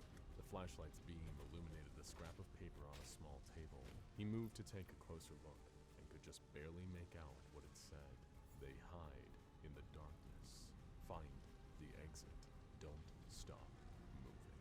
He heard a sound behind him, and the music reached a deafening volume. He whirled around and saw nothing but the hall in front of him, bending around a corner. He knew from the heavy feeling in the pit of his stomach and the music that threatened to rupture his eardrums that there was something horrible waiting for him around that corner. He froze for a moment, then remembered the letter's words of warning. Don't stop moving. He took a step towards the corner, then another, and another. He shone the light of the flashlight around the corner, but there was nothing there. No ghost, no monster, nothing. And then he felt it. A chill on the back of his neck. He whirled around, and there it was. The ghost of the cabin. It was so much bigger than it had looked before. Wispy white form stretching up to the ceiling from wall to wall. Its wide, dark eyes and gaping maw of a mouth inches from his own face. He screamed and instinctively swung the flashlight at the spirit, cutting through it with a beam of light. The ghost let out a shriek and shrank away from the glow. That was it. He just needed to keep the light on it, and the ghost couldn't hurt him. Jason was so thrilled by this little victory that he didn't even notice the boss music starting to play again, growing louder and louder. He didn't see the movement out of the corner of his eye, the silvery, pale figure of a woman stepping out of a portrait on the wall. All he felt was a sudden, overwhelming cold, like ice in his veins, and then everything went black. He opened his eyes back in his bedroom, looking at a dark screen with the words "Game Over" written in dripping red font. He couldn't tell for a moment if that had been real or a dream, but either way, he only wanted to do one thing: tell his mom. Beverly listened to her son's story and couldn't help but write it off as the overactive imagination of a child. But still, she humored him and agreed to try the console for herself and see what happened. Choosing at random, she selected Farmtastic and pressed play. All of a sudden, she felt the heat of the sun on her face, heard the mooing of cows, and smelled fresh-cut hay. She was steering a tractor through a wide-open field, where a moment ago she had been standing in her house in the dead of winter. Jason shut off the game, pulling her back into reality, and as Beverly gasped in shock, Jason said, "Best present ever." Unfortunately for Jason, word was already spreading about the Pretendo, all the way to the SCP Foundation. The console and all other consoles that the Foundation could track down were seized and designated SCP-591. SCP-591 is a line of video game consoles originally developed as a counterfeit of the Nintendo Entertainment System, before being bought and distributed by Dr. Wondertainment, a toy company responsible for a wide variety of anomalous objects contained by the Foundation over the years. The console is capable of playing NES titles, as well as games from Dr. Wondertainment's original lineup of 8-bit games, many of which the Foundation has in its possession as well. Some of the titles in the SCP Foundation's library include, but are not limited to, arcade shooter Wapham, platformer Dusky's Adventures in Stadeland, survival horror game You Can Do That on Television, puzzle game World War I Ace Trench Digger, music racing game Led Zeppelin Air Racers, fighting games Super Kick Karate and Super Kick Karate 2010, and the educational game Reading Rainbow Sit and Listen. Whenever one of the official Dr. Wondertainment cartridges is inserted into the console and activated, it results in a localized CK-class reality restructuring scenario, which rearranges reality in the immediate area to resemble the game's setting. The player inside of the game's affected radius will take on the role of the game's protagonist and navigate the events of the game until either they win or the console is deactivated. Don't worry, this isn't one of those if you die in the game, you die in real life scenarios. If the player happens to be a less than adept gamer, they will simply respawn or start at the beginning of the game like any video game character would. That doesn't, however, mean that SCP-591 isn't dangerous. Like any piece of vintage technology, the components of the Pretendo system have degraded over time, their functionality steadily decreasing. For an ordinary game console, this would be a simple inconvenience, something that would impact the quality of the graphics or responsiveness of the controls. It would be annoying and maybe eventually unplayable, but otherwise harmless. For the Pretendo, however, this degradation has had catastrophic events. When a game cartridge is inserted into SCP-591, there is now a chance of the CK-class reality restructuring scenario going wrong, and resulting in a ZK-class reality failure scenario instead. Essentially, instead of just transporting the player into the world of the game, reality will crumble in the designated area and the laws of time, space, and physics will be bent or even broken. While the CK-class scenarios dissipate as soon as the console is deactivated, the ZK-class scenarios refuse to play by the rules. They remain in place wherever they first manifested, seemingly permanently. The ZK class scenarios were first observed during playtesting by the research staff assigned to SCP-591. After learning about the nature of the Pretendo game system, Dr. Furukawa has volunteered as a test subject, specifically requesting that he be given the chance to play the Dr. Wondertainment title, The Legend of Swordmaster, because, quote, it just looks really cool. This particular game came with not just the cartridge, but a special sword-shaped controller to be used during the sword fight sequences. Dr. Furukawa stepped into the containment cell where one instance of SCP-591 had been placed, with his chosen game cartridge and controller waiting for him. As soon as he inserted the cartridge into the console and pressed the start button, the room around him began to transform, reality itself warping and reshaping to fit the world of the game. Fluorescent lights and stark white walls were replaced by pixelated trees and a winding cobblestone path leading to a massive stone castle. The first enemy, a knight in black armor, leapt into frame, and Dr. Furukawa raised his sword ready for combat. But before he had a chance to deal the first blow, it became clear that something wasn't right. The enemy knight suddenly disappeared, glitching out of sight. The cobblestone slowly began to drift into the air, and so did Dr. Furukawa. Just as suddenly as he lifted off, he dropped back to the ground with a heavy thud. Gravity was rapidly fluctuating, and he could scarcely keep his balance. In front of him, he could see random cubic structures popping up out of nowhere, made of wood, stone, and ice. "End the game!" he called out desperately. "Pull the plug, someone, please!" Outside, one of the researchers watching the experiment cut the power to the console, but nothing happened. The world refused to return to normal. Security officers entered the area and attempted to remove Dr. Furukawa, but found that his body still resembled an 8-bit video game character. When they attempted to drag him out of the ZK class zone, he cried out in pain as his body began to dissolve into static. They had turned off the console, but they were unable to pull him out. The rest of the research team, horrified by what they had witnessed, began to take measurements of the reality failure scenario from outside of the room. The area now displayed a complete absence of naturally occurring radiation, including cosmic background radiation. There was also evidence of time dilation, reduction of light speed, and the gravity fluctuations that Dr. Furukawa had first noticed. With no way to remove Furukawa from this broken reality, the area would have to be sealed off, and he would be left inside. There was no other option, so they constructed a concrete dome around the testing site and relocated the remaining instances of SCP-591. From that point on, testing was only conducted using D-classes, no matter how much research staff loved video games, or how vehemently they insisted that they were, quote, willing to roll the dice. They were barred from testing and encouraged to pick up a VR headset for a much lower-risk, immersive gaming experience. Over the years of testing following the Dr. Furukawa incident, 4 more ZK-class scenarios were created and contained. Some of the individuals survived the incident, but were physically altered so greatly that they would not be able to survive outside of the ZK-class reality failure. The only people who survived were unable to readjust to their lives, continuing to live as the main character of the game that they were playing. At this point, testing was officially suspended indefinitely due to not only the loss of human life, but also the unpredictable and highly dangerous nature of the damage being done to reality on such a global scale. All instances of SCP-591 confiscated by the Foundation are kept in a storage containment vault, kept separate from any civilians or their infrastructure by a distance of at least 500 meters. It is also kept separate from other Foundation-controlled containment facilities.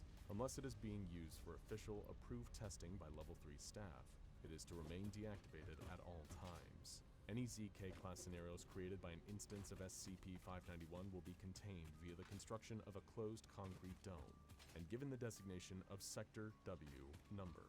Sectors W1 through W5, the currently existing ZK-class scenarios, are monitored remotely and kept highly classified. Any personnel or test subjects located inside one of these sectors will remain there indefinitely and be officially considered lost in action.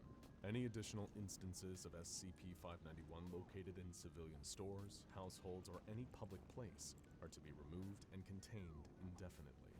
As the years have gone by, testing has indicated a steady increase in the rate of ZK-class scenarios being generated from a CK-class scenario. Where it was only a 1% chance, there is now a 32% chance.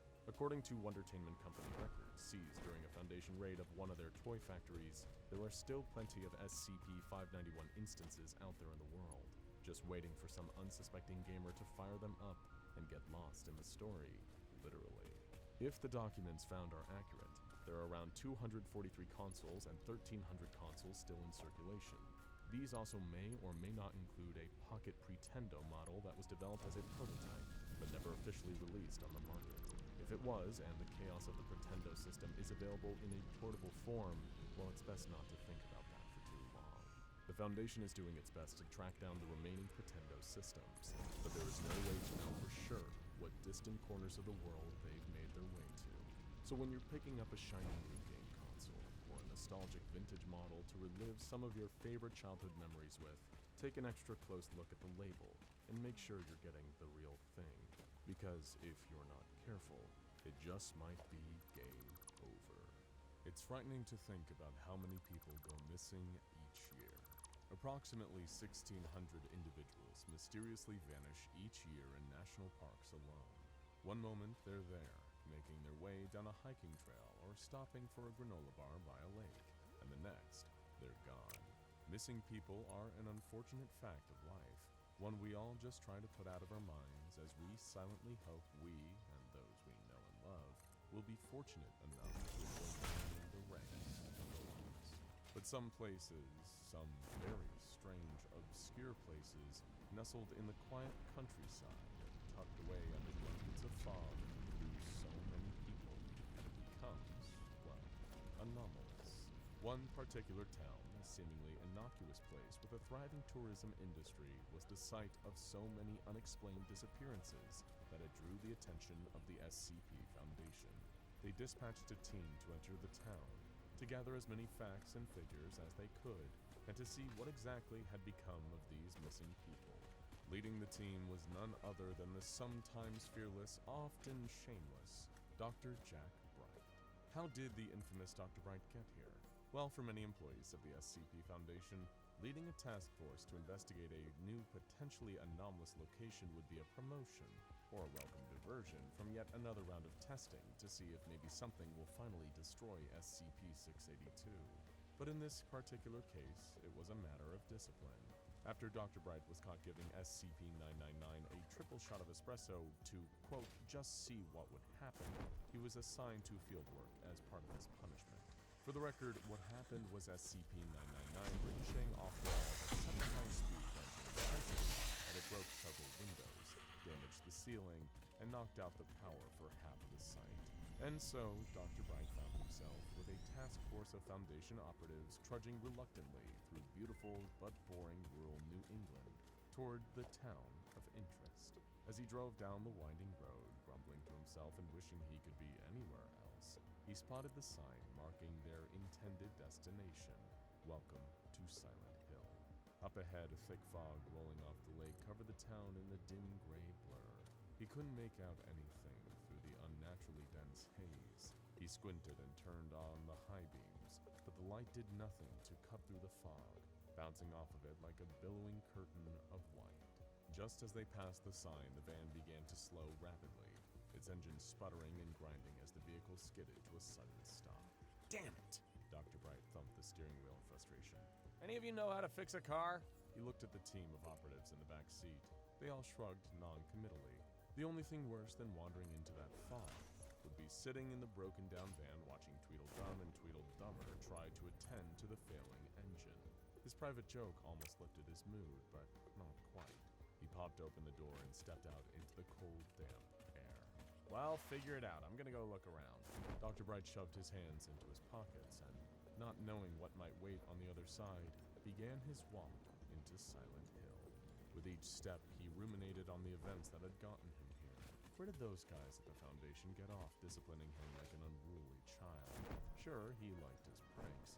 He enjoyed a good joke, and maybe sometimes he took it just a little bit too far. But he'd like to see them confront the existential dread of immortality without needing a humorous outlet every now and then. They'd crack under the pressure without a release of some kind. So what gave them the right to put him, a brilliant, if unconventional mind, in some kind of glorified time out? He scoffed out loud to himself, and the sound echoed in the vacant streets. The sheer emptiness of it all snapped him out of his self-pity, and for the first time, he looked up to take in his surroundings. The stubborn fog refused to dissipate, no matter how far he walked, but at least he could make out the shape of the buildings now, of parked cars on the side of the road. No, not parked, wrecked, abandoned, left to rust.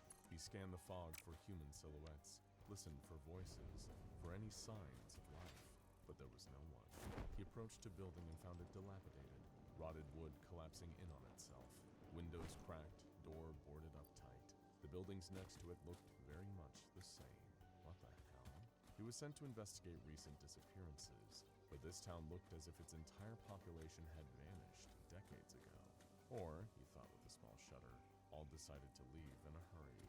What could have driven them out? Okay, that's it, I'm done, Dr. Bright remarked, turning a swift 180 degrees and preparing to go back the way he came. As he did, he froze. Where there had once been continuous unbroken road, the street now ended in a jagged edge, a deep, dark chasm, the only thing that waited beyond. It was too broad to jump across, and he couldn't see another road out of town. Hey, guys, he called out, hoping to draw the attention of one of the men he had left with the van. A little help over here? But there was no response. Hello? He shouted again, louder this time. When no one answered, he repeated to himself again and again with increasing desperation, his voice growing hoarse from the effort. Had they somehow fixed the van and left him there? Had they fallen into the chasm where the road once was and been killed on impact? There was no rational explanation for what was at play here, but as the consciousness of a man living inside of an ancient amulet reminded himself, he very rarely encountered rational things in his life. There had to be a way out. He just had to find it. If he couldn't go back, well, he would just have to keep moving forward. On through the winding labyrinth of the street, through the maze of crumbling buildings, looking for any signs of life. He followed a natural bend in the road and suddenly found himself wedged between two buildings down a narrow, claustrophobic alley. It seemed that this place didn't feel much like playing by the ordinary rules of time and space, and while Dr. Bright could usually appreciate a rule breaker, being a little rebellious himself, that uncertainty was putting him on edge. His breaths came in shallow gasps, his chest tight with apprehension. As he turned in a circle, looking for the best way out, he heard a sound behind him, the first noise he had heard other than his own breathing in quite some time. It was the soft, plodding sound of uneven footsteps, like someone small, walking with a limp. He whirled around to face the noise and saw what he might have mistaken for a child, until he got a proper look at it. The thing that was steadily approaching him was small and humanoid in shape, but that was where the similarities to a human being ended. Its skin was a pale, mottled gray, the shade of a body fished out of a river after weeks of loathing and decay. Its mouth was a twisted, gaping hole, more like a wound than a mouth, and in place of its eyes were a pair of slits in the pale flesh. It stumbled as it walked, like it was still learning how, but the childish ineptitude did nothing to distract from the creature's menace. As it advanced towards Dr. Bright, he saw the glint of something metal. In the creature's gnarled fist, it held a rusty knife. As it got closer, it slashed haphazardly in his direction, and its mouth opened wider to let out a chilling, high-pitched giggle. This thing was preparing to carve him up and enjoy every second of the job. As he took in the sight of the horrible gray child in front of him, Dr. Bright had been frozen to the spot, unable to force his legs to carry him away. But the sight of the knife, the grim realization of just exactly what this thing had in store for him, shocked him back to life. He grabbed a wooden beam leaning up against the nearest wall and threw it at the little monster, knocking it onto its back.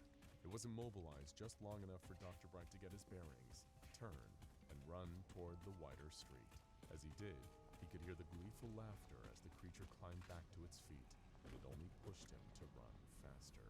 When he could no longer hear the little footsteps or the warped giggles of the great child, Dr. Bright stopped to catch his breath. So it seemed like there was still life in Silent Hill after all. There just wasn't human life. There was silence for a moment. Nothing but Dr. Bright's heart pounding in his head as he bent over his knees and silently cursed himself for not exercising this body more often. Then the shrill cry of an air raid siren ripped through the foggy air, and for a moment, his heart stopped. What the hell did that sound mean? He stood up, inspecting his surroundings for signs of danger. For what? A tornado? A bomb? He wasn't sure, but nothing could have prepared him for what he saw next. The entire landscape had shifted around him in an instant. He was unsure of how exactly to describe it, except to say that this world had gotten darker, more dangerous. Where the streets had been lit by dim gray sunlight filtered through the haze, it was now darkness, save for an occasional street lamp with a flickering red bulb. He couldn't be sure if it was a trick of the light, but he could swear there was blood staining the street, smeared across the brick walls of buildings on either side. The town had been ominous before, but now it was like something out of a nightmare. And all the while, the siren continued to blare, warning of a danger he could not see. He needed to find shelter. That was it. From what he didn't know, but whatever was coming could not be good. Dr. Bright ran to the nearest door, twisting the knob, trying to yank it open, but it wouldn't budge. The hinges were rusted shut, and there was no time to try and force them open. He tried another door, and another, and another. It was as if the houses knew to try and keep him out, to keep him exposed and vulnerable on the outside. Finally, he reached a two-story house with peeling white paint and a mahogany door, one that looked so familiar that he couldn't quite place. When he turned the knob, the door creaked open with ease, and he quickly raced inside, slamming the door shut behind him and locked it. As Dr. Bright slumped against the door, overtaken with exhaustion, an intrusive thought made his stomach drop. Was he alone in this house? Had he really found shelter? Or had he just shut himself inside with something even worse than what waited out there? In the silence, he could swear he heard the quiet thumping of a pulse, but he couldn't tell if it was his own or the house's beating heart. He couldn't just stay here, dreaming up all the horrors that might be waiting. He needed to gather data, investigate his surroundings, and come up with potential solutions. He needed to be a scientist. On unsteady legs, Dr. Bright began to walk the halls of the house, taking in his surroundings properly for the first time. It was dusty and dark, a place left vacant for quite some time, but there were signs of a life once lived within the house's walls. A rocking horse in the corner, a shelf full of well-worn books, the titles scratched and itched in his brain, memories he hadn't touched in decades. Strange that so many of the books in this house would remind him of the pages he once flipped through, staying inside to read while his brother played in the yard outside. His brother. Dr. Bright swallowed the lump in his throat at the thought of TJ. No use going down that path. Not right now. He continued his walk through the house, taking in the cobwebs, the couch covered with plastic, the coffee table, and the TV set. Along the hall leading to the bathroom, there were rows of family pictures hanging in neat little frames. He stopped to take a look, wondering what sort of family had once lived here. As his eyes fell on the first photograph, his blood turned to ice in his veins. A boy looked out from within the frame, a familiar boy with a mop of red hair, a freckled nose, and kind, smiling eyes. No, Dr. Bright whispered to himself, but there was no denying it.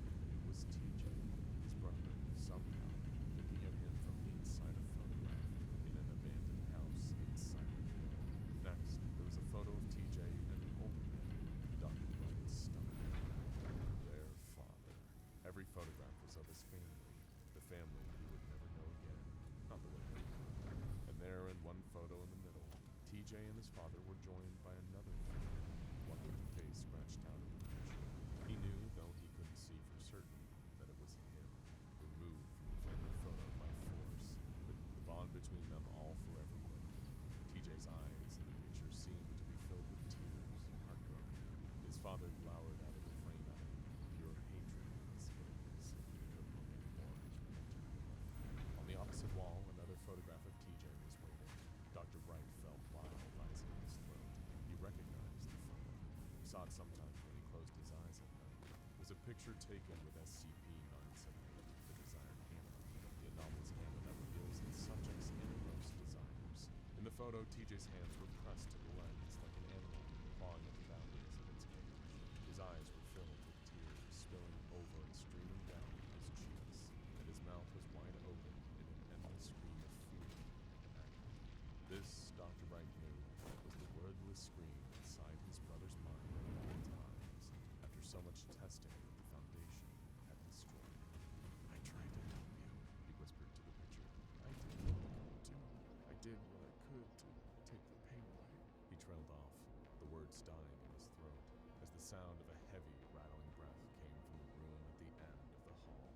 was a thick, wheezing sound, like a death rattle a dozen times over.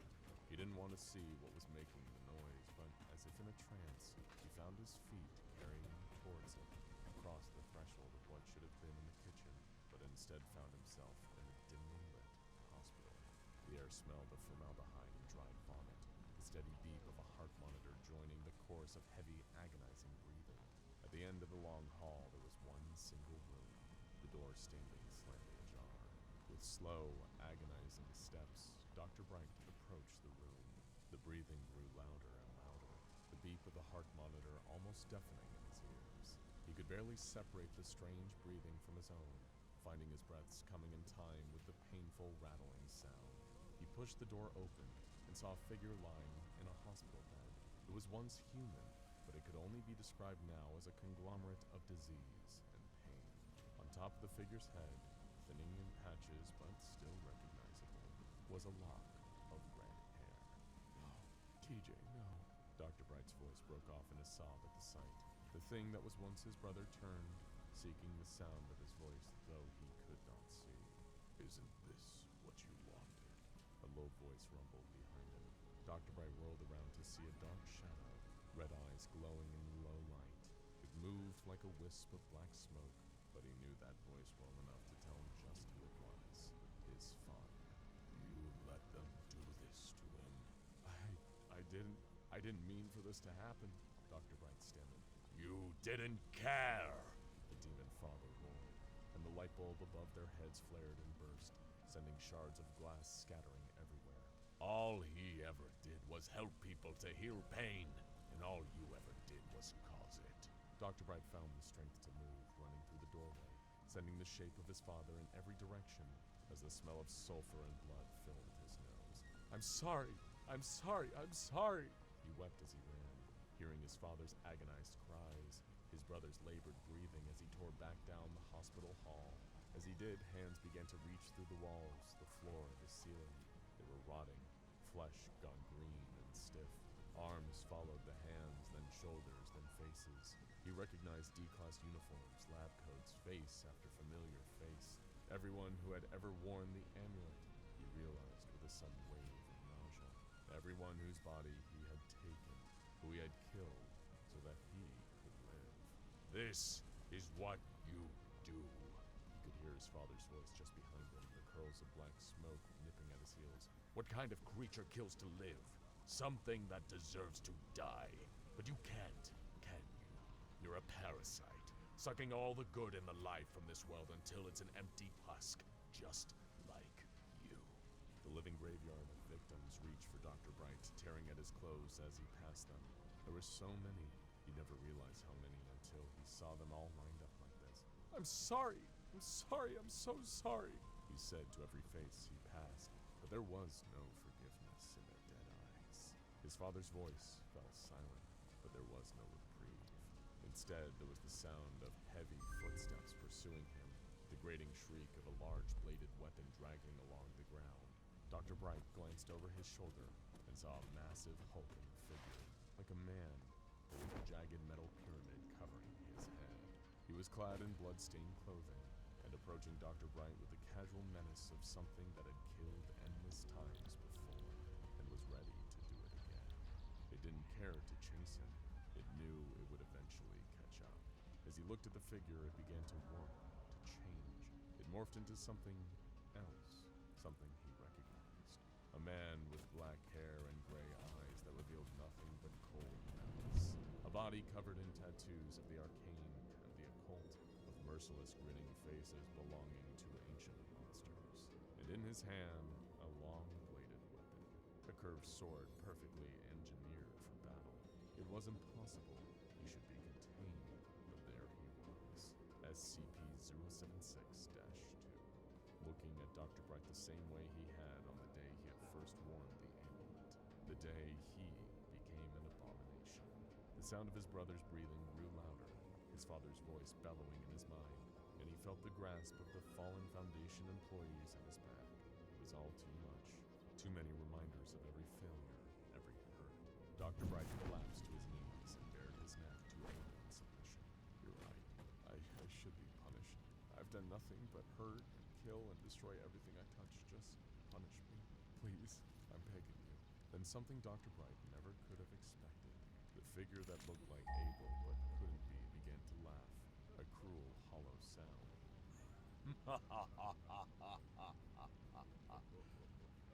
No, it said in a voice that sounded like a chorus of hundreds. We will release you. Nothing we can do here will ever be worse than the eternity of torment that stretches before you. Good luck to you, Dr. Bright. Jack Bright let out a wail of agony, reaching out to Abel with pleading hands as the entity turned and slowly walked away, leaving him there alone with the hell that was his thoughts. Then everything faded to black. Dr. Bright? Dr. Bright! The sound of one of his team members brought Dr. Bright back to consciousness, and he opened his eyes. He was lying on the side of the same road he had walked along before, right next to the sign welcoming the group to Silent Hill. You're all still here? He asked. What do you mean? The man looked puzzled. You parked the van, you got out, you fell down, and we've been trying to wake you up. How long was I out? Dr. Bright's vision swam as he tried to wrap his mind around the information. I don't know, about 10 minutes? SCP-096, the Shy Guy, woke up in an unfamiliar room without a thought in its head. However, one thing quickly occurred to it. This was not its containment chamber. No, the solid steel cube that had kept it locked up for decades now didn't have a front desk or walls covered in strange childlike murals or tinny party music playing over old speakers. Wherever SCP-096 had found itself, it certainly wasn't the place it had come to call home. If it could read, it would have registered the words behind the front desk, painted onto the wall, Ban Ban's Kindergarten, where joy comes alive. Little did 096 know, something really did come to life here at Ban Ban's Kindergarten, but it definitely wasn't joy. SCP-096 was typically used to a much more confined space, so presented with so much strange freedom, its natural instinct was to wander around, whimpering quietly to itself. This place was certainly peculiar, with multiple large reinforced doors, each one having a large red button fixed to the wall above them. A strange green creature was painted on the wall, with an affixed speech bubble that read, Jumbo Josh says, eat fruits and vegetables if you want to be strong like me. Though 096 paid no mind to such things. This place looked like an SCP Foundation containment facility, mixed with an off-brand Chuck E. Cheese, and some tiny part of the Shy Guy's dim and dismal brain wanted to see more of it. What other secrets could it hold? The Shy Guy pressed one of the big red buttons, causing the doors to open underneath it. There was a faint sound of childish laughter somewhere down the distant hall. How had it ever found its way into such a strange place? The deeper the Shy Guy wandered, the more strange murals it saw on the wall. There was one for a large orange cartoon jellyfish with one staring eye, where the speech bubble read, Stinger Flynn says, having many arms allows me to help a lot of people. Then, a squat blue gorilla-like creature with sharp lower teeth had a speech bubble that read, Captain Fiddles says, Ooga booga, booga ooga. A white feminine cat-like creature had the speech bubble, Banbalina says, kindness is free, so sprinkle it everywhere. A misshapen pink bird creature had the speech bubble, Opila Bird says, laughter is the best medicine, so make sure to smile. And of course, most importantly of all, presiding over the creativity room, was a mural of a grinning red creature wearing a pair of party hats on its head like horns. His speech bubble read, Ban Ban says, sharing is caring, your pancreas is mine. A whiteboard not far from this mural had the words, Run for your lives, hastily scrawled onto it. To anyone but the Shy Guy, who had no point of reference, this was clearly not a normal kindergarten. As the Shy Guy passed into the hallway, slowly lumbering along, it suddenly felt an intense spike of burning pain right through its forehead. Rising like a fever pitch, the Shy Guy's subdued whimpers quickly escalated into horrifying wails of animalistic rage. This could only mean one thing. Somewhere, something had made the terrible mistake of gazing at the Shy Guy's face. In fact, not 10 feet away, the unfortunate Opila Bird had made that very mistake. It typically peeked out from behind one of the hallway's pillars to get a good look at any potential intruders or new prey midst. But this time, the beastly bird's curiosity had taken it from predator to prey itself, though it wouldn't realize this until it was already too late. As the mutant bird creature skittered back into the cavernous hall filled with plastic trees and an underwhelming play area, the Shy Guy came galloping after it on all fours, roaring with fury. The Opola bird was shocked to see the creature giving chase. This doesn't make sense. I meant to chase you. You're not meant to chase me. But things are rarely fair when it comes to the Shy Guy, arguably one of the most dangerous Euclid-class creatures ever kept in Foundation containment. The Opola bird flapped desperately towards the boarded-up escape hatch, but the Shy Guy was so much faster. It grabbed hold of the bird, gripping it in its iron clutches, and began to stretch open its bottom jaw with a blood-curdling roar. We'll spare you the details of what happened next, but suffice to say, little more than a handful of feathers were left. After finishing off the Opola bird, the Shy Guy reverted from rage back to pitiful sadness. This place was no better than the SCP Foundation. There were still creatures here to look at its face and drive it into a state of extreme emotional distress. It was horrible. The Shy Guy needed to find a way to hide himself away again, so he decided to tear away the planks covering up the escape hatch and loped down the narrow hall. And there, the Shy Guy actually found something to its liking. 2 platforms, one on either side of the room, with what seemed to be a deep, dark chasm between the two. For most, there was an electrical lift system for carrying them between the platforms, but the Shy Guy had no interest in the platforms. He only sought the darkness below, where nobody could see his face. That would suit him just fine. The Shy Guy jumped over the guardrail and plummeted down below into the dark. Feeling the air against its cold gray skin as it felt wonderful. It dared to think that it might even find solace in this deep, dark place, but as soon as he hit something solid, some kind of metal lift system, alarms went off, and flashing red lights soon made everything down there in the darkness visible. To be exposed like this while it thought it was hidden was the dreaded Shy Guy's worst nightmare. Little did he know, he would soon become the worst nightmare of a number of other beasts. As the Shy Guy crawled off the metal platform, hoping that perhaps it could find another place to hide down here, its hands and feet splashed into shallow water. Had something sprung a leak down here? The Shy Guy began wandering the half-dark as the water of this flooded sub-basement area pooled around him. It had no idea that another creature was already sneaking up behind it, getting ready to strike. Before 096 could even react, several whip-like orange tentacles wrapped around its limbs and began delivering an antagonizing shock through its body. More tentacles came in soon after, wrapping around the Shy Guy's body and face, delivering shock after shock after shock, with its millions of tiny, venomous stinger barbs. For a second it seemed like the surprise attack might actually be able to subdue the monster, but little did the Shy Guy's attacker, the monstrous real Stinger Flynn, know that attacking it was just another way to activate its infamous rage state. The second that Stinger Flynn relented, even just for a moment, the Shy Guy grabbed him by the tentacles and slammed him into the watery floor, again and again and again, until the grip of his tentacles loosened around the Shy Guy's body, and he was defenseless. With Stinger panicked and immobilized, the Shy Guy released the full force of his supernatural fury, striking the demonic jellyfish with his fists until what was left couldn't be distinguished from the water it used to be floating in. Stinger Flynn had been completely annihilated.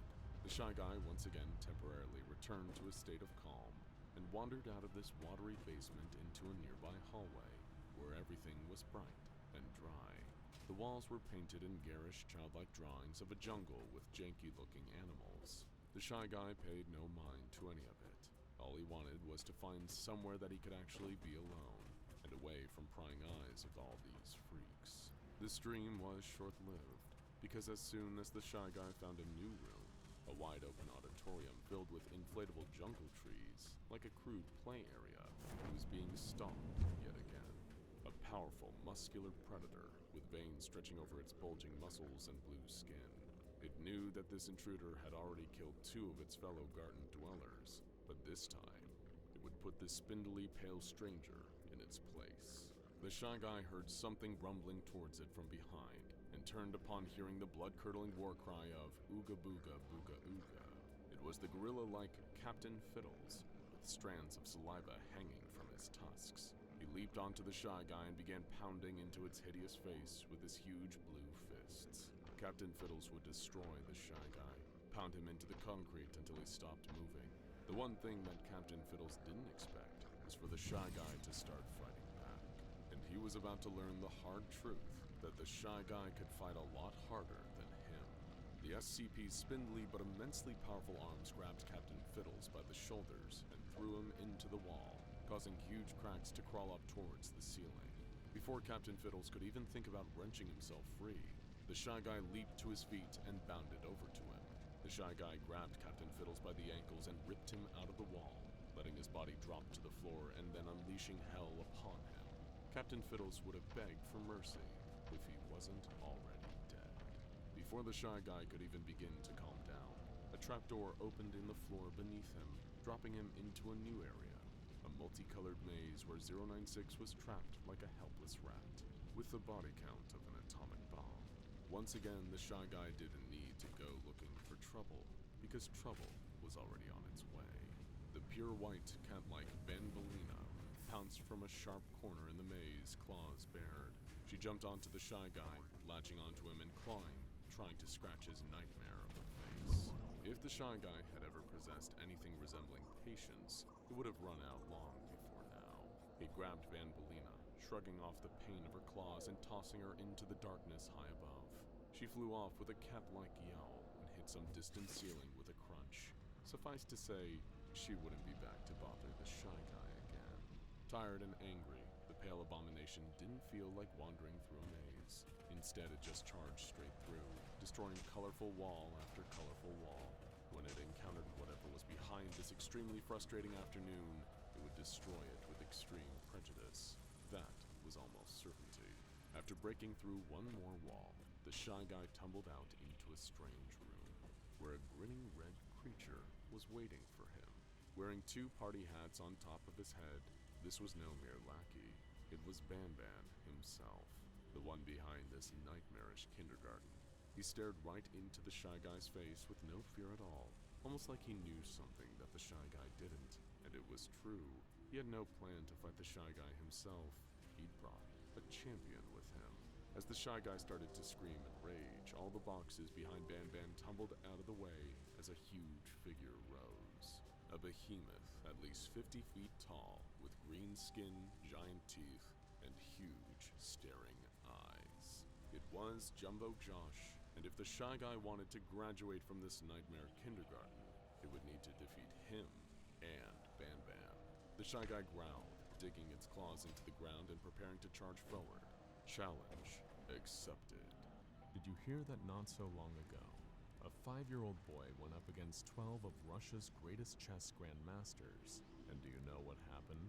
He lost every single match. That's because winning at chess, dear viewers, isn't easy. Chess is an ancient game of strategy, cunning, and skill. It's not just about thinking one step ahead of your opponent. That's not going to be enough. Make a wrong prediction, and you could end up sacrificing one of your pieces, as well as vital space on the board. But thinking 2 to 3 steps ahead, beating your adversary's moves before they've even been made, now there's a viable strategy. Tricky, but viable. After all, if it was easy, we'd all be Queen's Gambit level chess prodigies. Eric Matthews had never been good at the game, but he had a pretty substantial reason to keep trying.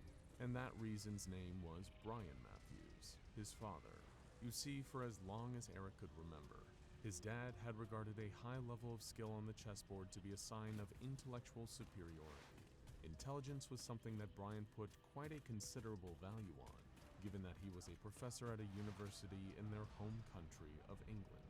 Some of Eric's earliest memories were of playing chess with his dad, usually on a Friday night when Brian got home after a week of giving lectures to the next generation of scholars. Obviously, with his son at such a young age, the professor would take it easy on Eric, playing in a much laxer fashion, focusing instead on teaching the boy the basics of the game. And for a time at least, it was good. It was a rare time that Eric and his academic father could spend bonding. After all, with his mother gone, his dad was all he had.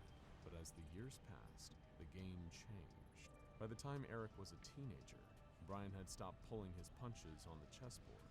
He hoped his son would build on what he'd learned when they played in the past, using those skills to best his dad on the board.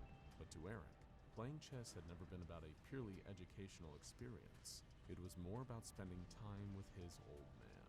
Time after time, the young man's pawns fell prey to Brian's expertly considered and far more competitive moves. Try as he might, Eric couldn't best his dad. He tried his best and never stopped putting the effort into every game, but thinking too hard about one possible plan of attack left him wide open to a counter strategy from the professor.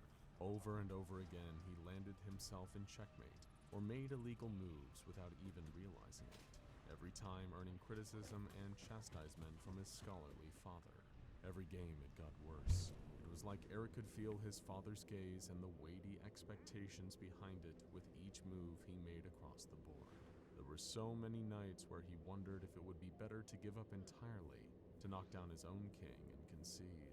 But how could he ever find any other shared interests with his dad beyond the two of them playing chess? It had become a lifeline, tethering father and son together, and to cut it now left Eric uncertain if he'd sink or be able to swim alongside Brian. He had long admired his father.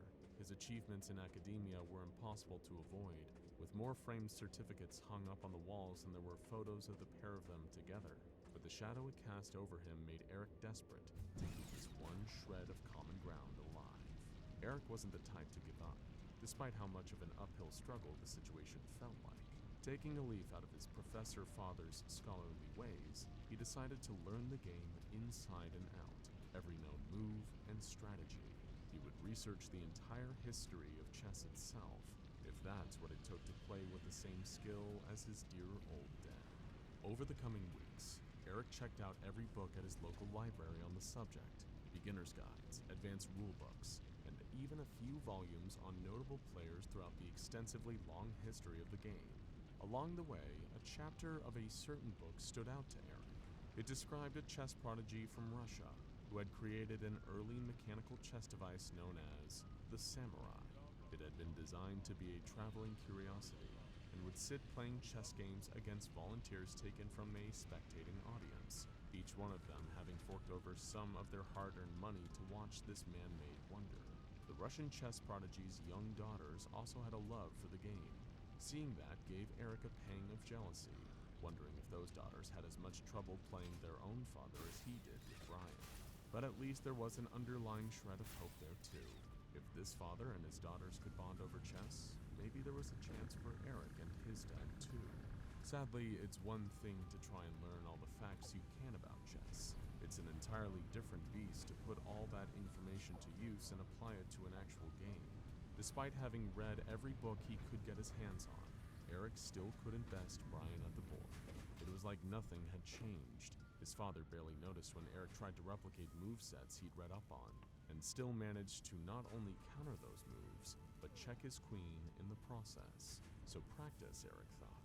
After all, practice was supposedly meant to make perfect, right? The plan was simple.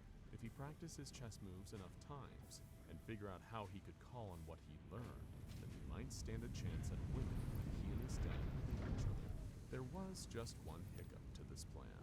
Eric needed someone to practice against. The only other person in the house was Brian, meaning it was that hiccup that turned into a problem almost big enough to stop Eric in his tracks. That is, until he went into his father's lab. It was under the house itself, a sort of sub-level, maybe used as a basement or cellar by the previous owners. But since Professor Matthews and his son had lived there, the entire room had been remodeled into an at-home laboratory. Not a terribly advanced one, of course. This was the early 90s after all. The majority of Brian's time, even when he was at home instead of working at the university, was spent on his own, downstairs in the lab.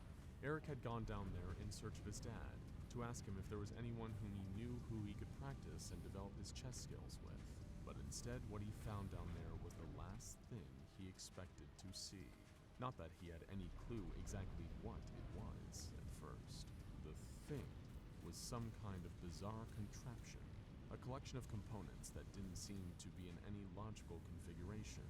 However, it was primarily composed of something that Eric recognized all too well, a chess table. This one was metal, steel to be precise, and seemed to be hooked up to some sort of computer.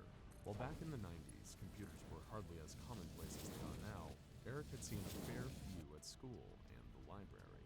Although this one was different. It seemed old. Far older than Eric thought computers had been around for.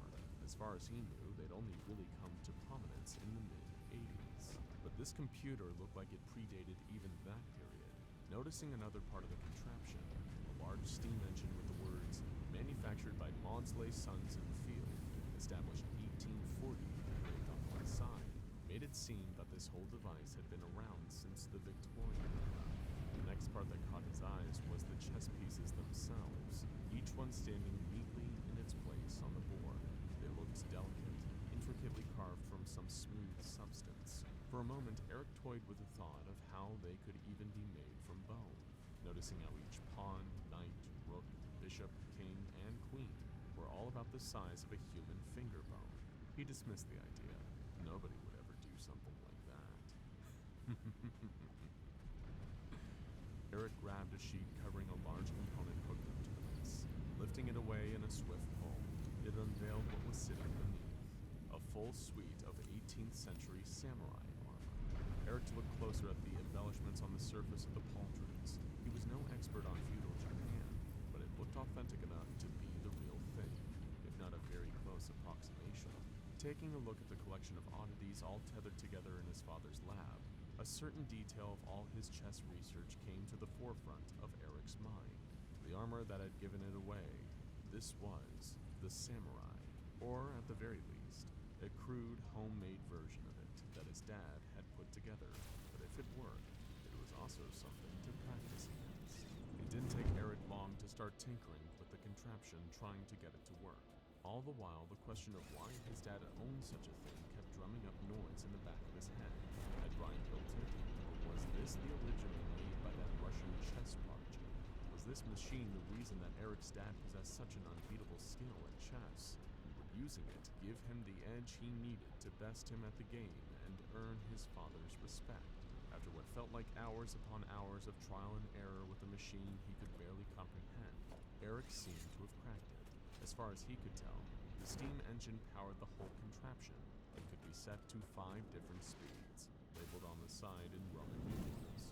The power from the engine was then fed to some kind of sophisticated mechanism that was within the suit of samurai armor, allowing it to move, and what appeared to be a series of electromagnets that moved the chess pieces and kept them on the board. Flicking it onto the 3rd highest of the 5 speed levels, the machine whirred into life. The sound of creaking and grinding of metal filled the lab. Kneeling opposite, Eric went to make the first move, only to stop himself. It wasn't that he changed his mind about practicing against the samurai, but because of the speed he'd set it to. Determining that the settings might have correlated to difficulty levels, Eric figured that if he really wanted to get the most rigorous practice, to really hone his chess moves, he needed to commit fully. Reaching for the dial, he turned the device up to its 5th and highest speed, then made his first move. He pushed one of the bone-colored prawns forward by a single square and waited. A split second passed, and the arm of the early automaton responded with its first counter-move. It was quick, almost moving with the same natural fluidity and speed as an actual human being, albeit still with a little bit of creaking, and some slight clockwork-like stutters. But it worked nonetheless. The machine could play. The tension over the first game was palpable, forming a layer of sweat over Eric's forehead. Every whir and tick of the machine gave the impression that they were playing with a stop clock, timing each of their moves, adding to the urgency. Despite this, Eric Matthews tried his best to stay calm. This was practice after all, a dry run, not the inevitable game he'd play against his dad. With every move he made, his heart drummed against his ribs, uncertain he'd made the right call. Each time the robotic hand cruelly knocked over one of his pieces away, Eric felt a surge of frustration, but told himself to quell it. He kept focused, using what he'd researched to adapt and respond accordingly to each of the machine's moves until checkmate. He'd beaten it. He might have lost everything save for a knight, a rook, his king, and queen, but he had won. Trapped without anywhere else to move on the board, the metal finger of the automaton conceded the game, knocking over its own king in resignation. Panting, Heart racing from the sheer excitement of being on the winning side of a game, Eric hurriedly gathered up and reset all the pieces. He had to go again, not just so that he could be certain it wasn't a fluke, but to make sure he had what it took to take on his professor father. Back and forth Eric went with the chess machine over and over again. They were fairly evenly matched, it seemed. Eric won the second game, only to be best on the next two, but it was sometime afterward, he had lost count of exactly how many rounds later, that things started to change. Maybe it was the age and condition of the Victorian-era chess computer, the natural wear and tear stopping it from functioning properly, but Eric noticed that the samurai started to make moves that were illogical, that practically offered him the upper hand with no discernible strategy behind them. Then its movements became flat out illegal, disregarding the directions and number of squares each different piece was allowed to move. Before long, it was moving them erratically around the chessboard, refusing to cooperate and forcing Eric to call an end to the day's practicing. Unfortunately, it wouldn't be the end of the unusual things that would happen that day. "Did you send me that weird email?" was the first question Eric's dad asked him when he returned home, looking noticeably under the weather. Confused, Eric said that he had no idea what his father was talking about.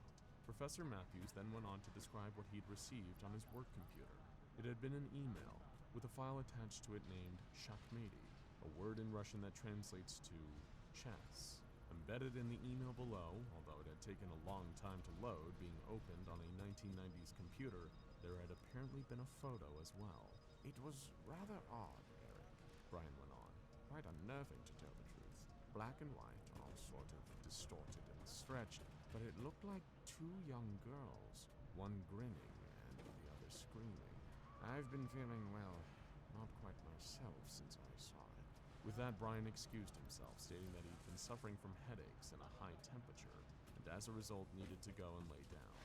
It wasn't like his father to get ill, Eric thought. But of course, he had no reason to assume it was anything serious. Probably just a spate of fatigue after a long day of teaching at the university. No cause for concern. If only that's all it was. Within a few hours, Brian was completely restless, so unable to sleep that simply taking a nap was impossible. He kept calling to Eric, complaining of the sound of childlike laughter coming from somewhere in the house, but his son hadn't heard anything. By the time the sun went down, Eric was trying to calm his dad down through a rush of intense anxiety that gripped him. Brian had been claimed to be hallucinating, seeing the warped faces of two girls that frightened him half to death. It was getting late, long past the time that they usually played chess together, but for now Eric's mind was focused solely on helping his dad. For a while he seemed to be able to calm his father down, only to realize Brian wasn't settled at all. He was awake, eyes open, fully conscious, but wasn't responding at all to Eric asking if he was alright. Instead, the accomplished academic just stared blankly into space. Eric had been up all night, exhausted, worried for Brian's safety, and completely clueless about what was happening to him. After a while of being non-responsive, his dad seemed to regain a little bit of lucidity once more, but his behavior was erratic. "Take me back to work. I need to get on my computer," Brian demanded of his son. When Eric refused, that's when his dad got angry and agitated. Professor Brian Matthews was sadly found dead within the next few months. Several months later, as the sole executor of his father's estate and last living relative, Eric had to be the one to go through his dad's personal belongings. Volumes upon volumes of thick academic books, his smart, scholarly clothes. The house was almost clear now, save for one thing that was left in the basement lab. Flicking on the light switch, Eric looked at the samurai sitting motionless, still uncovered after their last practice game. He'd sold off the chess pieces to a collector in New York. Now it was just an empty oddity. Eric placed a king on the board, one of the ones that he and his dad had used when they played each other. With a gentle flick of his finger, he toppled it, resigning to the strange automaton and leaving it there in the laboratory. He wasn't sure how, but he had some kind of gut feeling that this chess machine had somehow been responsible for his father's fate. Of course, Eric had no idea what the device actually was, and what, or who, lay beneath its whirring metal parts. SCP-1875 is the designation given to this machine now, and has been ever since the Foundation recovered it not long after Eric sold his father's house. They were able to learn much more about it than young Mr. Matthews, or even the late Professor Matthews, ever had. not just how to make it work or what its function was, but who had built it and who had been used to build it. Although details of his real name eluded the Foundation's top researchers, they were able to uncover newspaper articles about the device from all over Russia, America, and England, dating back to the early 1990s. The Russian chess prodigy who'd invented it and toured the chess-playing machine around had used some interesting components to make his automaton. Maybe they were what derived its skill at the game, and its apparent temperament when the device was made to play at maximum speed for too long. He had used his daughters to make the machine. Deep within the heart of this early form of computer, the two girls' brain tissue had been hooked up to the electromagnets. The machine's moves were theirs, each pawn or rook shifting across the black and white squares of the board. Every rule or strategy their prodigy father had taught, it all determined how the device played. Their minds, taken from their skulls, were now the analytical engine of their father's creation. The bones of their fingers he carved into chess pieces. Over the coming weeks, the Foundation naturally ran their usual slew of tests on SCP-1875, playing multiple games of chess against it. Every time, they increased the machine's 5 levels of speed, until it started behaving erratically while on the highest setting. Shortly after, every member of personnel working on SCP-1875 received a bizarre email. It contained a file named with the Russian word for chess and a photograph of the stretched, distorted, smiling, and screaming faces of 2 young girls. Faces that you might be seeing very soon. You all know exactly who I am.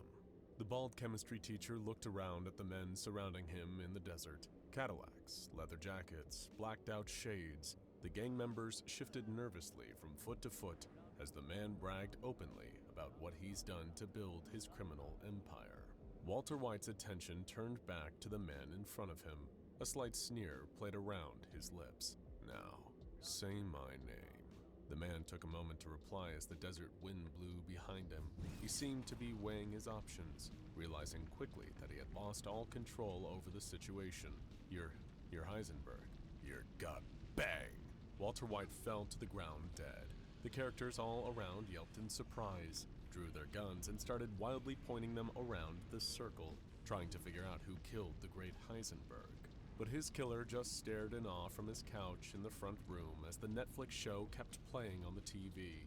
Had the toy gun in his hand really done that? Josh had admitted to himself that he had a problem a long time ago, but at least being a yard sale addict was cheaper than just a regular old retail addict. Actually, in truth, he was also an estate sale addict, a garage sale addict, and a thrift store addict. Anywhere you could buy people's old junk for rock-bottom prices, he would sniff it out. The Saturday that his life changed forever was just like any other Saturday, really. In the sweaty heat of the Atlantic City suburbs, he hadn't meant to stop by any sales today, but one just so happened to catch his eye. There was a box marked Nerd Stuff, and he took that as a personal challenge. Was this some old lady's version of Nerd Stuff or a veteran dungeon master's treasure trove? The reality was somewhere in between the two. There were a couple of seasons of Buffy on VHS, a copy of the original Deus Ex, and some Legend of Zelda plushies. It hadn't really been worth stopping his car for, except for a little plastic splash of color that caught his eye. Josh reached way down to the bottom of the box and rooted around for it. There was no way. It couldn't possibly be the toy he'd spent all his childhood asking for and never getting, but in fact, it was. A 1985 Nintendo Entertainment System Zapper, with an orange grip and barrel, NES gray bodywork, and the beautiful font printed along the side. It was unmistakable. He threw a wad of cash at the old lady behind the table and rushed back into his car quickly as he could. It was time to cancel his day plans. He had a childhood dream to fulfill. But no sooner that he had got home and flipped on his TV, the dream came crashing down around him. His old NES, the one he'd had since he was a little kid, had sadly keeled over. It refused to power on, no matter what he did. So that made his zapper pretty much useless. The best he could do with it now would be to point it at the TV and make pew-pew noises with his mouth. So Josh opened up Netflix and put on an episode of Breaking Bad. Little did he know, as he raised the zapper to the screen, that he was actually in possession of SCP-674. Nobody would know looking at it on the surface. Even the most hardcore gamers wouldn't have a clue, because you can fully disassemble, clean, and reassemble the zapper and get no indication that it's anything other than what it appears to be. However, as soon as the gun is pointed at a television screen or a computer monitor of any kind, it starts to pose a very real threat. Or at least a very real fictional threat. If you shoot at the screen, whatever media is playing on it at the time will react and adapt to what has just happened. That means characters on the screens will react in accordance with the rules of their respective universes. In a grounded, realistic drama, the gunshot will behave like any other, killing or wounding the victim, with perhaps enough time for them to give a dying monologue. But in an episode of Rick and Morty, the shot could manifest in any number of bizarre and creative ways. News crews that witness the user shooting a person in their live report will continue to cover the incident as if it is part of the ongoing story. If you shoot Walter White, he falls to the ground dead. Josh stared at the screen in utter amazement. He didn't expect the writers to kill off their main character just like that. Wasn't there supposed to be another 9 episodes? What would they do to fill all that time? As the episode played out, it seemed to mostly just follow Jesse, trying desperately to escape with his money before it was too late. He kept glancing towards the camera for some reason, with a slight look of fear in his eyes. Very strange creative decision there. Josh backed out of the show to scroll through his continue watching. There was something a little creepy about how he'd pointed the zapper at the TV, pulled the trigger, and perfectly, at that moment, a character had been shot. Time to pick out another show without any guns and murder for a bit. You know, something safe. The familiar melodica tune filled the lounge as various shots of Dunder Mifflin employees busied themselves, shredding credit cards and answering phone calls. It never ceased to make his worries go away seeing the words, "The Office," appear on the screen. He settled into the couch, watching as the characters all gathered in the conference room for some first aid training. The CPR dummy lay on the floor with Michael Scott earnestly explaining to the woman that the victim appeared to have lost their limbs. He laughed along as the scene descended into chaos, as none of the employees took the training seriously at all. Even though he'd seen this episode countless times, it never got old. Absent-mindedly, he pointed the gun at the TV and pulled the trigger. Bang! Pam collapsed on the ground. All of the characters dove out of the way, trying to find cover behind their chairs, not daring to peek out at the camera. Only the first aid lady stayed on the scene, trying her best to resuscitate Pam. It cut to a shot of Dwight talking to the camera sadly. He said that it was almost funny, but there was a real heaviness in the moment. His eyes were red, like he'd been crying off camera. Josh flipped the TV off and stared at himself in the dark reflection. Was he dreaming? He hadn't just done that, had he? Fortunately for Josh and for the rest of humanity, he had not killed Jenna Fischer or Bryan Cranston. He hadn't even killed their characters in the shows, at least not for anyone other than himself. Research into SCP-674 shows that the appearance of characters being killed off on screen only exists in the mind of the shooter. For everyone else, the office remains the same as it always was. Unfortunately for Josh, however, Pam is now dead in that universe and will always be whenever he watches an episode. It leaves a real shadow over the later seasons, but the characters apparently managed to do a good job pivoting into its new, darker tone. Other shows that have been tested in research conditions have yielded interesting results. Like in Star Trek, it is impossible to actually kill Captain Kirk. Instead, various red shirts always just so happen to dive in front of him or fall into frame at the pivotal moment. With a small dead zone on the right-hand side of the screen, characters who witness enough shootings have the sense to stick to that side of the frame whenever the shot is on them, sometimes going so far as to plead directly with the viewer, breaking the fourth wall in their desperation to survive. When Josh came back from a long walk outside, he'd convinced himself that what he had seen earlier was all just some vivid dream. A dream he didn't remember waking up from, but definitely wasn't happening anymore. He'd play some video games, that's what he would do. He had decided he would just play some Super Smash Bros. And unwind. Anyone who has ever said that sentence to themselves will know firsthand how foolish that is. Not 10 minutes later, Josh had definitely forgotten all about his dream from before. He was too busy raging and cursing at the screen. He couldn't stand playing against King Dedede. That stupid hammer move always got him. Without thinking, Josh snatched the zapper from the couch next to him and blasted Dedede right in the face. In classic Smash Bros. Style, the giant Penguin King was launched backwards, flying off the screen in a blast of colorful smoke. But he didn't respawn. For a second, his character just stood on the screen awkwardly before it kicked him back out to the character select screen. This time though, King Dedede's picture was missing. Josh couldn't help himself. He set up a free-for-all match straight away, picking all the characters he hated to fight against. Sonic, Mario, Pikachu, Bowser, Link, Ness, even Wii Fit Trainer. One after the other. Bang, bang, bang. He felt a strange sense of satisfaction once he'd done his work.